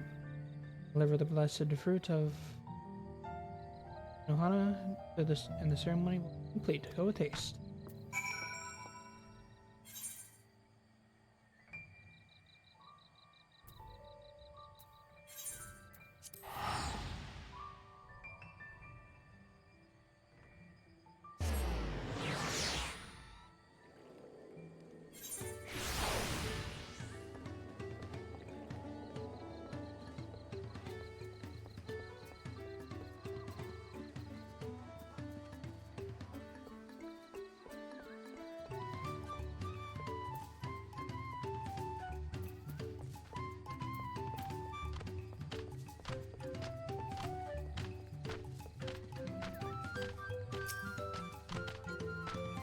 Welcome back.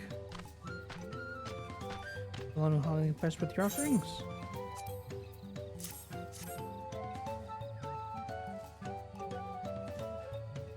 Yes, I can feel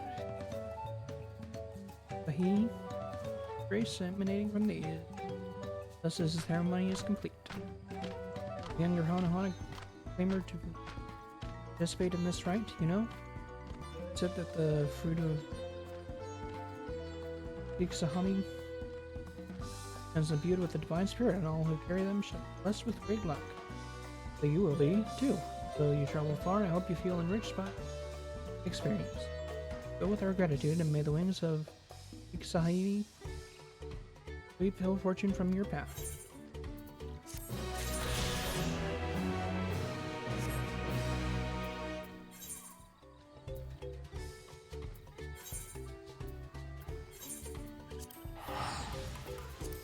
This is our home.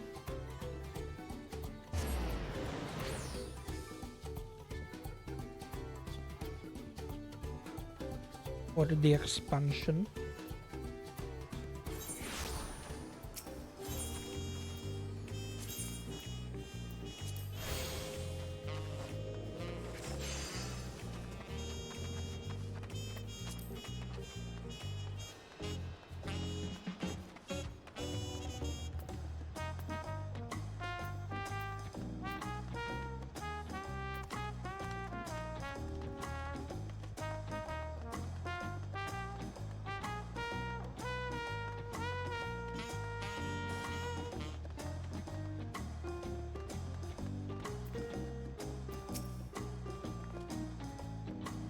And just like that, we found an elector and won our first keystone. You instincts?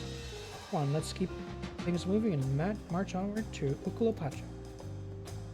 Chances are good we'll find an elector there as well. Before we do anything, however, see that your unionistic fellow friend is... Hey.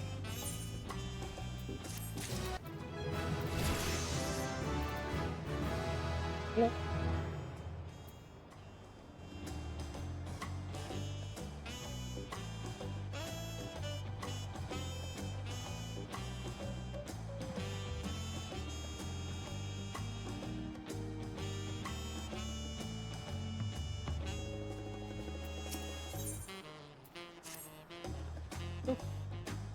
Been waiting for it, feels like days, and enough of people to defeat Narni. What is it you'd like to know? The main concern was confirming the state of the road ahead. If I recall, to reach Ukulapacha, we depart from the Arch of Dawn and then take the road west at First Fork. Should we be wary of anything along the way? That is indeed the way to Ukulapacha. After the damage wrought by the recent downpour, we're doing more stumbling than walking. Do take heart. When it comes to rugged terrain, we have the most dependable solution available. Come with me.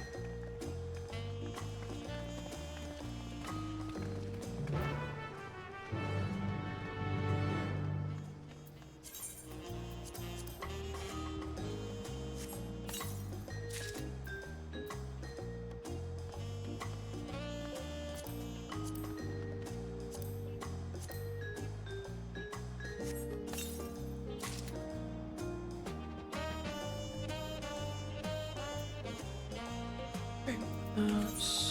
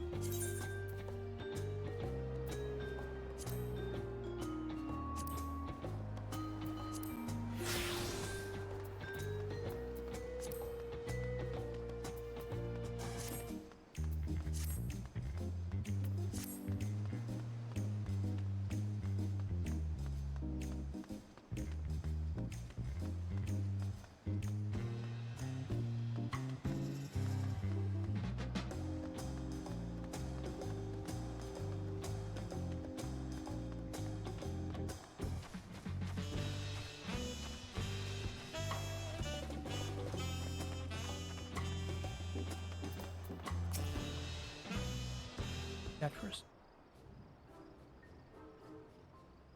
Introduce to you Kenyon the alpaca.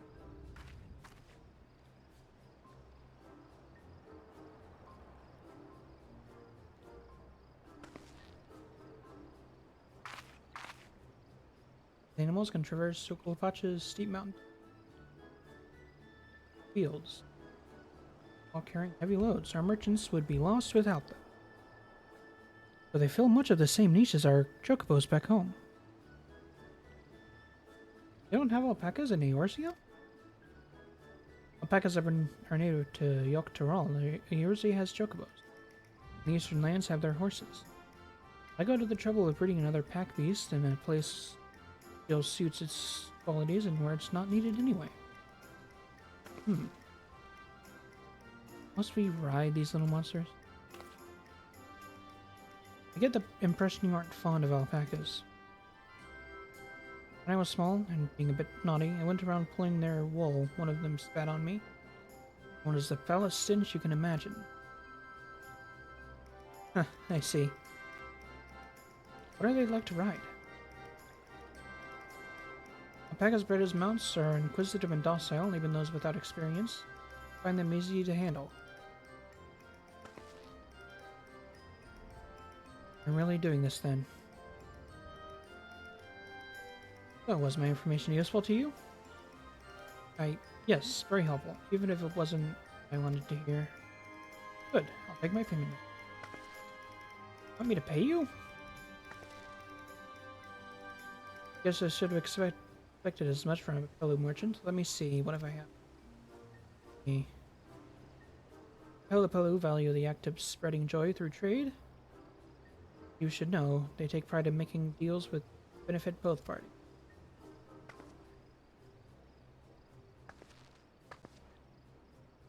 Here you go, with your price advice. Yes, I made a trade with the third promise herself. Friends will never believe this. I'll be on my way now. I wish you safe travels. Off you go then, and thank you.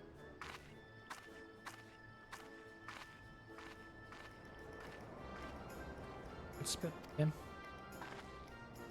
Brought that on yourself. Remain calm and gentle, and so.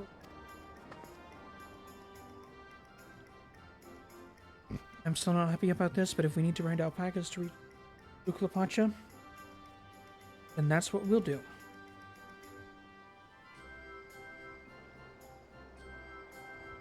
Go.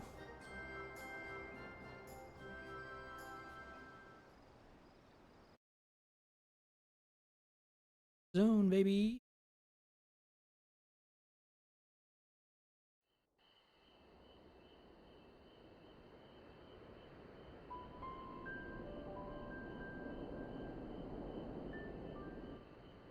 Turali poets of yore sang of a mountain that would stand tall, even should all other lands sink beneath the sea. Indomitable and eternal, it arises from Urkopacha, the 100 peaks of time. Of all the beasts which crawl and fly, only the legendary Valigarmanda could hope to disturb the summit's serene majesty. Yet, with that flying calamity imprisoned by the Dawn Serpent, what great feat remains for those who would claim the throne?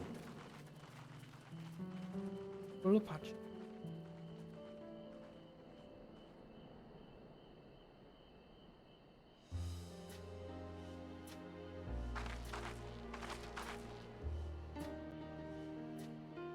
So this is Urkopacha.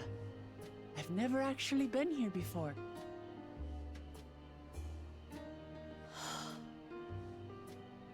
The air is so crisp and clear.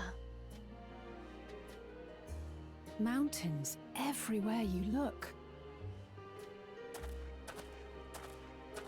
That one massive peak in particular has quite the presence.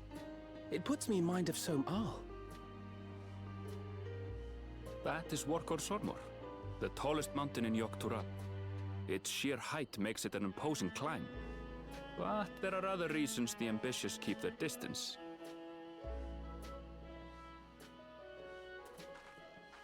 Oh? Do tell. Where to begin? Excuse me, but you're Wuk Lamat, are you not? I hadn't thought to encounter one of the Dawn's promise here of all places.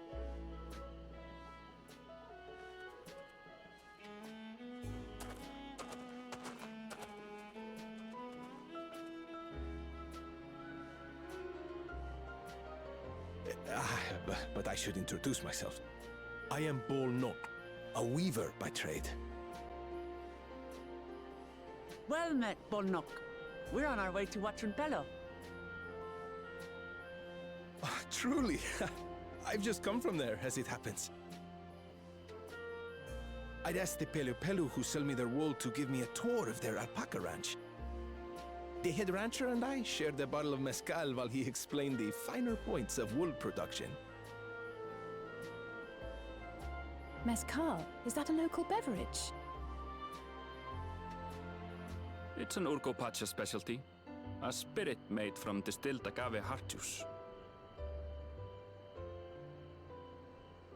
Yes, and it must have done wonders for my mood, for I tripled my usual order of alpaca wool. They did offer me a discount, though, so it wasn't a bad deal in the end.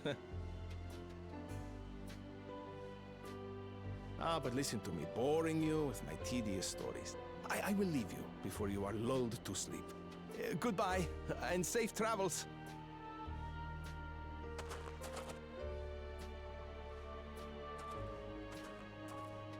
Oh, silly me. I almost forgot to say the thing I actually wanted to say. Peace for Tural. I agree with your vision, Third Promise. You have my support in your bid for the throne.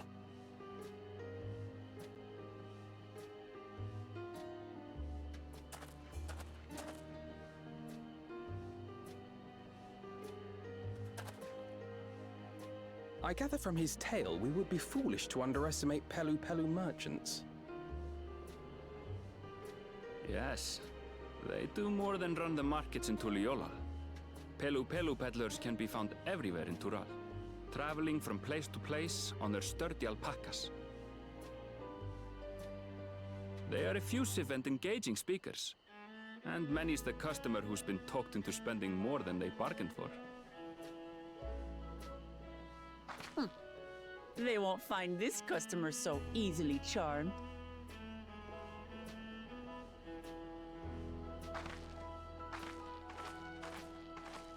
Watranpelo's down the path! Off the main road! Don't get lost! It's right there!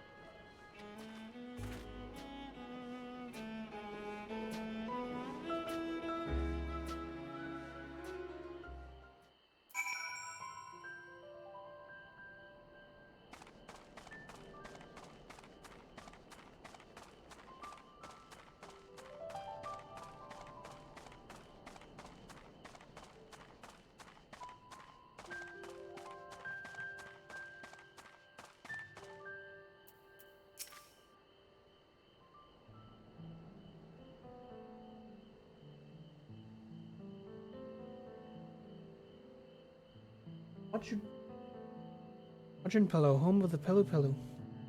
Lamont should have arrived before us.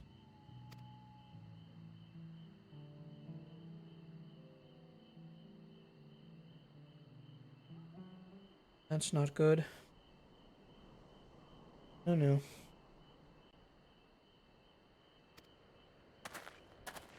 You make a purchase. All this way for the right of succession. Oh, so this means words with the future Dawn Servant.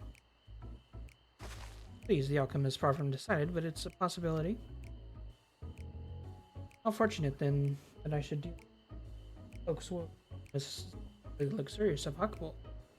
Garment would look magnificent, draped over the shoulder. Budding ruler. Nation's ruler should dress her best. Adoring people, yes? Finery, finest lady, that's right. Come, third promise. My well-stocked shelves are but a few steps away. Nice lady. I like the sound of that. Alright, I suppose quick look hurt. What did we just talk about? Ernville, when did you...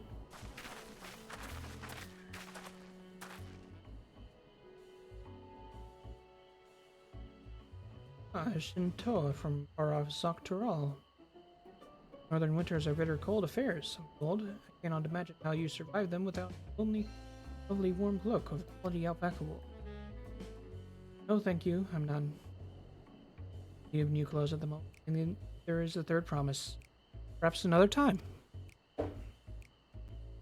Of course, my shop door is always open.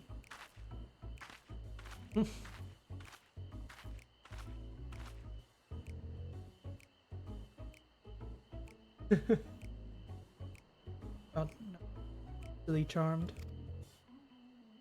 Just as I mentioned, the Pelu people do trade. Teach you or sell you defective goods. Will, however, have to turn a phrase and on customers who Clement fall prey to time and time again. Their only course is clear and firm refusal. They won't pursue the matter should you your interest plain. Valuable insight in the minds of the Pelu Pelu. Until I'll take Aaronville's words and caution to heart.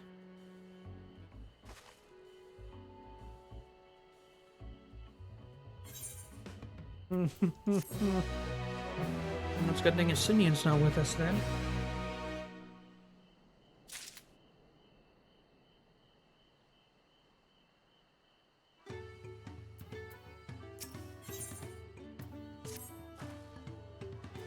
Not my finest moment, I'll admit, but now that we're here, let's do what we can to do. Find the Elector.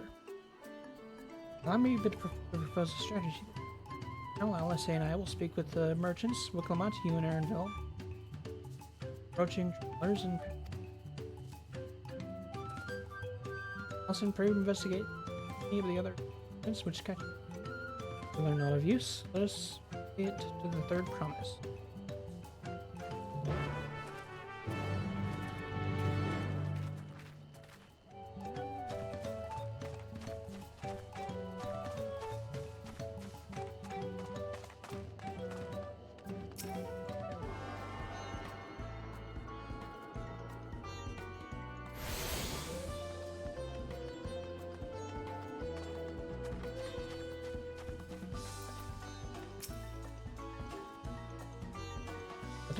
The Dawn Servant elects her.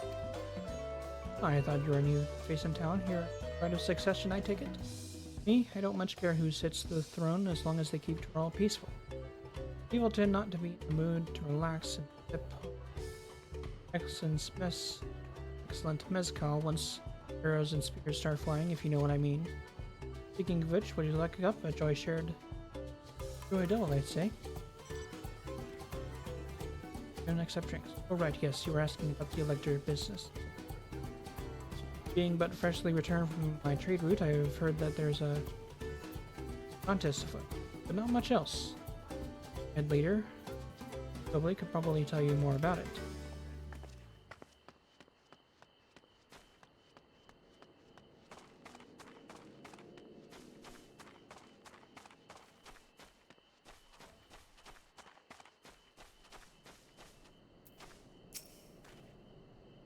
Vectors. Oh yes, I've heard about the right of succession. They're looking to put a new ruler on the throne, eh? Personally, rooting for a Zeral job. First promise win. If the first promise, we'll look to expand our sphere of influence. That means access to more resources and more customers. Thousands. Eventually. So many new trading opportunities. This spread happiness is far and wide. Others have been coming around my way of thinking. I've begun crafting goods inspired by resilient sun. Would you care to purchase something? No, I would not. Very well, you said you wanted to know about the Elector. I could help but I can tell you're not no supporter of Zeral or his politics.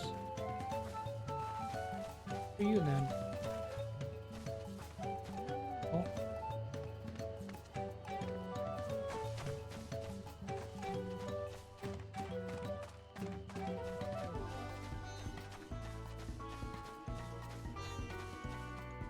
What about you? Hello there. I'm Blue. You have a question for me? I don't know about any collectors. You should take a moment to surprise Alpacas before you leave, though. Oh, but be sure to admire them from a respectful distance. Get too close and our they tend to spit on you, and that stuff stinks. And it happened to a visiting buyer not so long ago. Tobley, that's a rancher, so mad at me for not giving a proper warning. No one makes a mistake without Tobley noticing. It was everything.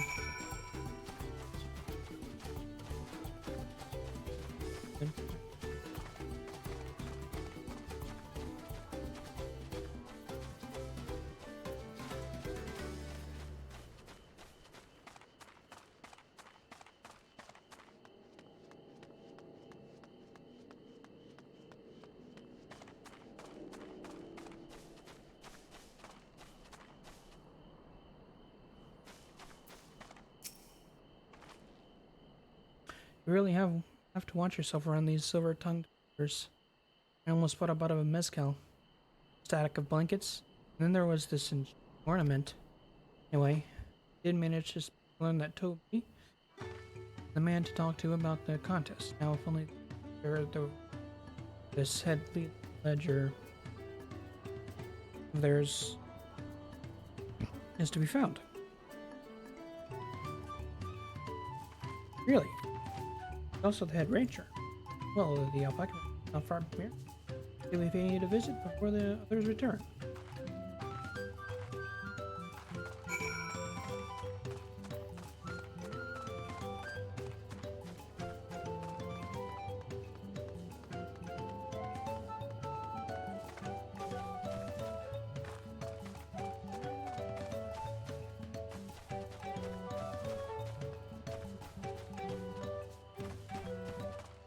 No.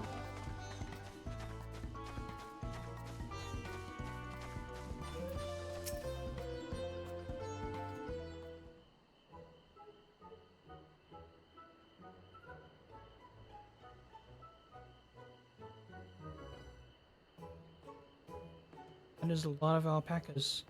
Yeah, we need to know where the head ledger could be. The head ledger could be here somewhere. Can't let fear deter me. Not to say that I'm scared, of course.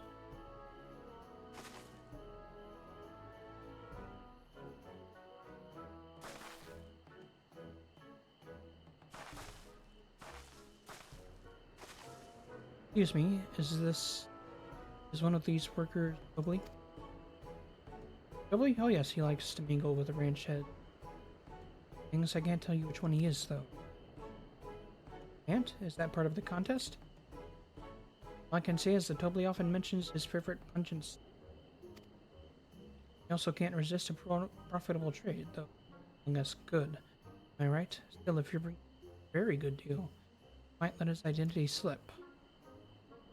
So it's like a game. Easy enough. All I have to do is offer Toby a deal he can't ignore. No problem at all. Well, maybe one problem. I don't think my purse is deep enough to pay everyone we think might be Toby. Let's ask some questions first to narrow down the field. Great, we can meet back here with...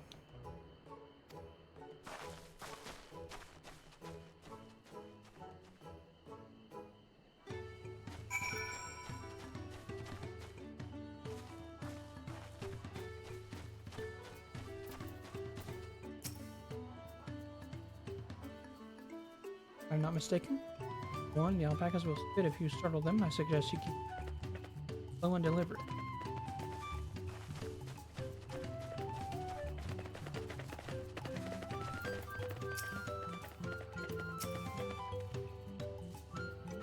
I might be Toby. Huh, well, yeah, I am. I will stay in the village now. Who's the eye?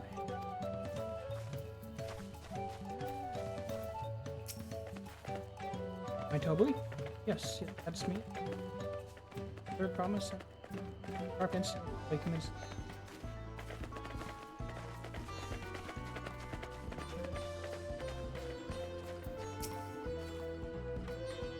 Obviously, I'm not. Oops.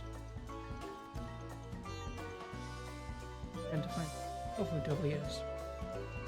Lecter is even. Oh, good luck.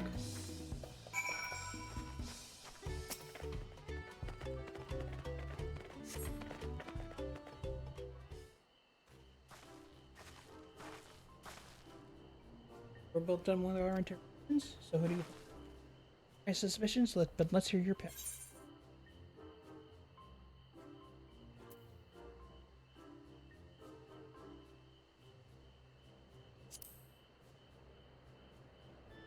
Legit ranch hand, maybe? Oh, we're so intent on... Good time to rip.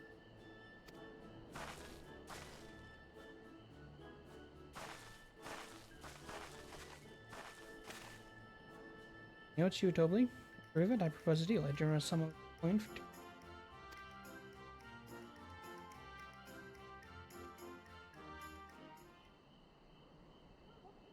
You accept. You have correctly guessed, I am indeed Toby. Ledger of Rookloop Watch Umpello.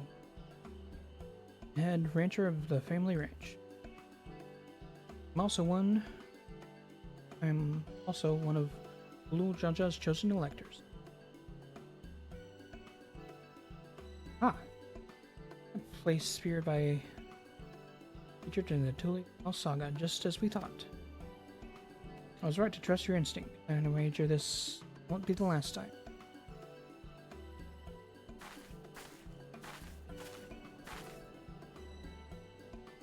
Found you out fair and square, Toby. I'm glad you did.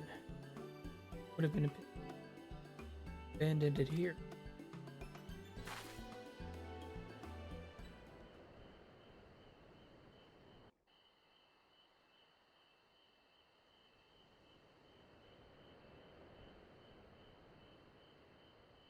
Deducing the Dunservant's elector was the first step of the feat. Too simple a task for this aspiring ruler, eh?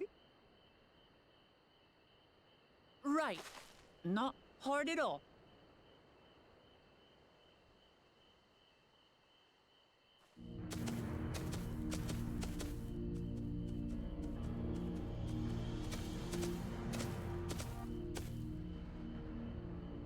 Zorolja.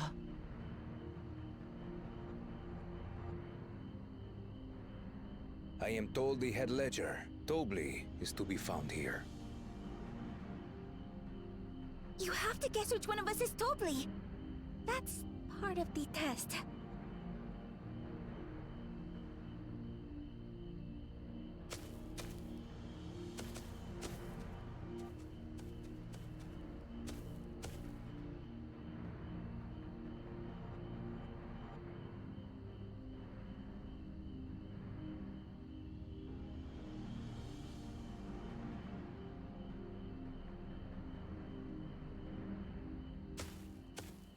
You're Tobley.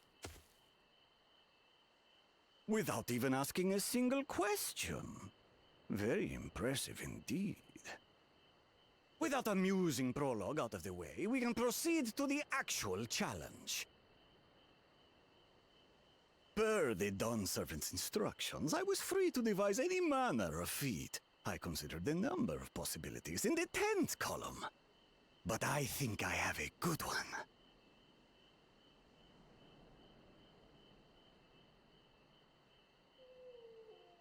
You must go forth and capture for me an alpaca.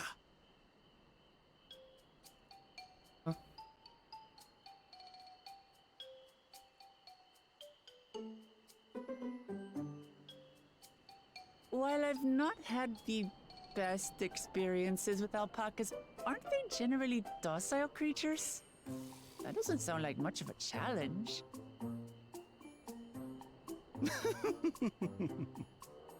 Bring out the example!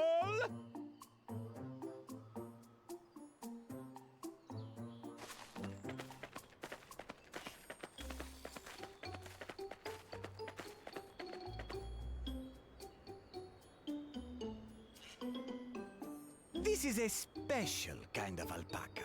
Would you please approach the animal, Third Promise? Who? Me? Well, it should stay calm if I stay calm, right?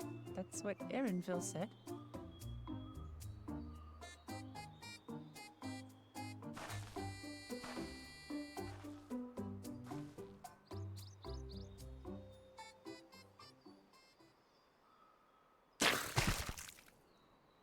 Ah! The little monster spat on me!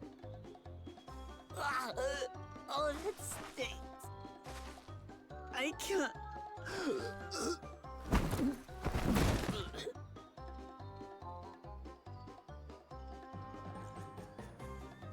Alpacas are paradoxical creatures, being both extremely curious and extremely cowardly. Press your luck when they're frightened, and you'll get a face full of spit, as you've all just witnessed. Has an awful stench, their expectoration. The globs contain half-digested food, you see, making it an effective deterrent against perceived threats. Wild valley braid like this one are especially timid and can therefore be quick to lash out. They're also especially hardy. Indeed. We take the rugged wild alpacas and breed them with our gentle domesticated stock. This produces the strong but biddable pack animals prized by our traveling merchants.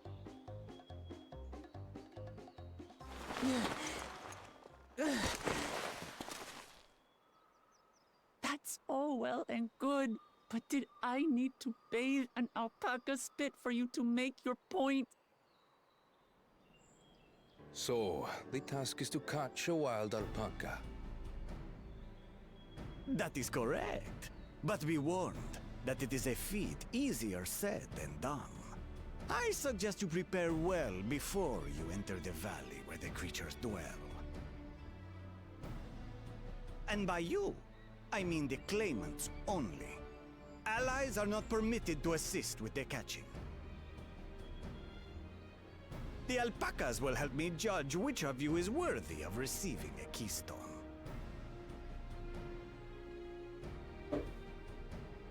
So I'm to chase down a fluffy, spitting demon, and that somehow proves I'm fit to rule?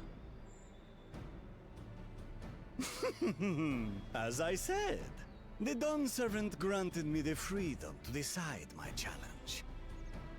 And when you reach the end of the rite, I dare say you will understand why I chose what I chose.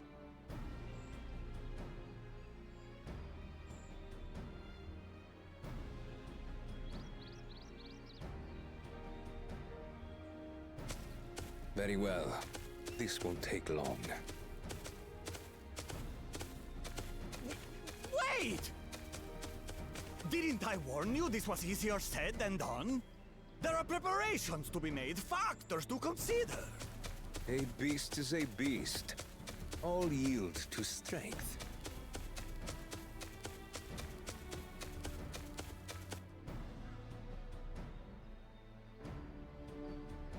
So far, this experience has done absolutely nothing to improve my opinion of alpacas.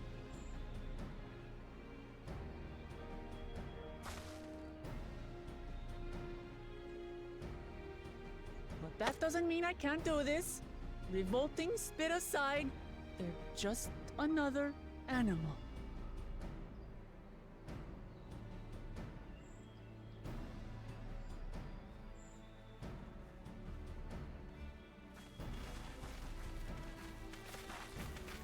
Are you all right, Orclamat? We thought we heard you scream. The third promise does not scream. It was more of a startled yelp. Scream, in other words.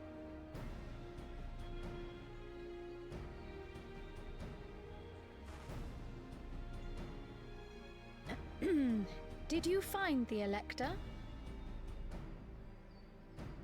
Oh, we certainly did.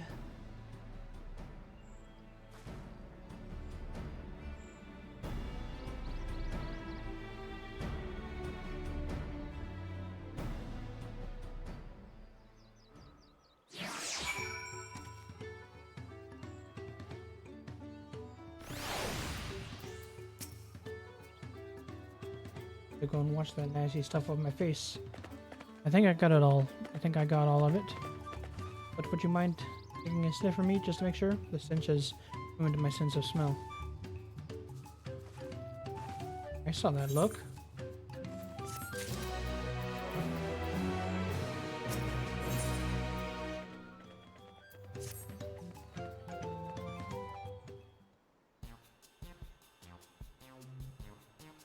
Demonstrate to the valley out. Close enough to catch one will not be an easy task. You might have warned me about that earlier. I have enough trouble with tame alpacas. Now you expect me to wrangle a wild one? With a proper saddle, reinfuse the leather with a relaxing scent that soothes the spitting beast. Wonderful. Give me one of those then. You have perhaps forgotten we are a clan of merchants. If you want a taming saddle, then you'll need to find a saddler and make them an offer. They don't come cheap, of course. Crafting a saddle will cost you the equivalent of 10 pel. 1,000. Thousands call them. You mean 10,000 pel? I don't have that kind of coin. Running kill that comes out to around 1 million or so. Have we all pitched in? No. No, this is my feat to accomplish. I won't feel right about having others split the cost. I'll find the money somehow.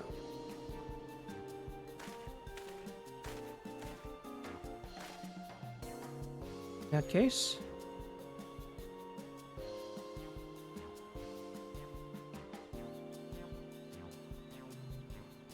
that basket of wool is worth the sum you paid me earlier. 1 pel in the hundreds. Beginning with the wool, you can trade for ever more valuable goods until you have something suitable to bargain with for the saddle. That's a nice gesture. Do you think I can turn 100 pel into 1 million? That's 10,000 times more. We need 10,000 pel, not 1 million. We're looking at 100 times more. Oh, right, I panicked and got confused with Alfino's million gil.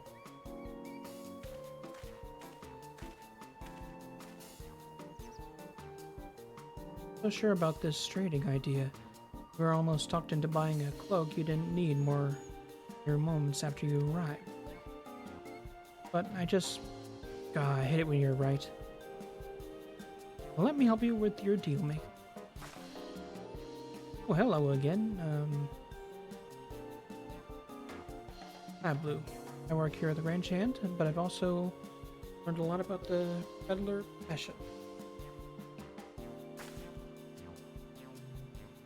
Aid them. Guided towards the first step of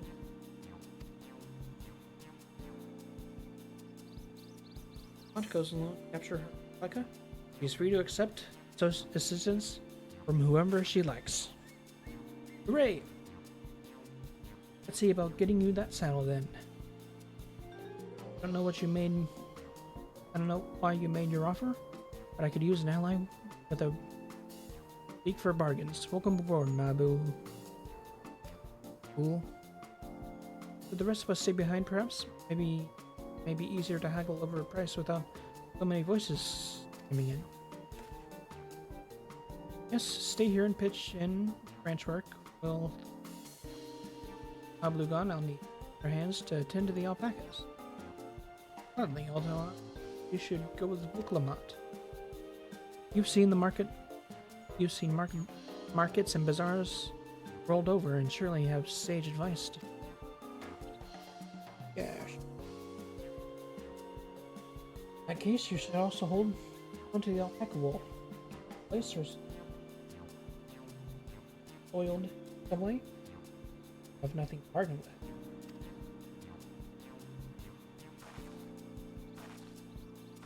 If I do such a thing, but I'll leave the wool without. Better to keep my hands.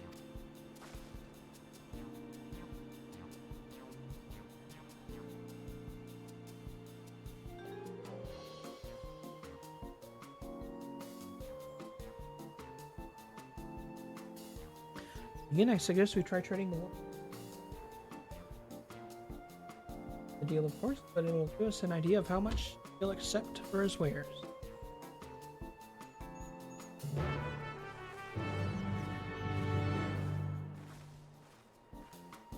Okay, this is pretty fun.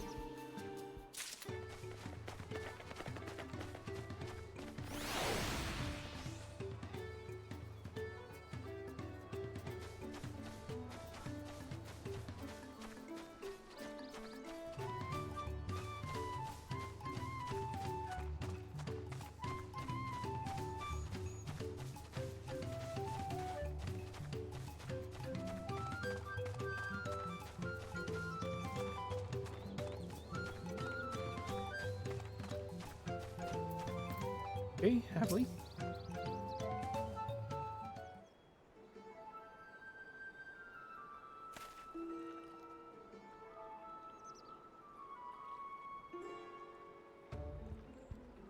Gonna do for you.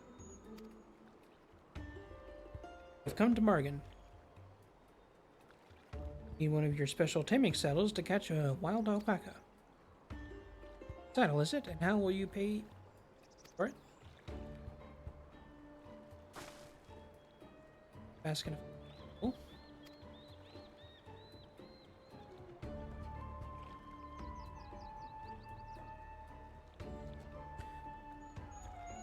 Well, besides this, barely cover the single buckle. Offer me something I actually.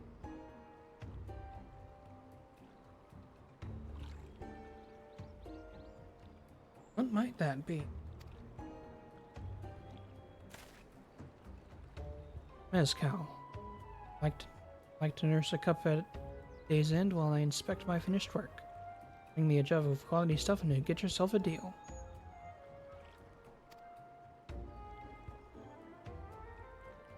This bodes well for us. Third promise, such mezcal can be had for only 5 pel in the thousands column.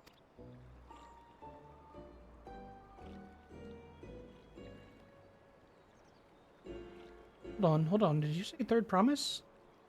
My offer has changed. The saddle is going to cost you a jug of premium mezcal, aged 3 years at least. 3 years? That stuff is valuable at 10,000 pel or more. Why have you doubled the price? Because I must support the man of ambition who will see my business prosper. Colonel John, who will go to war, and his cavalry need saddles. Lots of saddles. Nothing personal, third promise, but I won't sell you my craft for anything less than my asking price. That ain't good.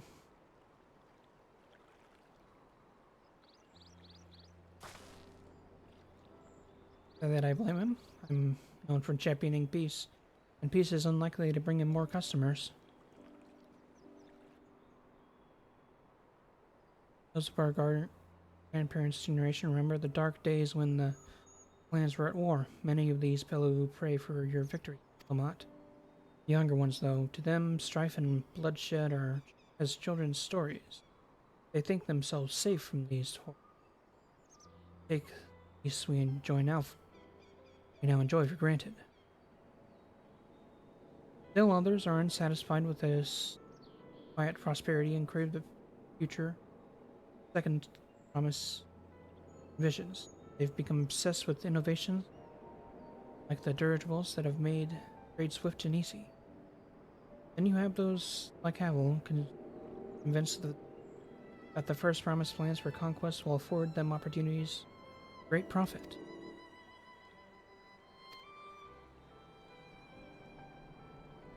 Oh, I was raised in the old tales. I've memorized accounts of what it was like when Yakui ruled our village. I offered to help you. I want you to become Dawn Servant. Keep our nation from going back to the way it was. Well then, I guess I'd better make sure to win the contest. But the type of mezcal the saddlemaker wants is so very expensive. Weren't we expecting to need 10,000 Pelu on the outset? Things changed. We just need to get on with it. May not have head for traders, the stomach for alpacas, but I won't give up. For the peace of Tuliolala is on the line. Then neither will I. We will make you Dawn Servant. Aiming for that 10,000 Pel just right, Doug, right? Way will only bring us failure and frustration, so let us first try exchanging the wool for anything even a touch more valuable. The trick is to find someone who needs alpaca wool, is willing to trade a loss to acquire it. Someone who supports your bid for the throne, for instance.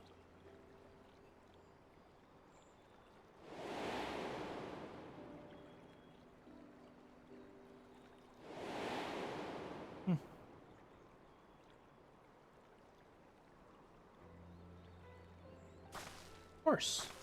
Weaver. Ulnak was his name, I believe. He went out of his way to say he agreed with my vision, and he was there by wool. I think I remember the direction he was going, but for now, the road where we first met him.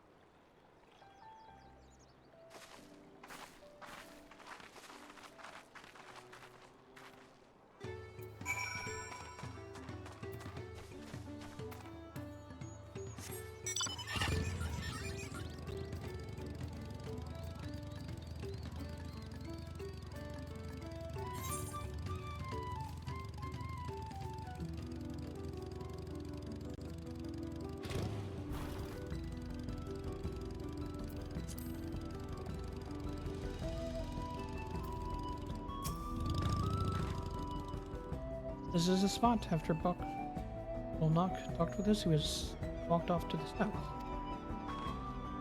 And he was probably going to Pulvo Inn. Most visitors of Machumpelo ups. Go and check, shall we?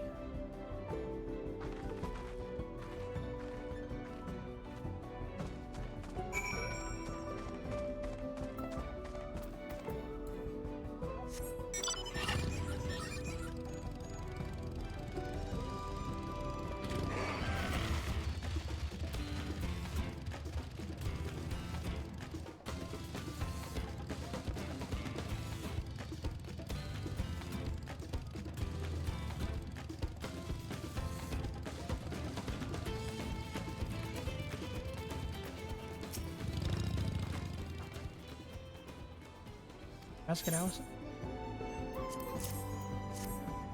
Cool. Thanks. Now let's see if we can turn a profit.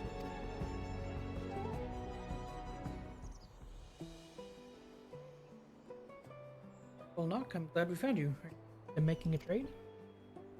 I promise. You wish to do business with me? I ask what this is all about?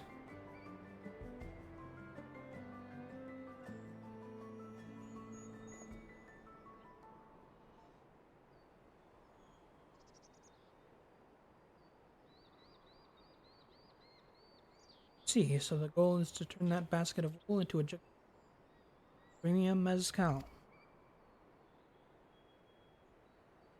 And allow me to invest in your efforts.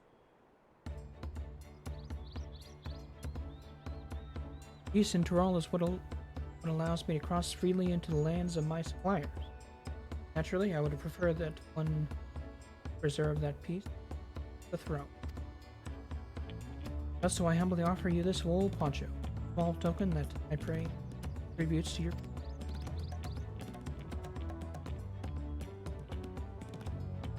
Oh, that's fine craftsmanship.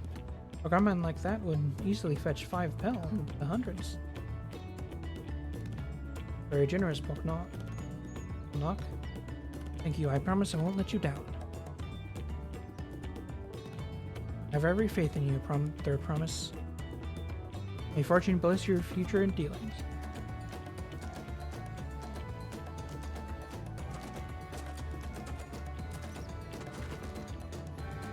Can't believe it. You can quintuple your investment with your first deal. We're off to a spectacular start. Only because Allison remembered our weaver friend. All I did was hand over the wool. That's not true. The connections you built on the people are vital. This is one of the most fundamental precepts of trading, one which you've instinctively mastered. You think so? I know so. Now let's take our 500 pel poncho, trade it for something even more valuable. Here, Allison, so you take the poncho. If I lost it somehow, Aaronville will never let me hear the end of it.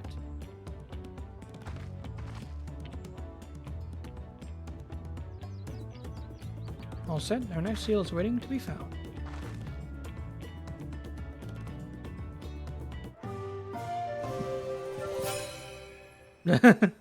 Okay. Success, you have treated 100 pearl of alpaca or 500 pearl poncho.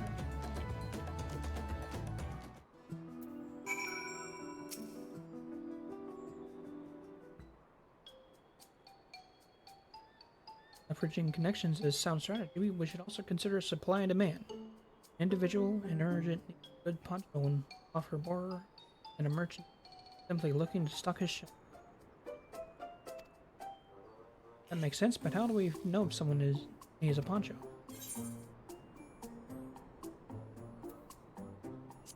You have a fabulous sense of style.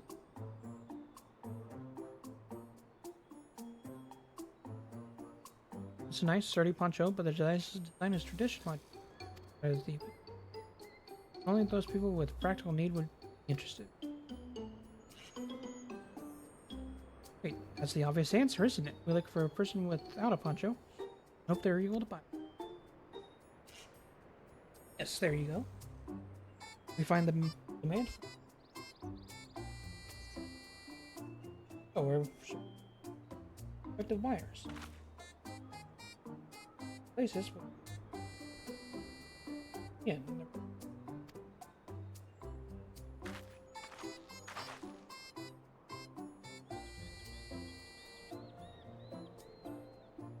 Amount. They land rider sellsword. Those who for a living prefer not waste. It hampers their movements. They have bare shoulders, hairy arm. Arms can be struck off.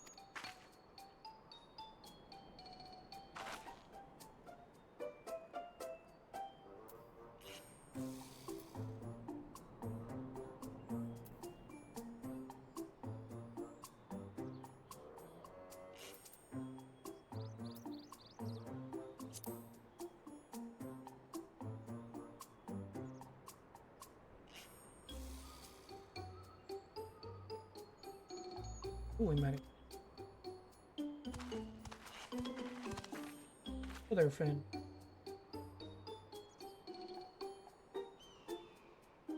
Bold choice of dress, or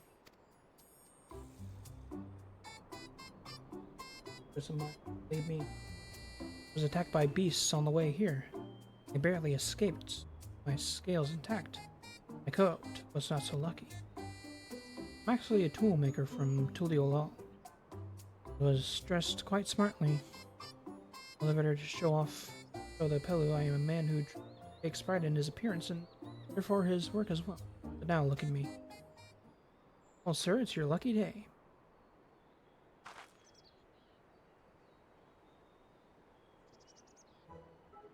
What splendid poncho! This would be the perfect replacement for the coat I love.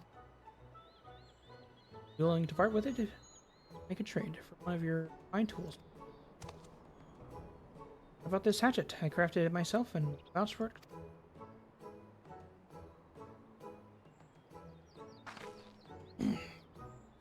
Blade looks sharp. The haft well made. Valued at 1 pellet and thousands. Oh, from 500 to 1,000.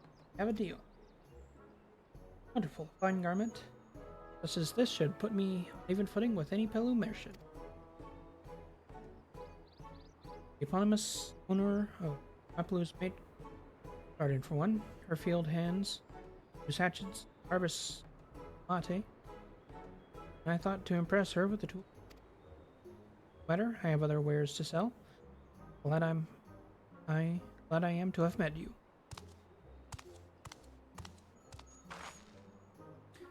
That we've already fire. Opal's mate garden we go. Yes, but it's a fair distance foot to take alpaca. And the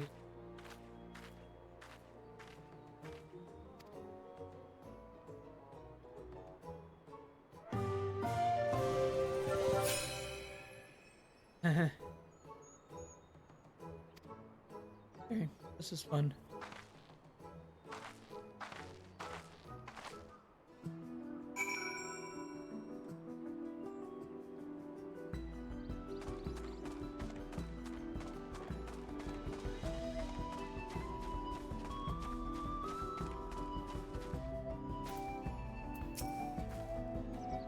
All done recognizing that toolmaker as a potential customer. Do you have a mind to change professions? You'd make a merchant.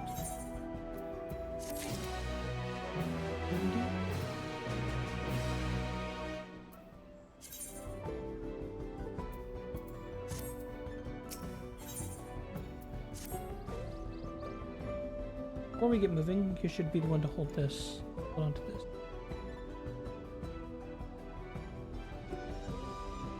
And I suppose we should hop on the alpacas Pablo is so kindly provided. Ready to go? Let's mount up.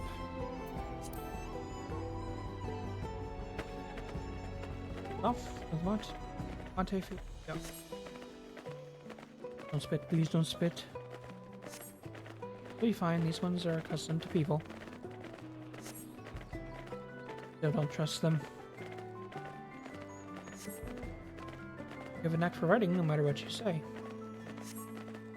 Without our pack of friends, we Pelu would never have become traveling merchants. Can you imagine walking all the way to across Tyrol?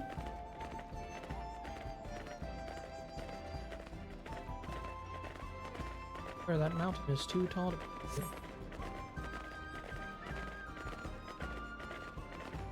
Normal foreboding sight, isn't it? I've never appreciated up close. You have to take the long way around the cliffs to get there. The highlands between Yakui.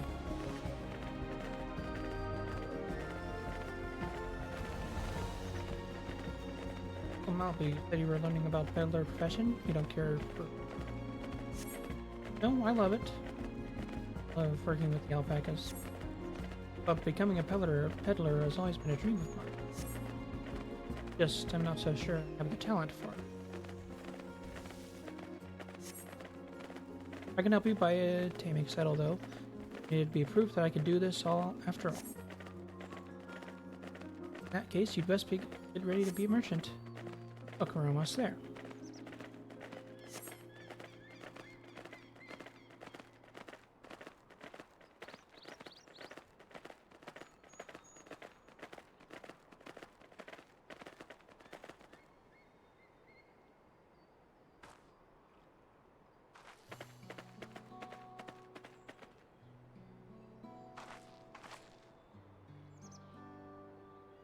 We made it without a single smelly incident.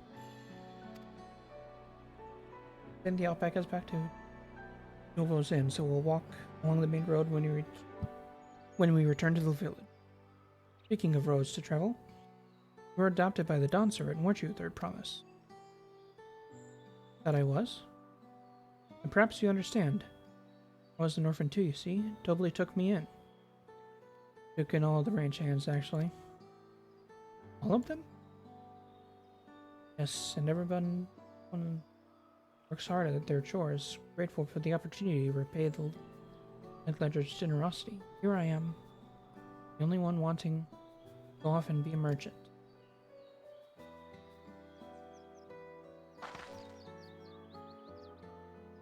I'm sorry, I don't know why I'm telling you this. We need trading things for your saddle. You're prepared for the feat of gold.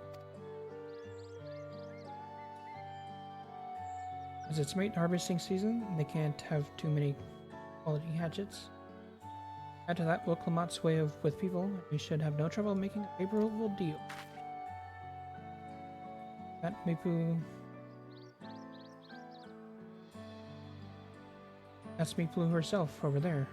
Pass the hatchet to the Third Promise, and let's go get bargaining.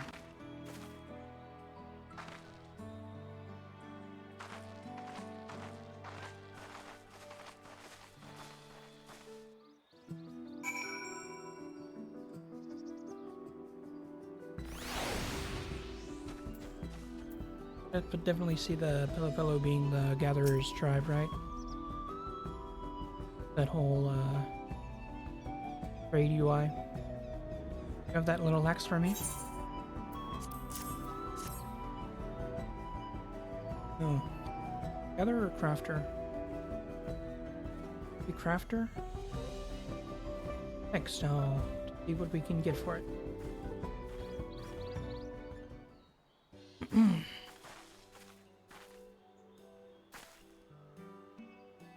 Mate Blue, the owner of these fine fields.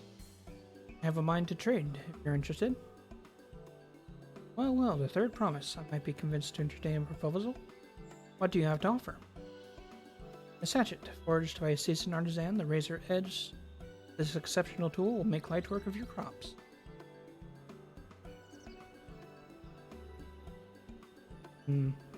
Quality is acceptable, I suppose. I offer you a large sack of mate leaves in exchange. Sack of mate leaves is valuable at 1 pill and 1,000 scone, the same price as the hatchet. This deal would bring us no closer to the mescal. If I may, Mistress Mulu. It's harvesting season, is it not? Does not the demand for hatchets afford them higher value? It is indeed the season, which is why I procure an ample batch of tools well in advance. We missed the window for demand. In that case, we'll have to fall back on connections. Think of it this way. If we're still here, we'll put you in the Third Promise's good graces. Surely that's worthy of consideration. I do not wish to give offense, but I must tell you that I stand the Second Promise. His innovations will improve every aspect of our lives. I believe, including farming, and I will no longer have need for hatchets. I assure you that I have nothing but respect for Wilclamot. That is why I am prepared to purchase a hatchet at a fair price. I suppose this is fair, given we ourselves would be no transaction. About this then. If we were to help bring in your harvest, would you give us a better deal? As a matter of fact, I would. Though Koana's swarms come about, I can always use more hands in the fields. You can go ahead and add our labor to the bargain.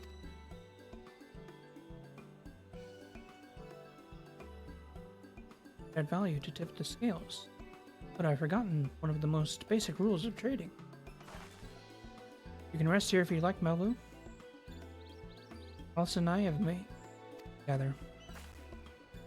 Oh no, I'm helping too. Off to the fields then. Mind you pick the healthy leaves. I'll take 5 good bundles from each of you.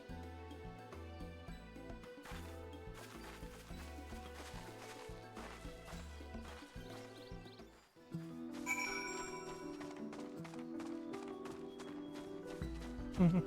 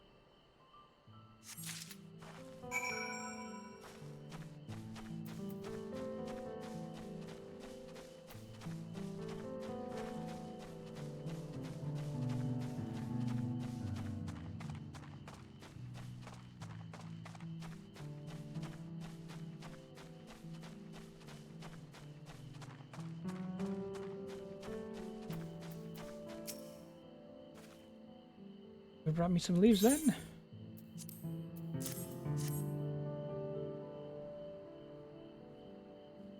Thus, an acceptable harvest. We'll see how your companions fared before I make any decisions, though.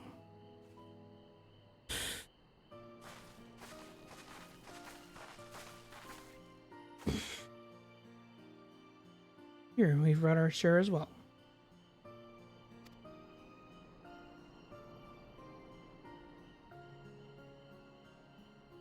Thank you, Third Promise. This is more than enough to hold up your end of the bargain. Now it's time to honor mine. After adding the value of your labor at the price of the hatchet, I'm to offer you a full sack of our highest grade mate leaves. Premium mate. Bought at the shop, one sack of those leaves would cost no less than 5 pill and 1,000 gold.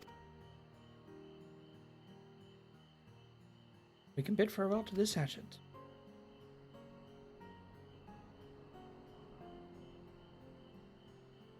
I'll give it at home.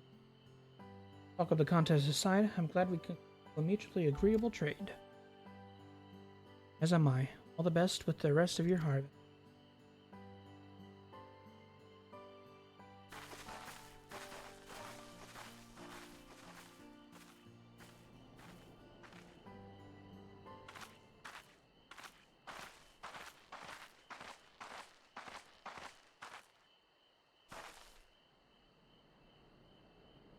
Well, Blue, what's wrong? As I was saying before, even after everything Tobley's done for me, I'm planning to abandon it all and become a merchant. And I needed your help after forgetting a basic rule of trade. How can I expect Tobley to accept my decision then? You mentioned your plans to leave?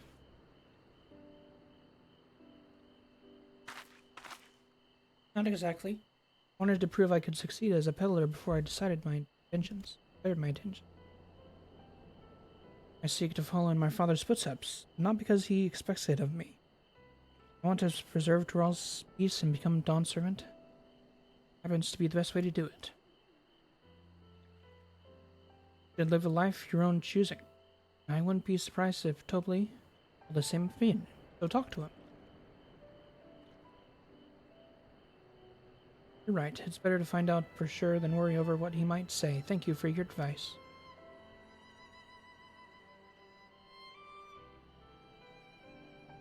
But first, we have a saddle to buy. I want a success. That's a success under my belt so I can be sure of my decision. What's next then? We try... trade our tea leaves for something halfway to 10,000 pel. No, I think we're close enough now. We go straight for the premium mezcal. Bargain our way into double the value, eh? Think you can do it? Trust me, I'll make this trade work. I admire you, Third Ramus. And you're holding your own against such a strong competition for the throne is inspiring. Am I actually holding my own against Ona and Zeralja?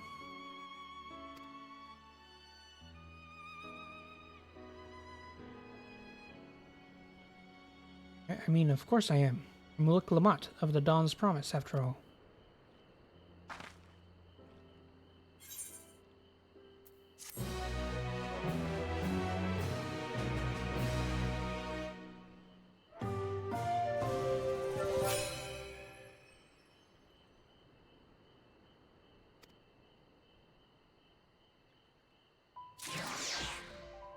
Yeah, they're definitely planning on using this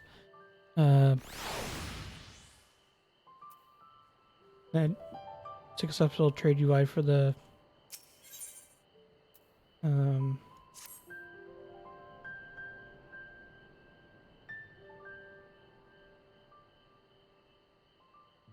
trial quest. Before we go, let me give you the Monte leaves. I don't need to risk proving Ironvale's point.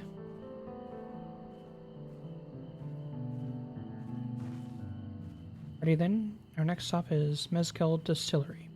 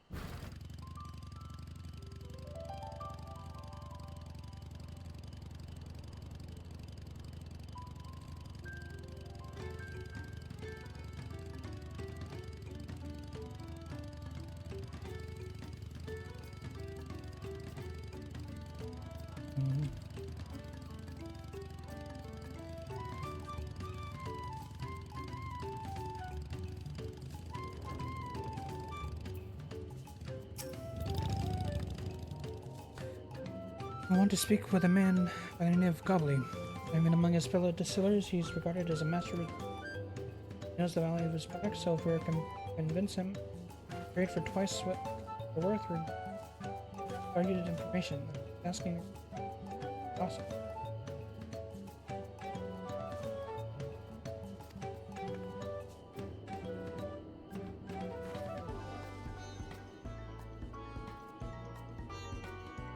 Could talk to people here in the distillery and listen. Perhaps Wicklemont could do the same in the village entrance. Meanwhile, I'll head to the north side and see what I can learn.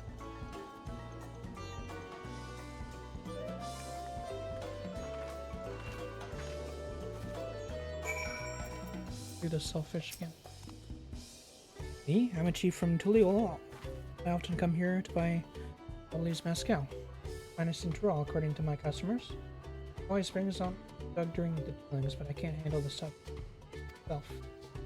Take small sips, not wanting to be impolite, you understand, but still end up so addled to agree to whatever price you quote.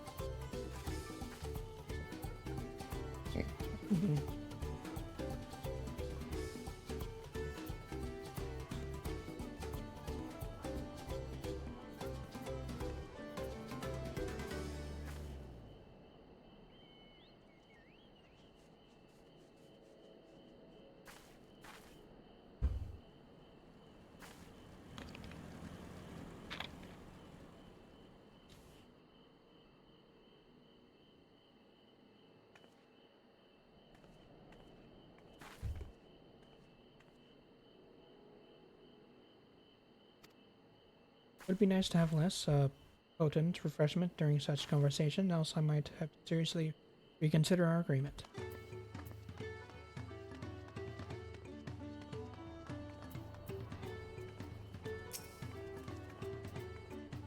Probably might be a deft hand, and he's got no sense when it comes to appearances. Has it? He's been invited to the palace business negotiations himself to court wearing his usual rumpled attire, though. He'll be laughed of sunburn.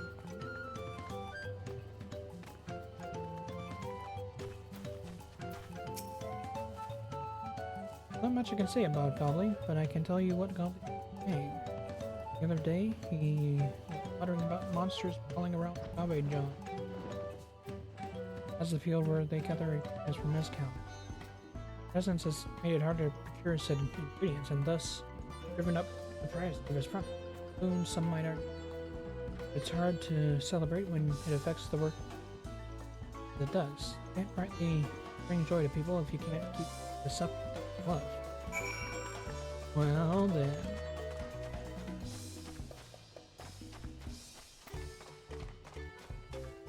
That just happens to be a specialty of ours. So, what did you find out? Oh, we can make 2 small dose tidbits. Seal is as good as sealed. Yeah, I found out where top of this boat behind the delivery. Go on ahead, I'll bring Wicklemont.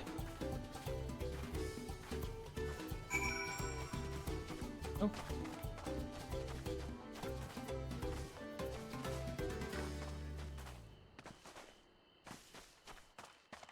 What do we need?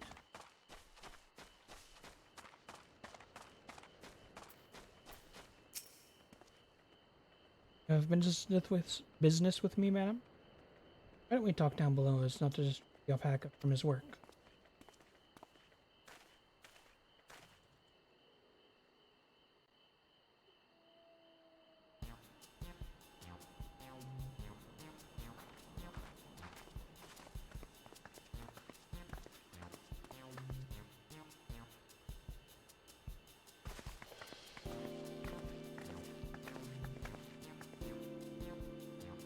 Now, what's this about? Keep it brief.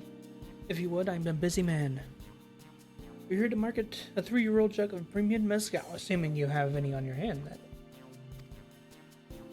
An excellent choice. I must warn you, though, it doesn't. You don't have Bell? It offers use and upgrade stuff, like mezcal. No deal. Mate leaves are good, but I don't have use for them.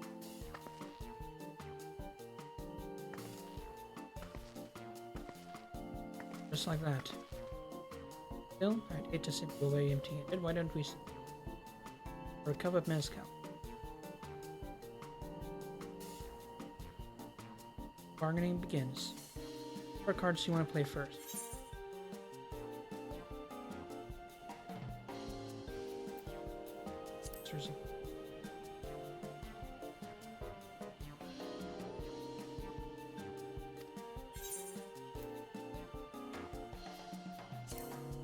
You'll see first its taste drink.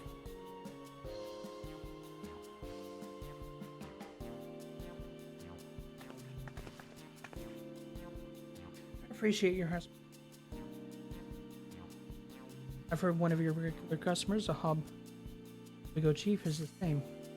Seeing as not everyone can enjoy mezcal, I wonder if you might benefit from having other refreshments to offer. Something like mate tia, for instance, and brewed from the finest leaves, of course. Ah, you're right. Absolutely right. I had noticed the growing reluctance on the part of my Hobigo friend, but did not realize I myself was to blame. Must endeavor to be a better host. Still, even with that added, all you in mind, no stack of leaves is worth mezcal at your offer.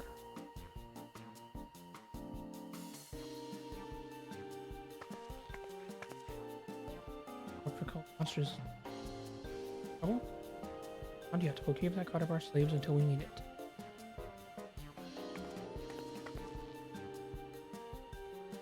I expect you're aware the right of succession is their promise.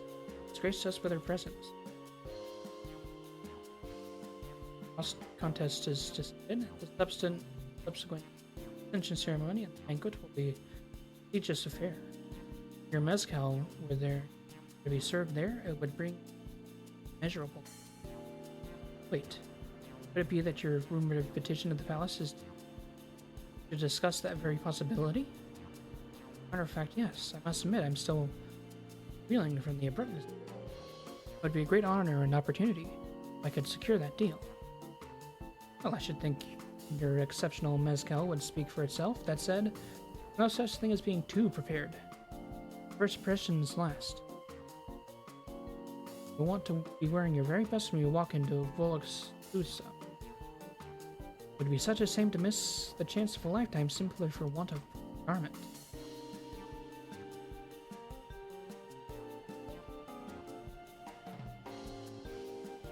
That it would, and you're saying you have garments to offer, something ideal for the Count? You have no garments on hand, I'm afraid, but we can provide you with the next best thing. An introduction to a weaver. His name is Bulk Noel. And his works are highly regarded and well.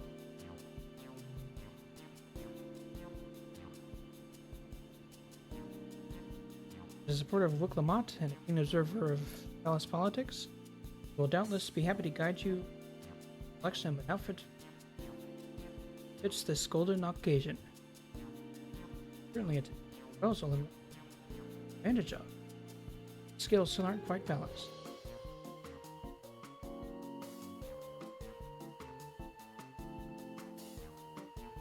Hey, weren't there monsters running amok in agave jaws?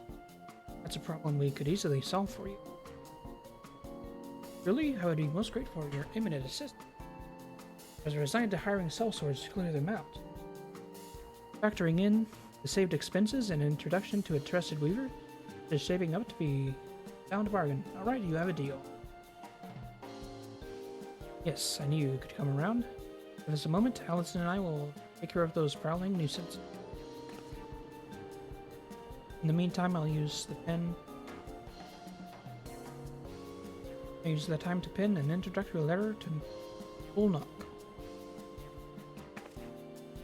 Deals you're looking for are just north of Pello. Be safe.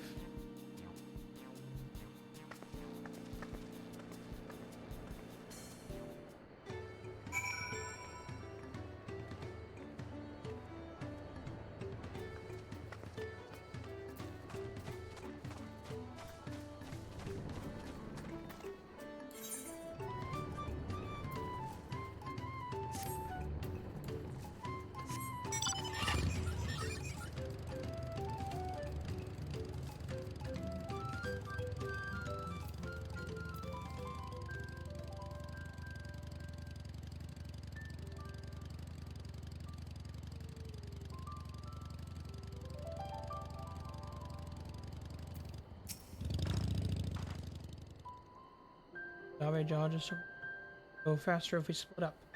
Come find me once you finish clearing out your...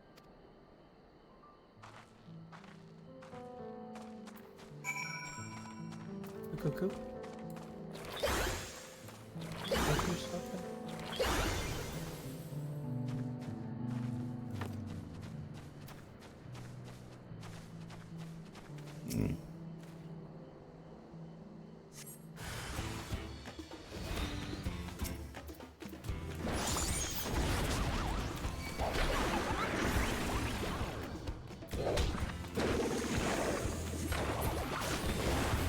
Nice.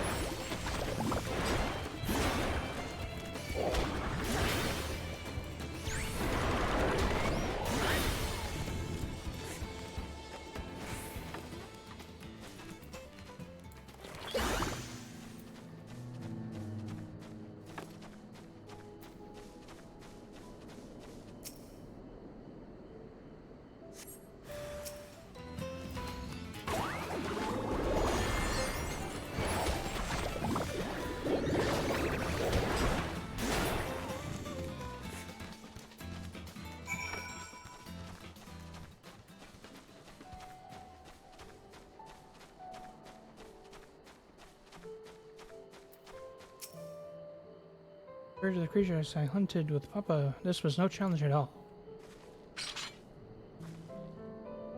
Come on, let's head back to the distillery. What's left is to give Mablue the sack of leaves so she can seal the deal.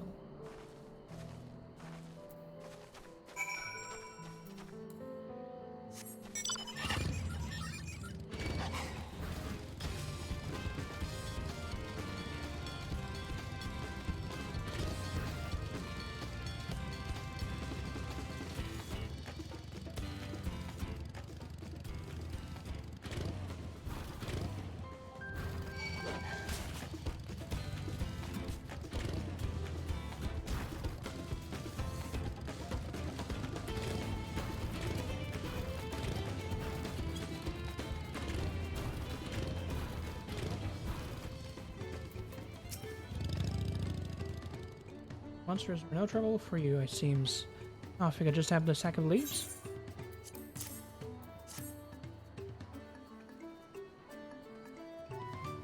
Thank you for looking after our precious trading goods.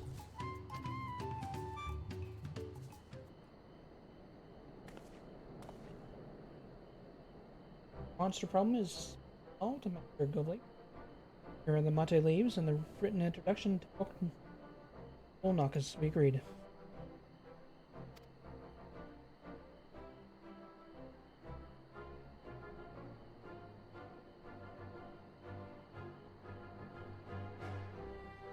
Deal is done. Here, your jug of premium mezcal. Aged 3 years. Please accept it with my compliment.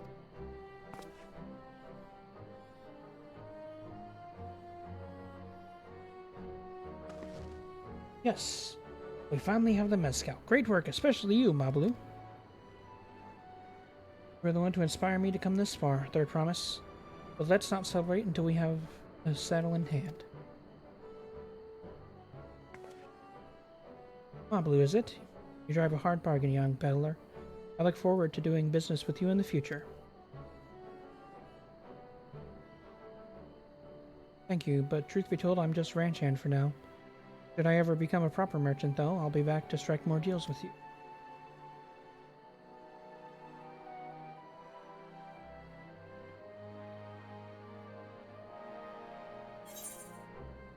Complete.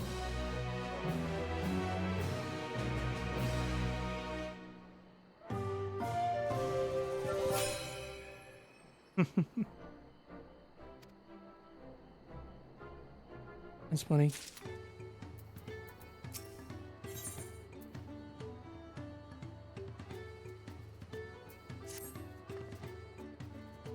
Even at the palace, I don't think I've held a 10,000 pel jug of anything before. My hands won't stop shaking. Here, you'd better hold on to it until we get to the saddle maker.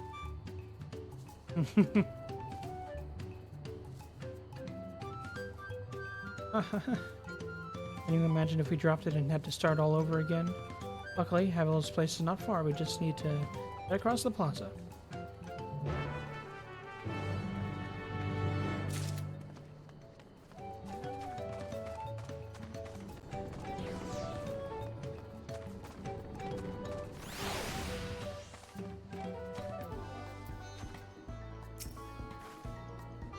This is it, the trade we've been working toward.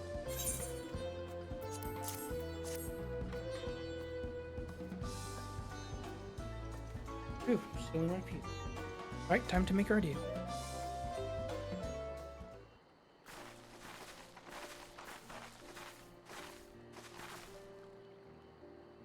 Settler, brought your...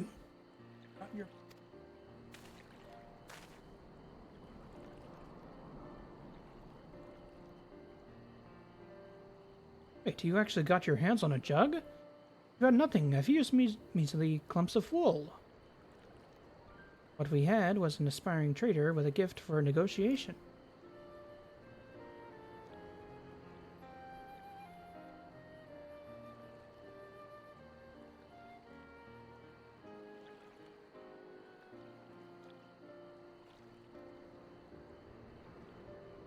The Lord Scenery, no claimant, but Royal Jaw cannot go against the gilded guiding principle of the fellow.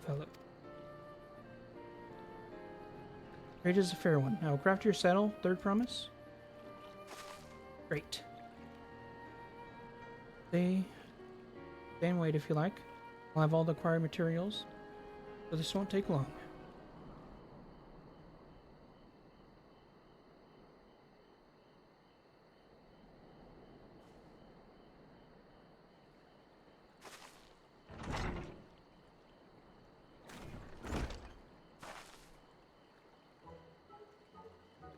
Mission is ready. Catching a fair, but you'll have an easier time of it on my saddle.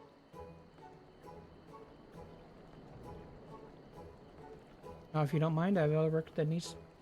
I can taste that mezcal already.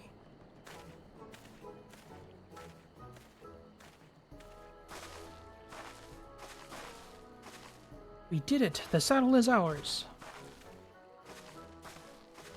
To think we started out with only a 100-pellet basket of alpaca wool. Mablu, you're going to be an incredible merchant. Thank you. It makes me so glad to hear you say that, third promise. We got what we came for, so let's return to the ranch. The others will be waiting.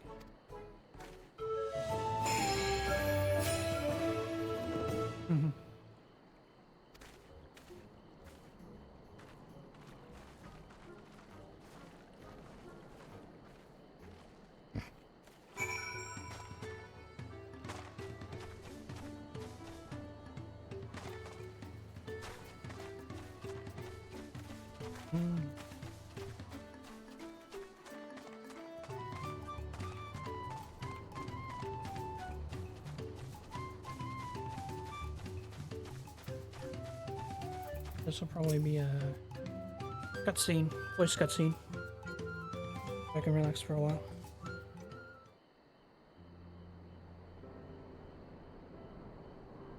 Saddle then.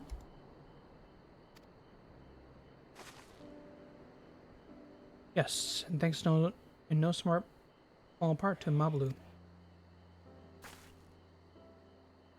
Before you rush off to catch the alpaca, though, let me teach you how to saddle one. I'll bring out one of our wild-born friends so you can practice.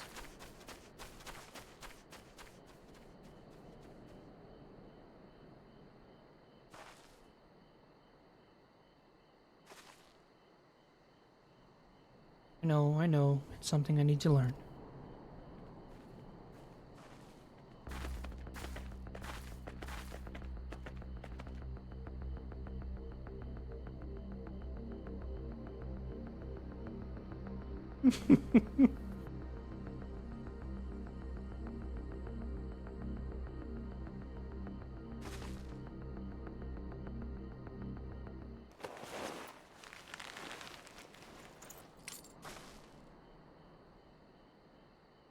Great sunken gods, I did it!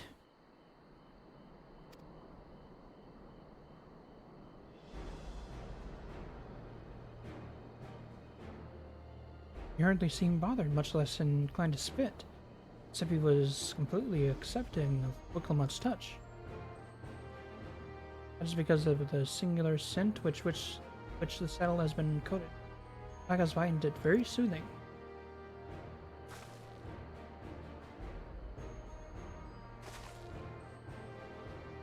No, I've never taken a good long look at one of you before, but you're actually kind of cute. You're only now noticing that?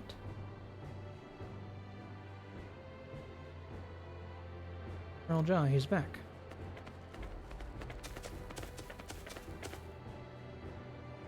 Done exactly what he set out to do. The alpaca he brought, is it just me or is it glowing? Heard tales of such a beast. They say golden alpacas live a solitary existence, deep in the valley where its shuns the company of both man and its own kind.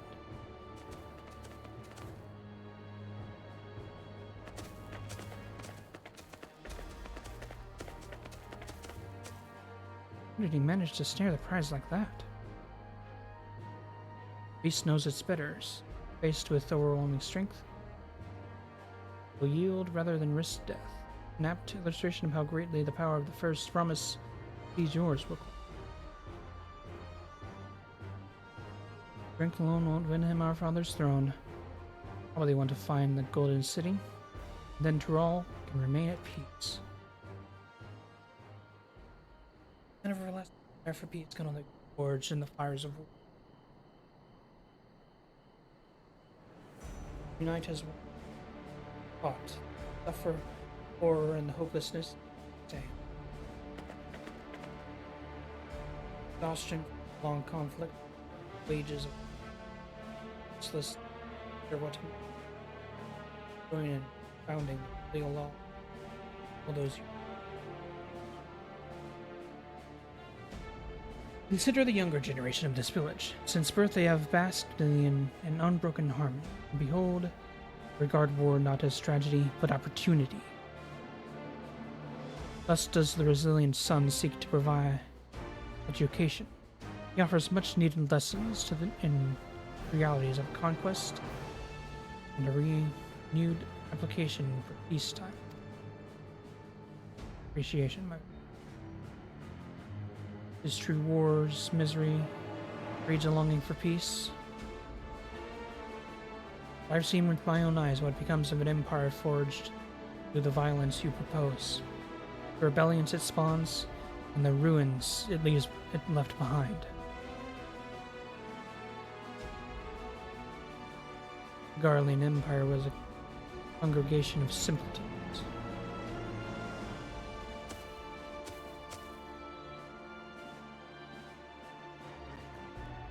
The oppressed fought back against their oppressors, as well they should. Men are not beasts, only a fool would seek to rule over all, the threat of force alone. This is why Gulu Jaja did not elevate the Mamoja when he treated all clans with equal respect.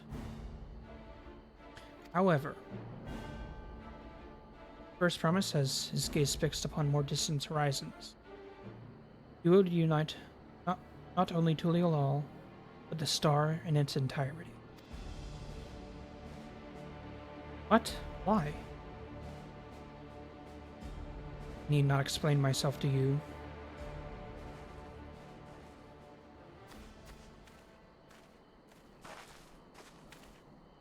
Oh, well done indeed. The First Promise has completed the feat of gold, with an appropriately a golden flourish. May I present you the much-deserved keystone.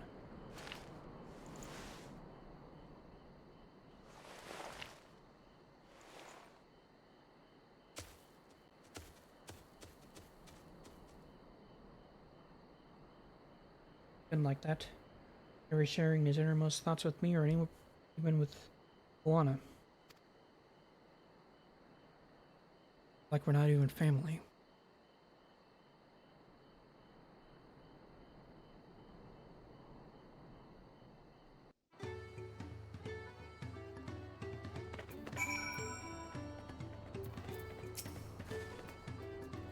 Wanderers are all Rolja and his mystery slayer. Right now I need to think about finishing the Feet of Cold. I have my saddle, and I've practiced how to use it, so lead on to where wild alpacas roam. Valley of Okiwan is northwest of here. Come on, everyone. Even if we can't enter ourselves, we can see Lua Clamat off on her hunt.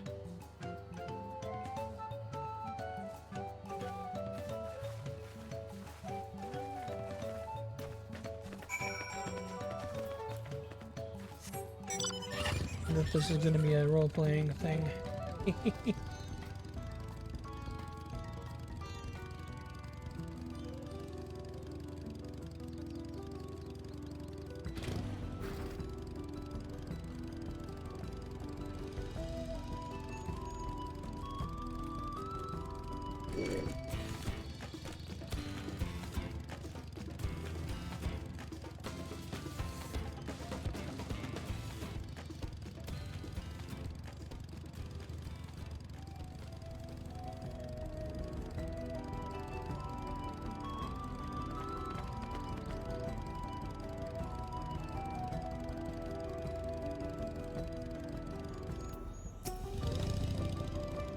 Do this. I know I can.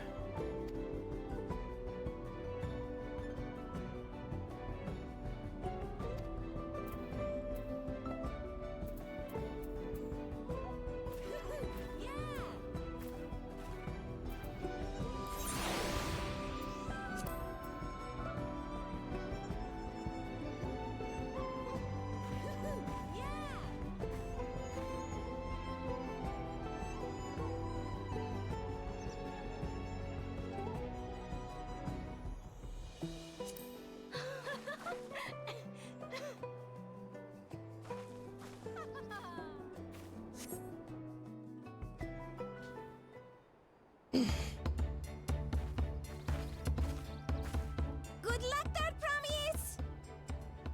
Thanks. I'll need it.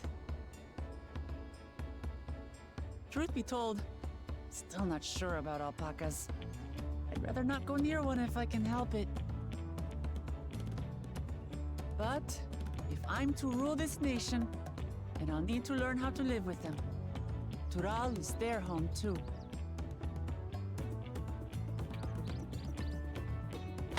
Right. I'm off.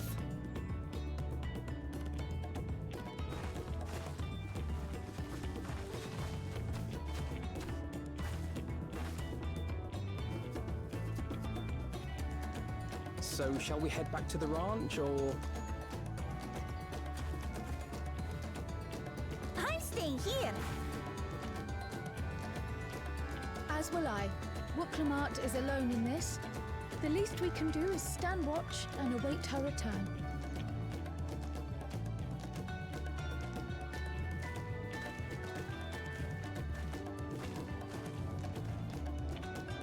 It may be a while yet.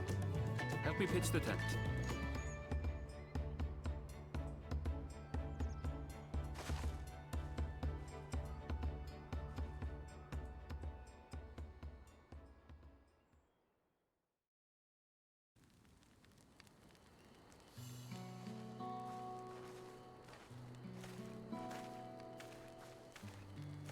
Trust a gleaner to come prepared for anything. What's a gleaner? Someone whose job it is to travel the world and procure uncommon things for their employers. Erenville specializes in finding animals, I believe.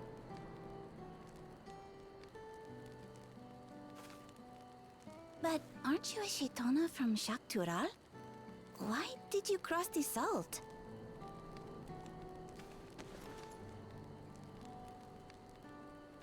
When I was much younger, the thought of leaving Tural never even occurred to me. But then, some years ago, my mentor tasked me with a difficult hunt. Something I could never find, she said, so long as I clung to the familiar. She suggested that I leave home, leave Tural, and join the Gleaners of Sharlian. As one of their number, I could experience the world, immerse myself in myriad cultures and customs, see the many faces of nature. And once I had learned what is truly important, I would find that which I seek. My younger self took those words to heart, and off I went to become a gleaner. Her words alone moved you to leave behind everything you'd ever known? You must have great respect for your mentor. As it happens, gleaner work was much to my liking, and I all but forgot why I had pursued it in the first place. Yet, events conspired to put me back on the trail I'd abandoned. Wait, are you saying you were tasked with finding the City of Gold? I was.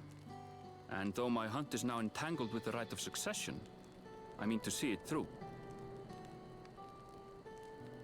Well then, I understand completely. We all have our reasons for seeking the Golden City. Which is all the more reason for us to work together.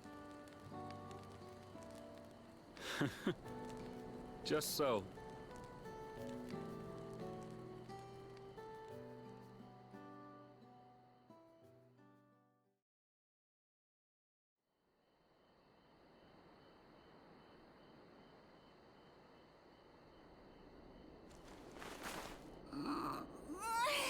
She should have been back by now. What if something's happened to her? We need to tell Tobli and arrange a search party. And wait. Do you hear that?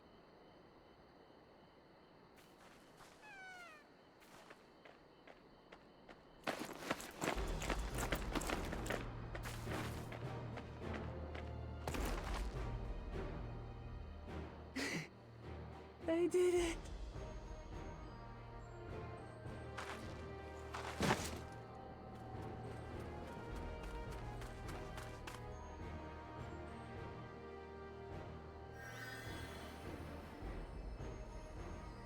You're utterly spent, and small wonder.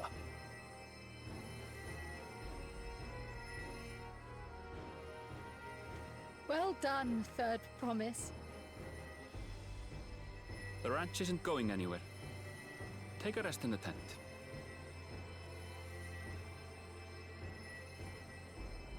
I think I will. Thank you all for believing in me.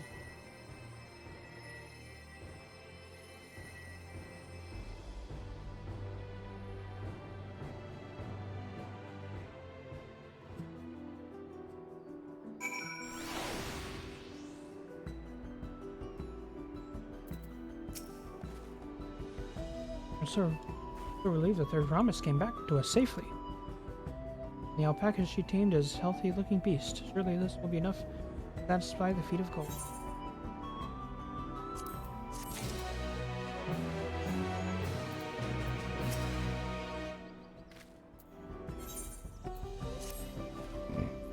Look, the bot still seems a bit unsteady on her feet, hardly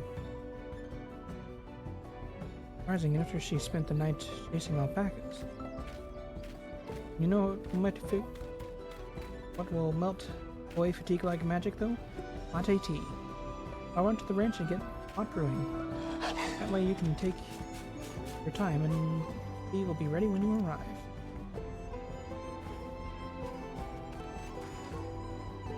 As Babu so wisely suggested, we shall set a slower pace for our exhausted Third Promise.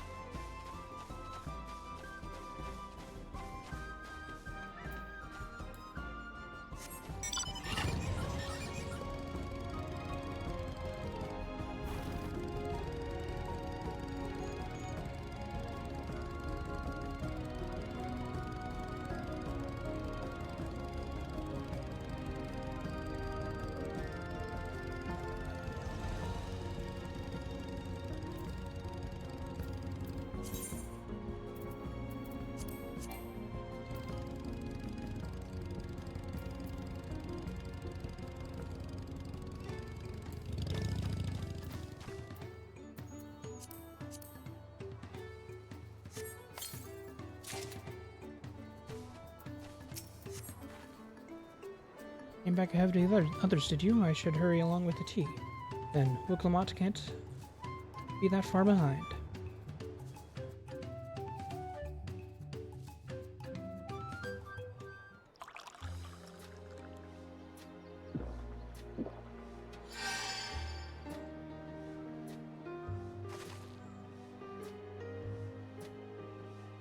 Well, that tea really is magical. I feel better already.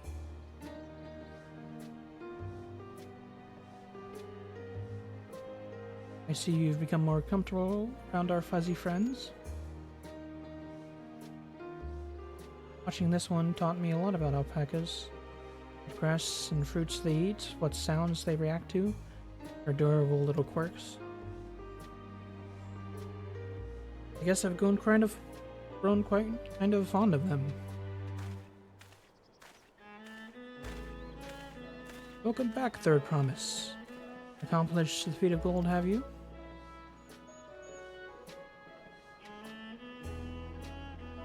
Yes, there's no mistaking a valley alpaca.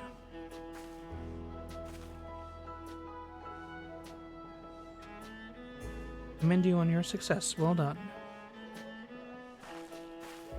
Yes, we did it.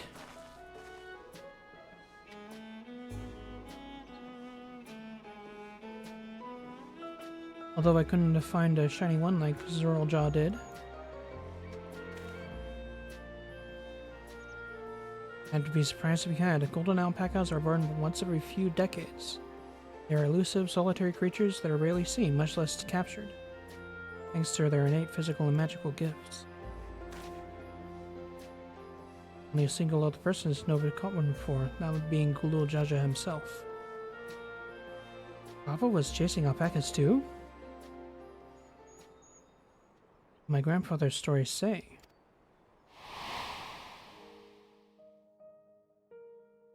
It was before the founding of Tuliolal, at a time when the mountain giants, the Yakhui, held our people in thrall.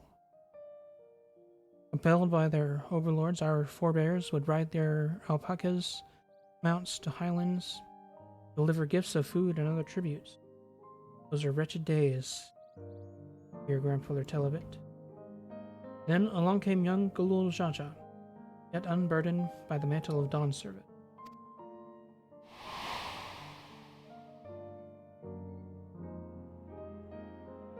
Our people were amazed by his imposing two-headed figure, equal to the Yakhui in stature, puzzled by his entourage of mismatched companions. Some trembled in fear, believing new conquerors had come. Yet Gulul Jaja showed no such inclinations. Sat and spoke with him, sipping from the cup of mate tea we offered him, and grew somber when he learned of our plight.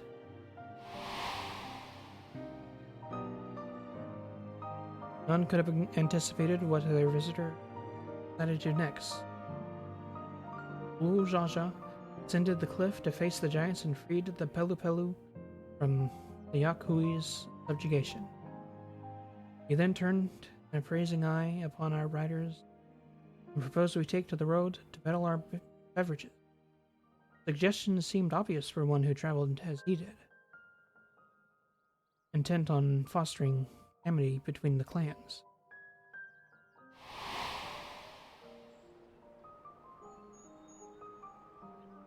So it was that a few words from Gulul Jaja transformed us into a clan of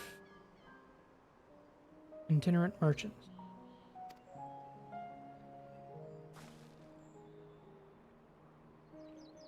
I've never heard the bond Papa forged with the Pelu Pelu spoken of in that way before. The saga is not so detailed.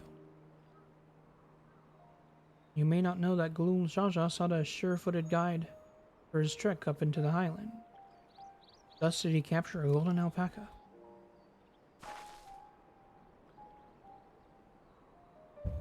So both my brother and my father caught the rarest of creatures. Well, an ordinary one, best I could manage. Their feet required no more than that, Third Promise, and he brought back a perfectly wonderful beast. Blue's right. You're a perfectly wonderful beast. If anyone ordinary, it's me.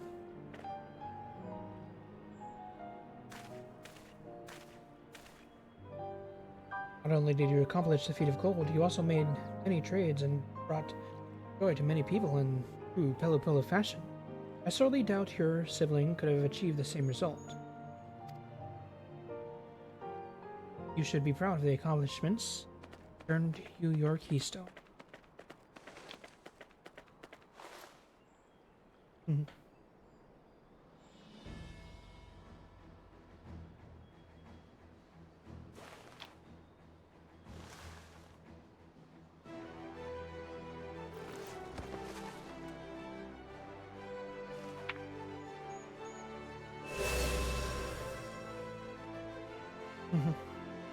5 more to go.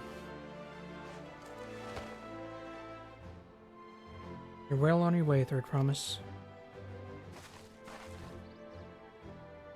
We'd have been a loss without you, Mablu.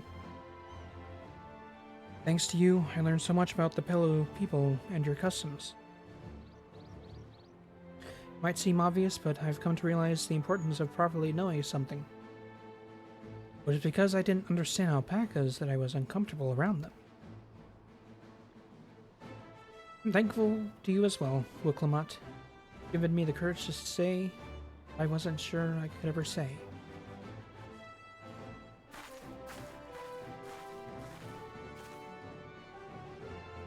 Probably, I want to leave the ranch and become a merchant. I appreciate everything you've done for me. I've loved every moment caring for the alpacas. But this is something I need to do. I need to walk my own path and make my own trades.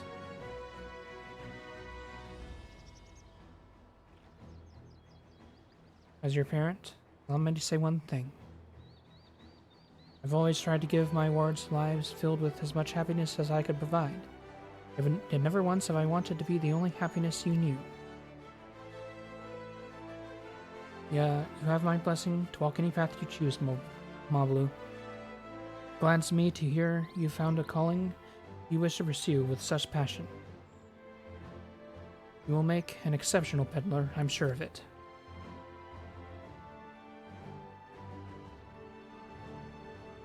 Thank you, Tobli. What did I tell you, Mablu?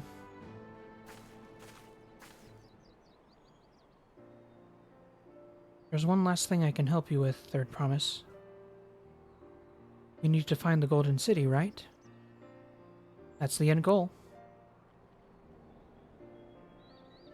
And I suggest you talk to the Yakui.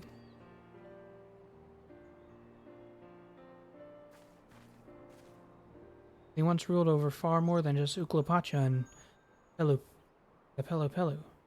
1,000 years ago, they were the overlords of Yogg-Tural and its peoples. During that era, the Pelu were commanded to search for the City of Gold. They scoured every corner of the continent, but never found any trace of that fabled place. But if they didn't find anything, what could Yakui have to tell us? I may not have found it, but the fact that they want to look for it at all makes me curious. Perhaps there's value in delving into how the legend originated.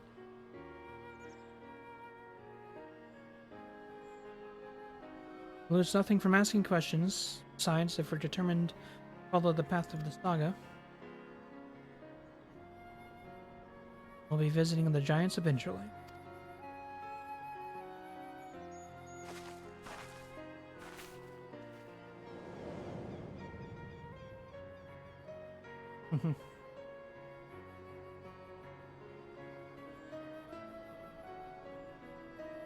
Oh, Carl, I have a question I've been meaning to ask, and since we've finished with the feat, where did you acquire that earring?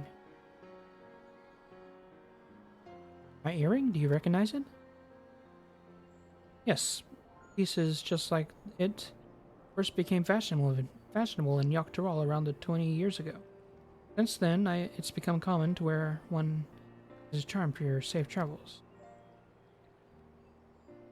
20 years ago, right around the time my grandfather made his journey, Yet the Dawn Servant implied the earring was connected to the Golden City in some way. Surely there was more to its significance than simple fashion. If you want to know how it first came to be crafted, I could try to find out, seeing as it's a regular seller for many merchants. I'm curious to learn about it myself. I'd appreciate that very much, thank you. Jumping feet first into the pillars, business, hey, Mablu?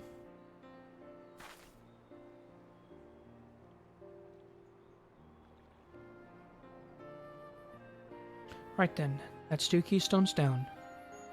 I say we head back to Tuliolal and plan our next move.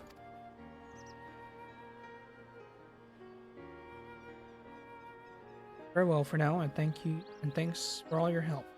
I will become Dawn Servant, so make sure you set aside Bez Mezcal for the occasion.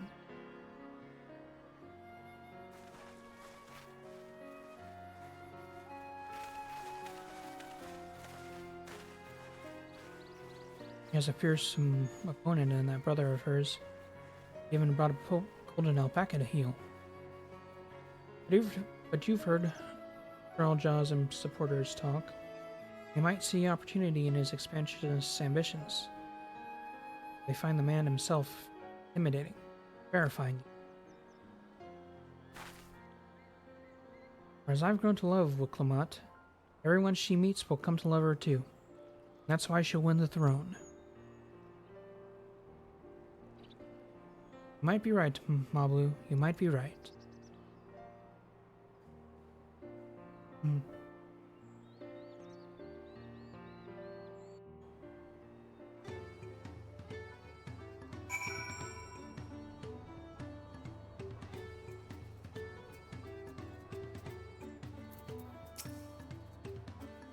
Feels good to have the feet of gold safely under our belt.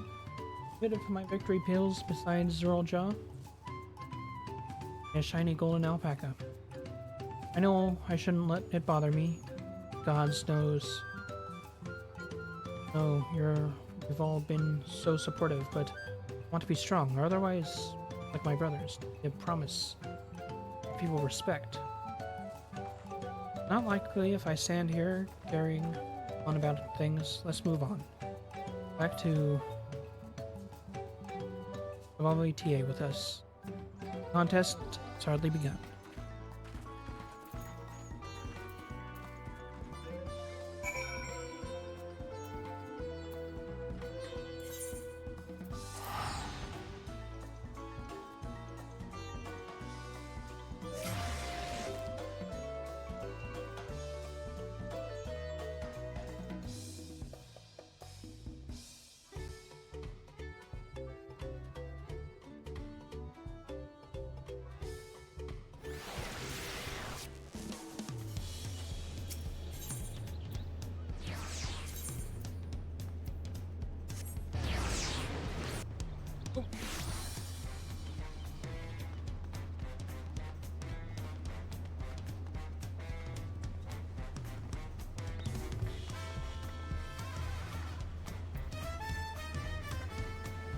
There you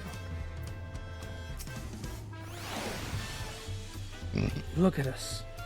The contest has barely begun and we already have 2 keystones. Surely even my talented brothers aren't doing this well.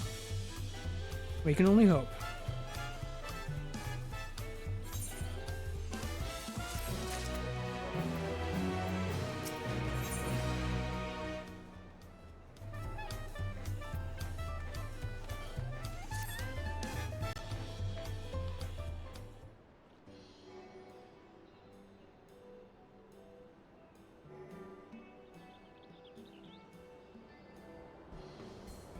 Now 1 keystones from both the Feet of Reeds and the Feet of Gold. Surely that means our approach to the contest was the right one. Well, it would seem, by continuing to retrace Ulu Jaja's journey, as presented in the saga, we should find the remaining electors in turn. Let's visit the Giants next. Like Ryle said, the fact that they were searching for the Golden City might mean they know something useful. The home of Yakui is in the upper reaches of Ukulapacha. Unless you're keen on scaling cliffs, we'll have to take the long way around through Kuzama Ukta. This route would take us close to the Moblin village, which is another important location in the saga. Since we'll need all the keystones eventually, it'll make sense to pay them a visit while we're passing through. We call on the Moblins first, then let's head right there right now. I'm afraid right now is going to be a problem.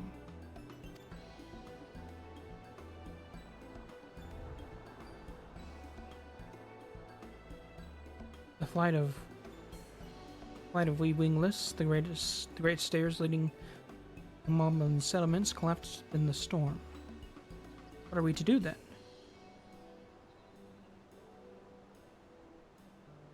There is an alternative, but it requires preparation. Until it's ready, you could rest cabins or see more of the city, whatever you prefer.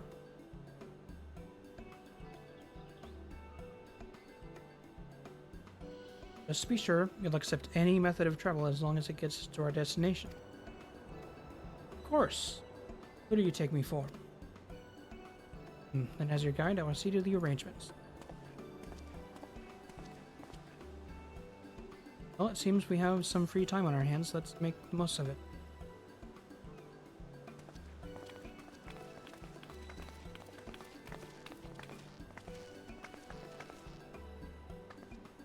I need to get my axe repaired. I nicked the blade pretty bad when I took a swing at Uncle Jaja. That reminds me, I never got around to introducing you to Hopefully, did I? He's the man in charge of Wachulampi. Wachumakwi. Good person to know. Want to come along? Let's go then.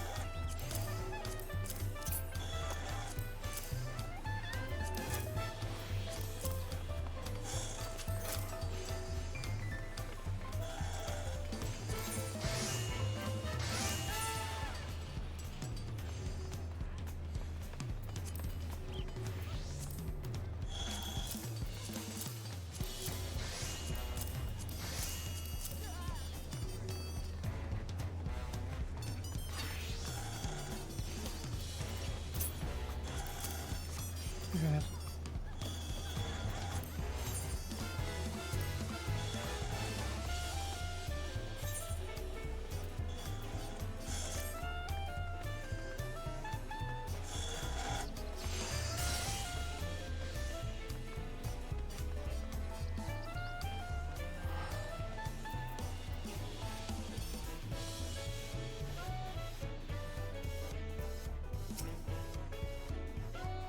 Ready? The market of Wachumakwi to the east, on the other side of the Bayside Bevy. Thank you.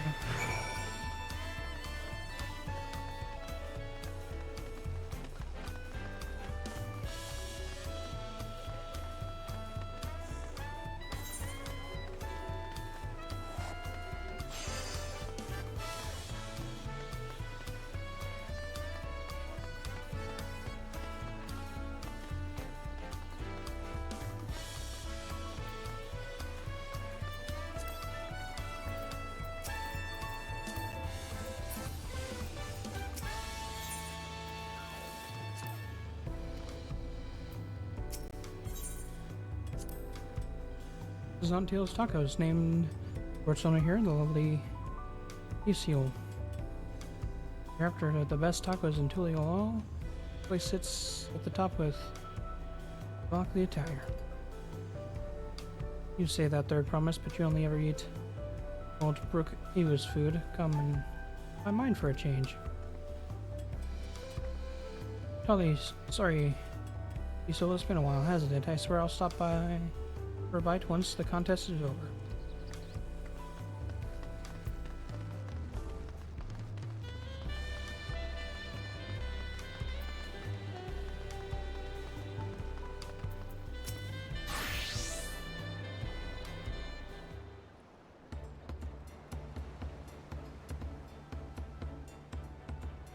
My, the third promise. How might I assist you this fine day?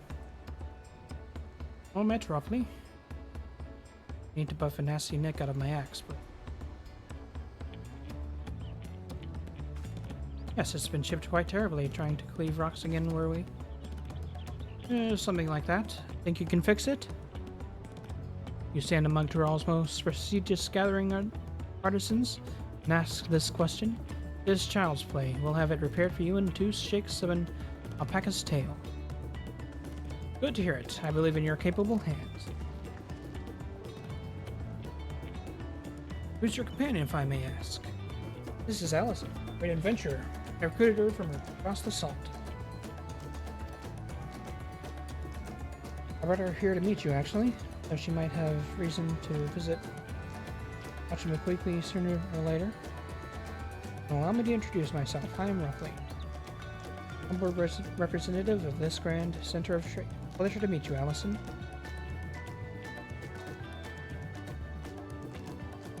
You there, stop dithering in the shadows and announce your business already.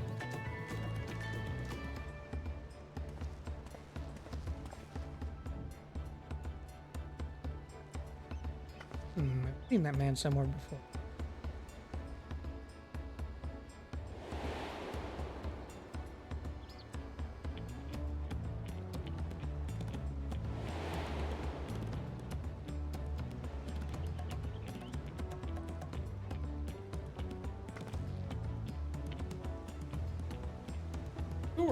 Jewelry maker you met on your voyage over. Oh, I remember. I spoke with them too. Bonjean. Kane. Yes, that's what his name is. We've been loitering like a flightly admirer who can't pluck up the courage to confess his feelings. Out with it then. Why are you here? That is to say...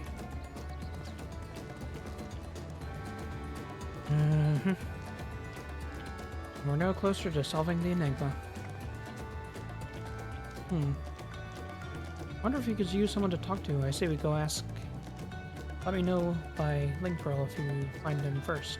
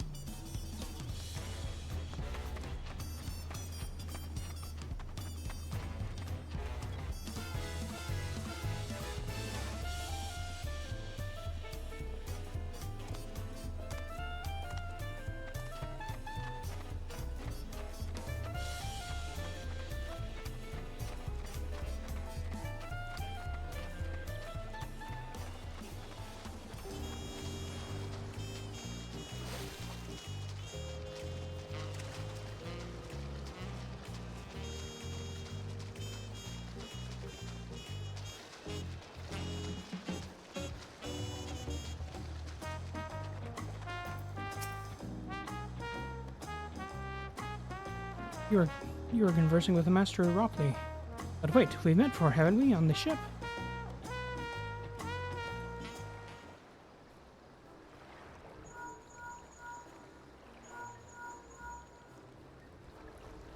You found him? Good, I'll be right there. Why did you run off like that? Do you have business with Ropley or not? Please, you needn't concern yourself with my affairs. I'm undeserving of such attention. Huh? What are you going on about? I beg of you, don't ask me to explain. Do not. Sorry, but the more you not to, the more curious I ain't. Come. Nice. You like need a friend. You're too kind, so be it. I suppose I can share you a morsel of my misery. Before I came to just your fine aesthetics. What started off well enough, but days past everything began to get worse. Compared to the masterpiece, my talent and knowledge, my products were lacking, mediocre. I lost all confidence, crippling doubt. That testament. Any veneer of bravado I soon cracked beneath the weight. Thus did I take ship, hoping to find a fresh beginning.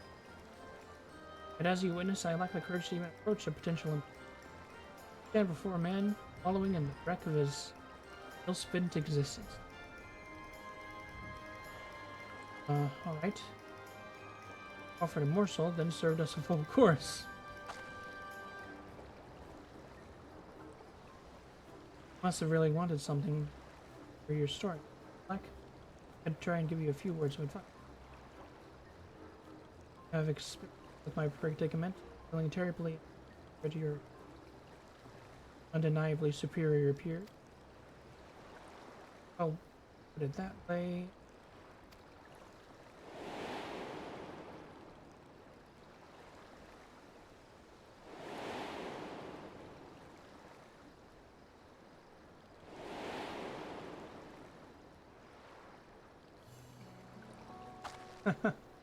Not me. I'm Will Clement, third promise of Tualong.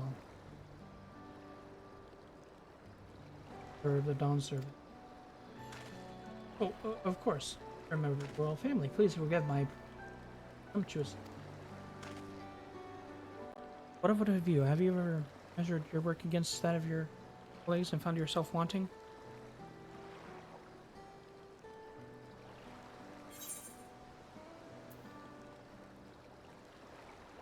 Asian?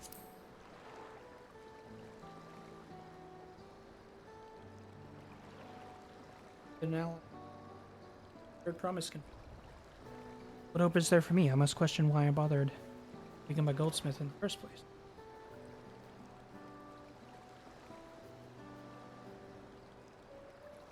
Father who inspired me to take up the exquisite creed brought radiant smiles to the face of his clients.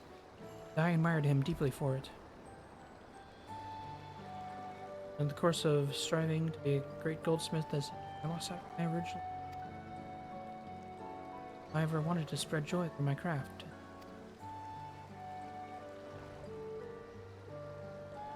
Perhaps I will give this one last try. Thank you both for reminding me what is truly important.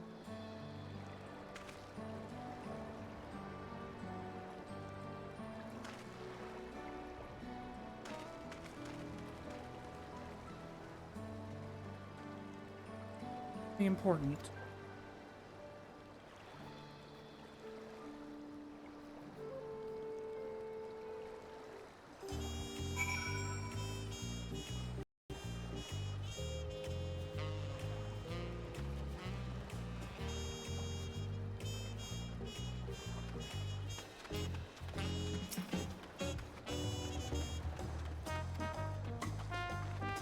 Oh, sorry, Allison. I didn't mean to ignore you. Yes, I'm glad to see Onjatane giving himself another chance.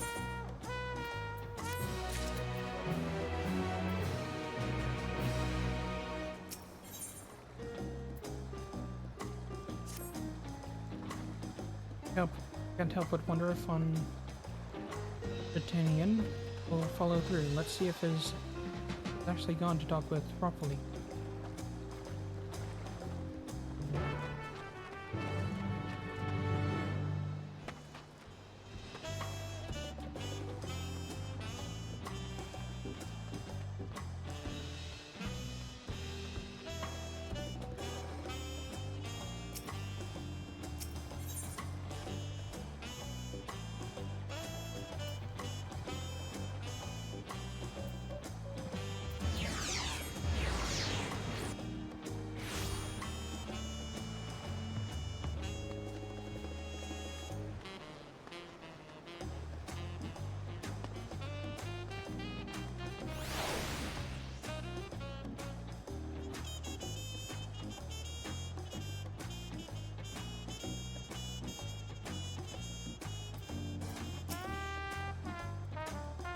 It was kind of you to come, but you needn't worry, I found my courage.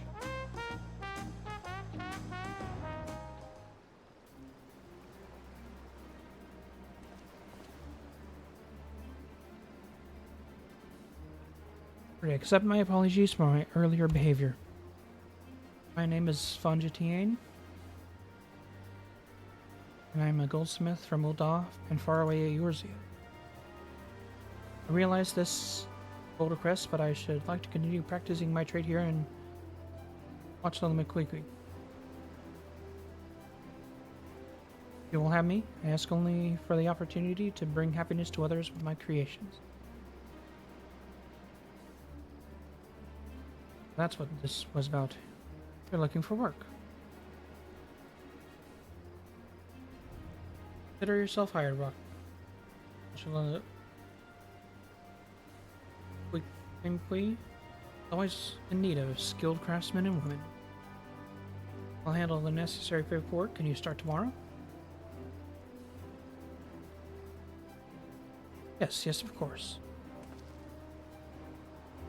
Must thank you both again for your sage, timely advice. I don't know that was all that helpful. But you were. If you not come to speak with me, I would not have had that moment of much-needed self-reflection.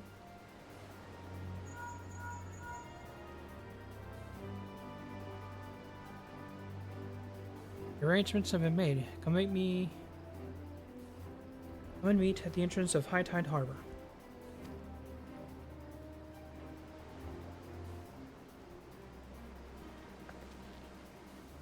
Oh, I almost forgot. Do you have my axe ready, Rip? Properly? Ready and waiting. With the sublime touch of Machiba Quinqui's artist.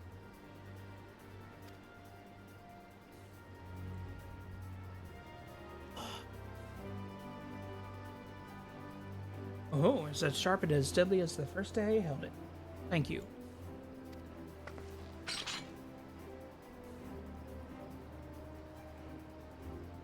Well, good luck to you, Fonjetiane. You know, if doubt creeps back in, I'd be happy to talk you out of it. As for us, we should head for the harbor. Baronville waiting.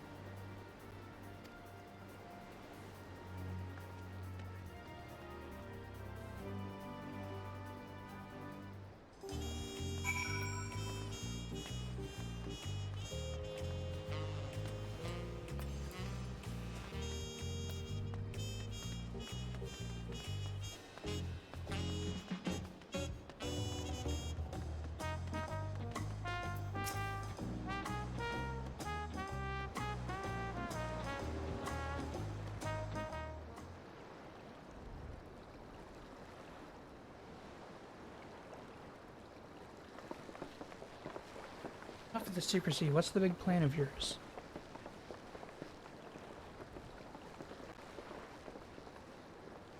Look there. That's my big...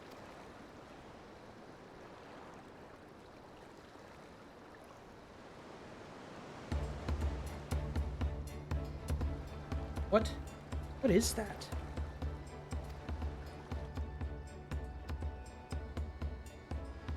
Unity. You'll be pulling our boat upriver. How do we know she will crash about and sink us instead? For gentle and timid creatures, for the most part, she's unlikely to cause a fuss unless you give her reason to.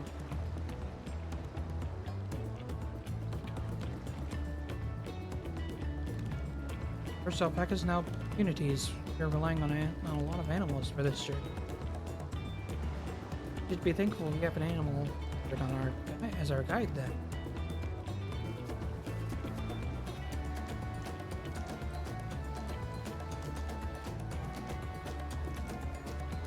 But did it have to be my old nemesis? Another boat? Well, I took you for someone who was up to the challenge. Was I wrong?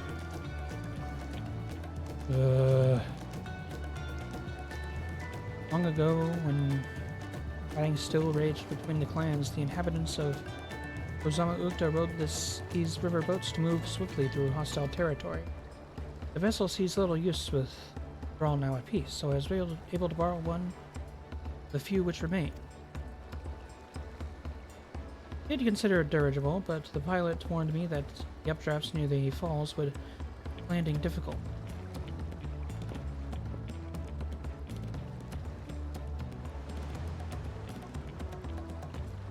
It's a borrowed one, yet there appears to be several on the water. Oh no.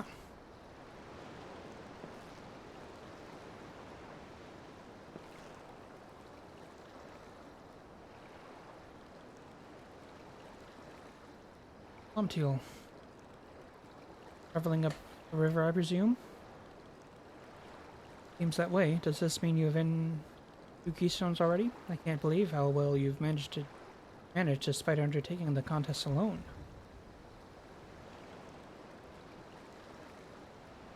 I was never alone. I have my own entourage with me since the beginning. Friends, it's been a while. Well, not that long. Tancred, Huranji. What are you doing here? Escorting a promise, the same as you. I heard much of incomparable Archons during my time as the Studium. As soon as the contest was confirmed, I thought who better to recruit to my cause. I contacted the scholar who arranged an introduction to these 2 gentlemen. Second promise has specific requirements. It would be his assistants must both proven survival skill and mastery of the arcane arts. Trusted Thancred and I received the summons. My own studies concentrated on technology which our people could readily use, such as inventions born of magic tech and clever engineering. When magic was concerned, I covered only the foundation. Knowing you two, I expect you had other reasons for accepting the job. My view, the nation of Tuliolal spans an entire continent. Depending on who wins the throne, the world may be plunged into instability once more. Where have we strived to preserve the peace? Where's our place, if not here and now? We did our due diligence, of course, and made sure who we were working with before agreeing to the endeavor. He's even more opaque than Urianger at times, but surprisingly, that's quite enough for that. We must be on our way. Wait, I have a question before you leave.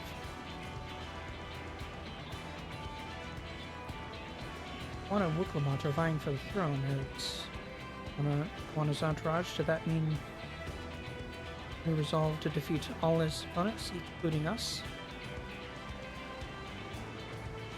We're sworn to do all in our power to win the contest for Kawana, even if it means pitting against our own combat. We intend to hold nothing back. I expect you to do the same. We won't disappoint you.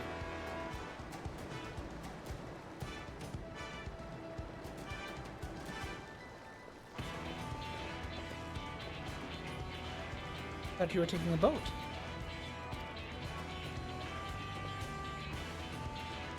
if the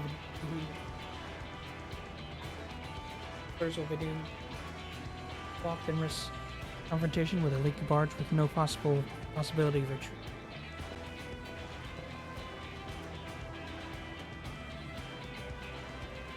Through like boats.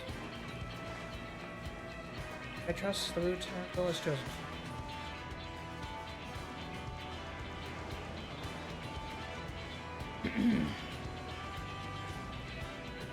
Leave the handling of the punity to me. Should other wildlife attack us, however, I may have difficulty keeping her under control. Do your best to draw them away as from the front of the boat as possible.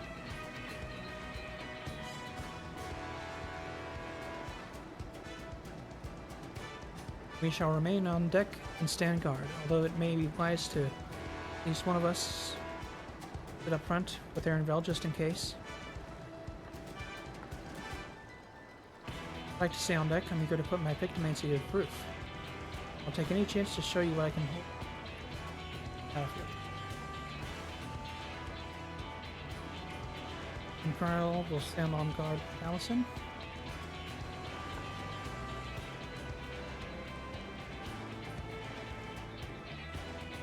I'll keep her in Vril company then. My blade, I can respond more quickly than rest them enough. Thank you. If a fight breaks out, I'll try to stay out of your way. I shall endeavor to provide aid where needed. Do that as well. Got you cover most eventuality. Secure your gear. Board the boat when you're ready.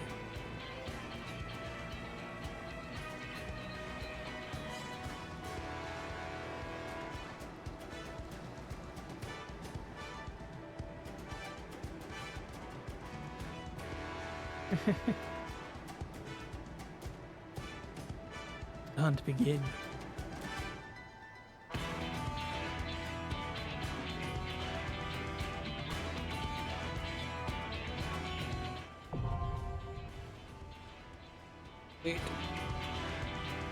First dungeon begins, baby.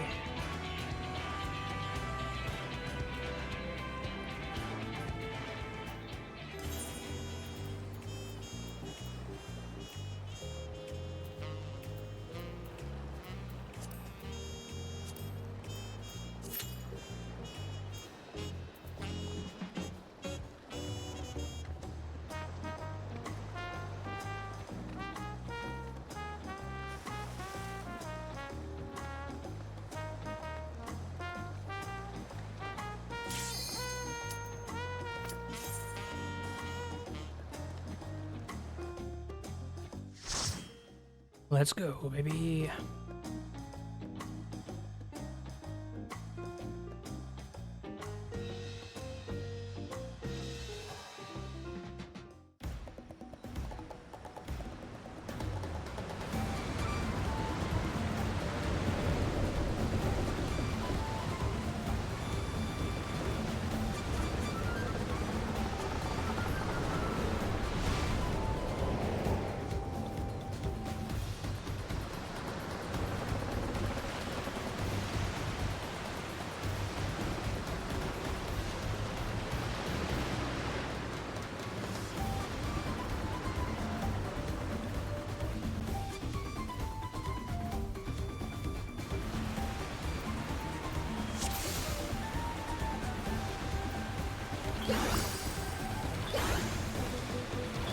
Kid.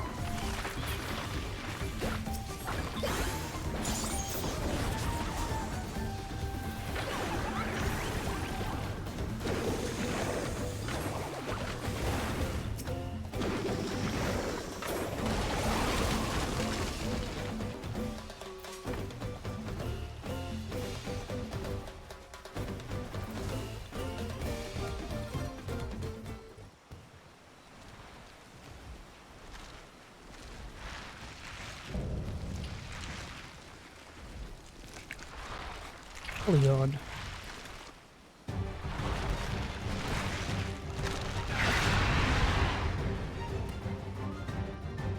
Interesting.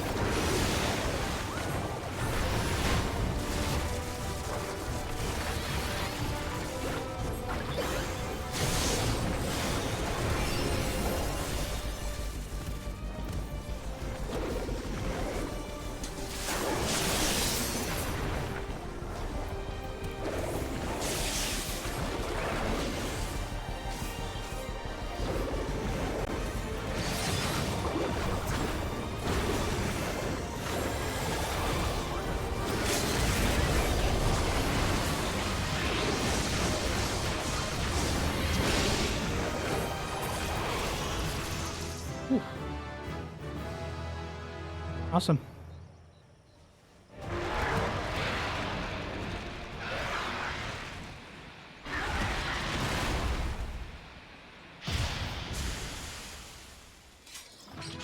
First dungeon is down, baby.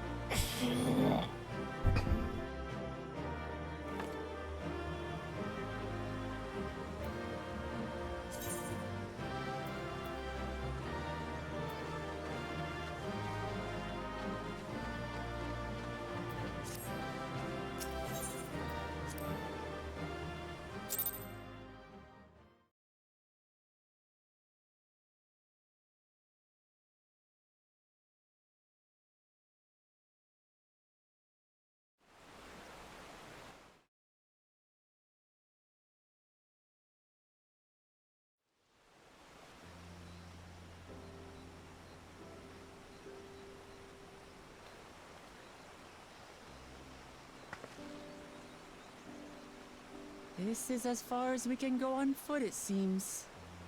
We'll have to head back and see about fixing the boat.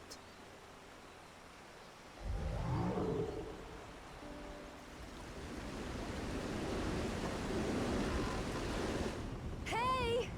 Everyone all right?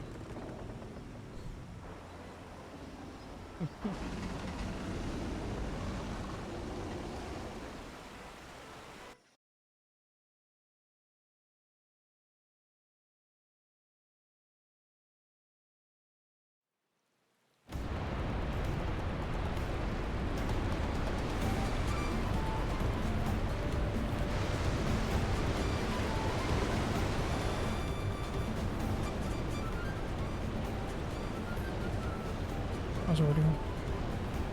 Those Kevin's YouTubers were dug by Yakui in their search for gold, and then so the exhibition may be found throughout the island. I'll appreciate the lesson, so wise guide. Are we up planning to vote anytime soon? Our journey is almost over. Proof of that, you need only look ahead.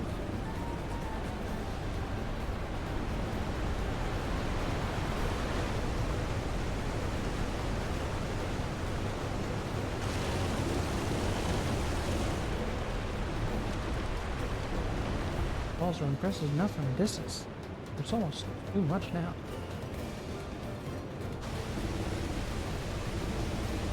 Yes, amazing.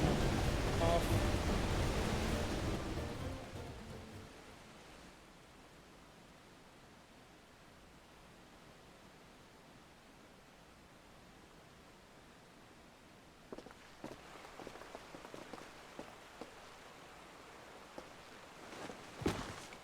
Oops.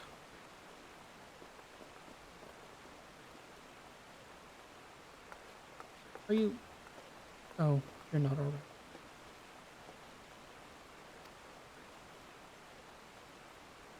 I should be surprised if she was, even without the nausea we're all spent. There's a mountain shelter nearby, a resting spot for those who ascended the stairs. I just make use of it. You're welcome to fight. Do you have the strength for a short walk, Wigwamot? And rest along the way too. Damn it. Promises meant to lead front, not to mule and moan like a sick kitten.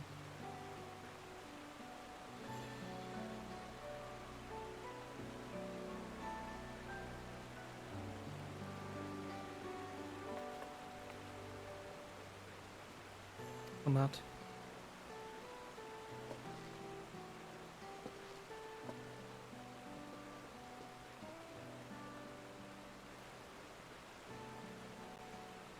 Ignore me. Nausea talking, I'm fine, really. Lead on, I'll follow.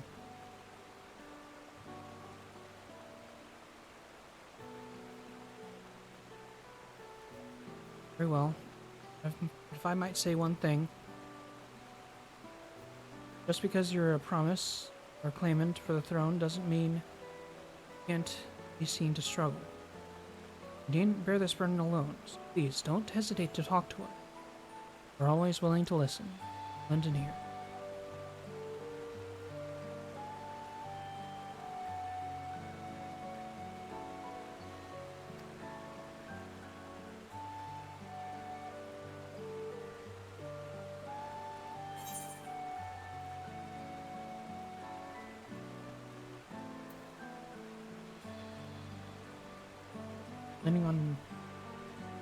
Leaning on others is a skill all leaders require.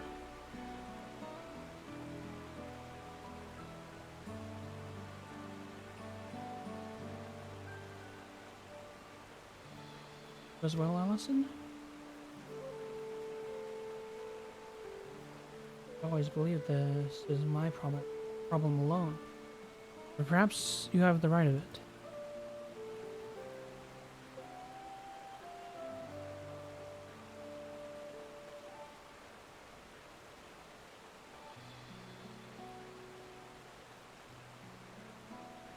Alright, talk about things, just give me a moment to collect my thoughts. Of course, as long as you need. We'll be waiting at the shelter when you're ready.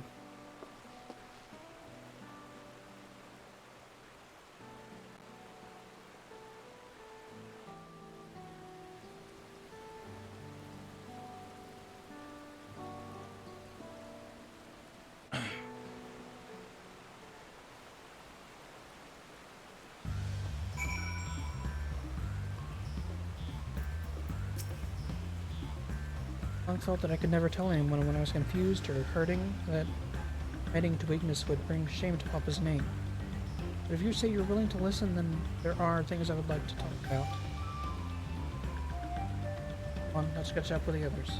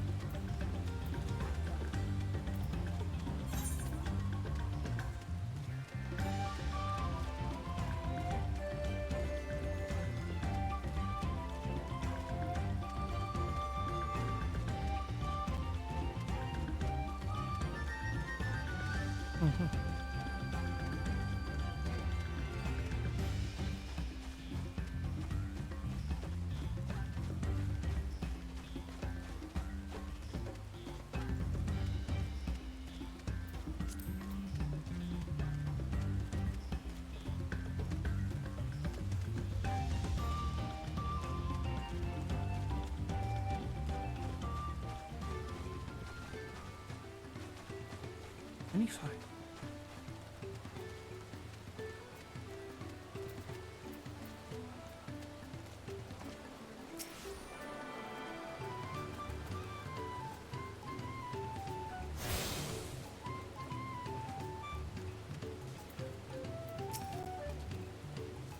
We should stop here for the night. I understand the desire to rush, but we recuperate, punishing with our adventure. Let's settle in. Need a cook fire and meal perfect done.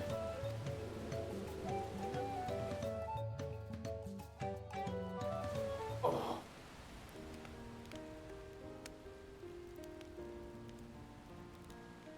I've been meaning to ask, but how does one become the adopted child of the Dawn Servant? I was but a ball of fuzz at the time, so I don't remember much. My earliest memories are of life in the palace.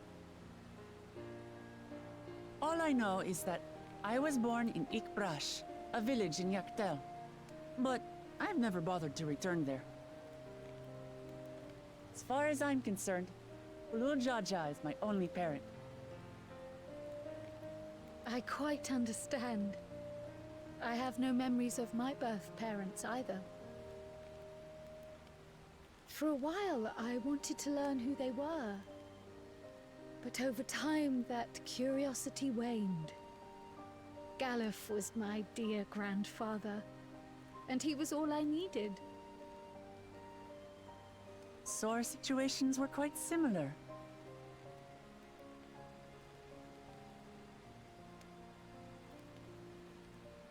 Even though Papa already had a trueborn son, he raised me and Kona with no less love. One time, I'd wandered off alone into the forest and gotten lost.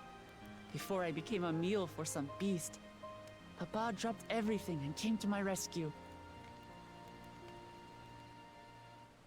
I was scared and sobbing and ready for a scolding, but the head of resolve praised me for surviving the ordeal. I did get my lecture from the head of reason, though. He went on and on about the dangers of the jungle and all the horrible ways I could have died. Growing up, Papa was kind and patient, but a tyrant when it came to training. Now, of course, I realize he was preparing me for my duties as a promise. For all the good it did. There's so much I failed to learn about my own country. Whether it's alpacas or Ihihana, I hardly know anything. I've lived such a sheltered life, yet convinced myself I understood Tural and its people.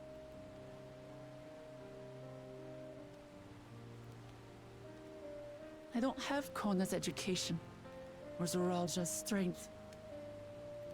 I'm all bluff and bravado, not fit to bear my title.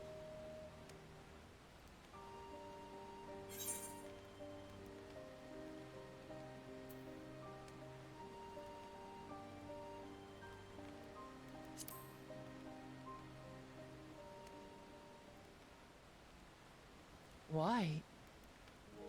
Because my father built a nation where everyone can live in peace, and I want to keep it that way.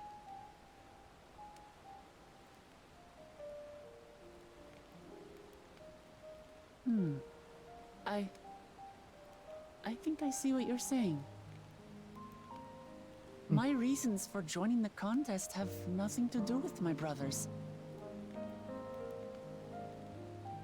It's always been about the Turali, and what I can do for them.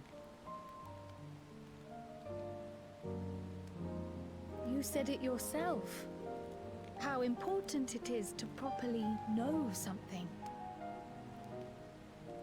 To hear the voices of others, empathize with how they feel, and think how best to serve. In so doing, you'll come ever closer to being the person you wish to be.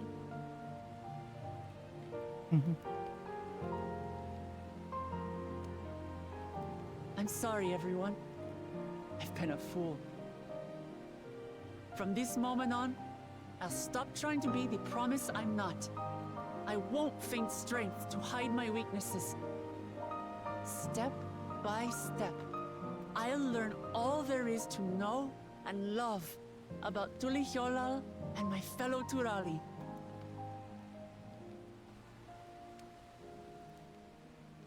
It might not be the smoothest path, but it'll be a path of my own making. I will find a city of gold for all of us, along with the answers you seek about your grandfather, Kryl. I swear. I appreciate it, Wuklamat. But you needn't take on that burden as well. Galuf Baldessian dedicated his life to protecting people from all manner of threats. As his granddaughter, I wouldn't wish to endanger others for the sake of a personal investigation. So let's just concentrate on winning the contest. We have a shared goal, and, if at all possible, I'd rather we enjoy the journey.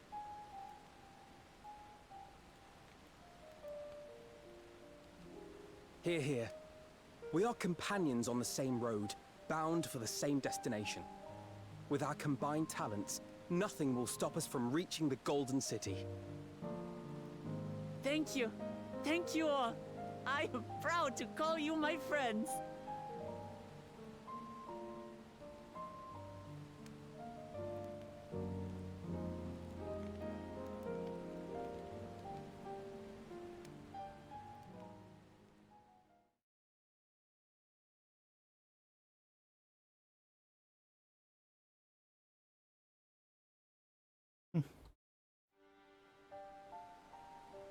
Thank you. Thank you all. I am proud to call you my friends. They seem to be enjoying themselves. Are you sure you don't want to go and say a word to your sister? Nay, there is no need for that. But what of you two? Wuklamat's allies are your comrades. It must feel strange to be rivals. Helping you has made us rivals, aye. But we're not about to break into fisticuffs over it. Unless, of course, it is a matter of winning or losing the contest.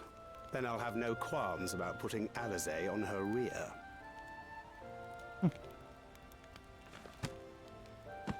Despite our long history, never have I been given the chance to test myself against our companions. The thought stirreth within me a most unexpected sense of competition.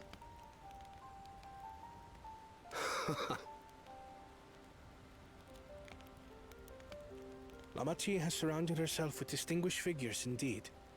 One of the Studium's finest graduates, the head of the students of Bardessian.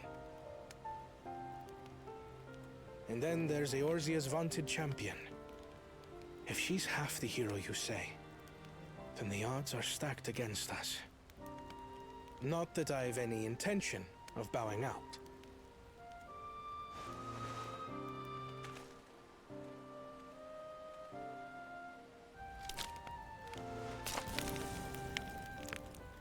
Our time in Urkelpacha only served to strengthen my resolve. We saw how a single storm cut off the alpaca roots and threw my people's lives into disarray. Such uncertainties are why I advocate for the adoption of Sharlayan innovations, that Tuli Yolal might know greater stability and prosperity.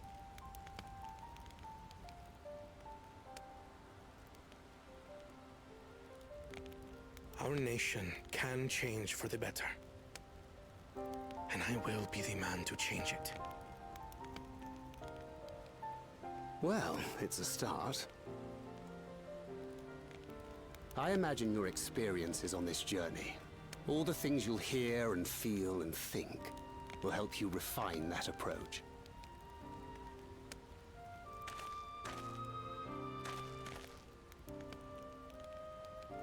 But to return to the subject of the rite, I'm a touch concerned by the condition for victory.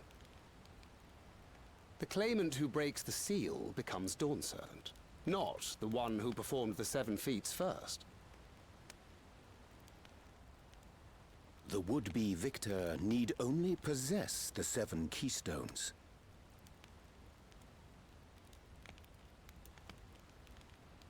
That is correct. As the contest wears on, we must brace ourselves for greater conflict.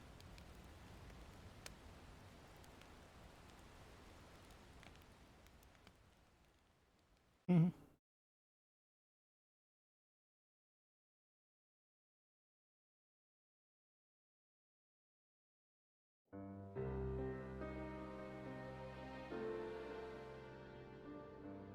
Your rivals still lag behind.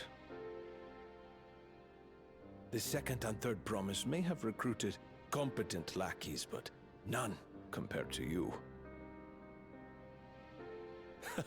How can they hope to compete with the resilient son? The only child ever sired by a two-head. Only the ignorant or foolish could fail to see that you were born to be Dawn's servant. Such titles mean nothing.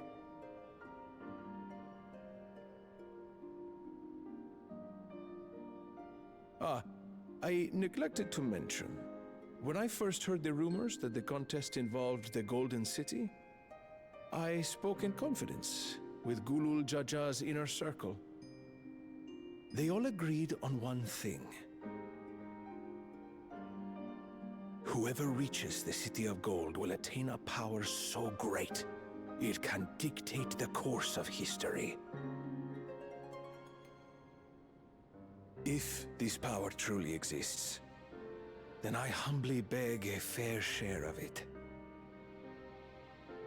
Time is passing, and I would put my plans in motion without delay.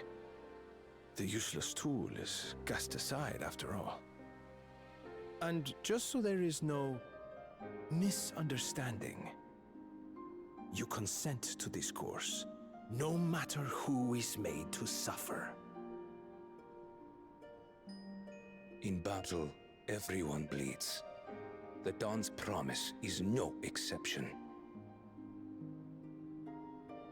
What better lesson to teach our people the folly of war?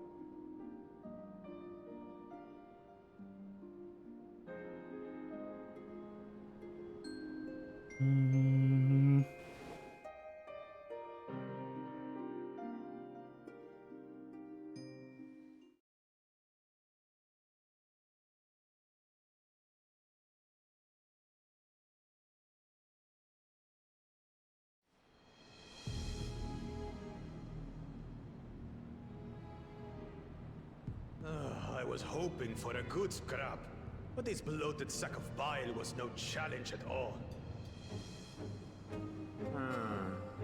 I wonder if the house cat is dead yet. Be a shame to lose a plaything, but we'd still have 2 more. If I may ask, Chosen One, what are your plans for Tuliolal after you take the throne? Plans? What makes you think we care about all that? We care only about the contest and proving our superiority. That would surely please Mother and Father. Yes, and when we become Dawn's servant, we'll drive out the weakling masses and invite our king to live in the city. Fine idea! Our family deserves better than that rotten jungle. Back to it then. We must catch up to that one-headed pretender and remind him of the natural order. I made it. Okay, so he's just a moron then. I thought we were missing someone. Where have you been? Oh, I feared I was done for when I fell from the boat. Yet somehow I made it. Oh, my arms, I can barely lift them. If I could just rest a moment. You expect us to wait for you? Those who can't keep up will be left behind. My brother has spoken. March, or be fodder for the beasts. But I followed the teachings. Everything I've done, everything I've sacrificed, all has been for the blessed seedlings. Wait. Don't leave me behind! I'm begging you!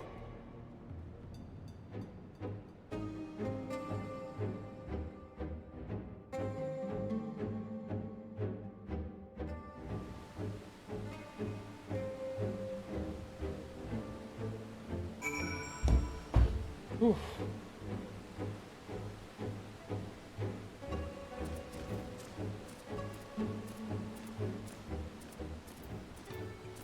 Well, I think with all of that, I think that might be a good place to leave it for today.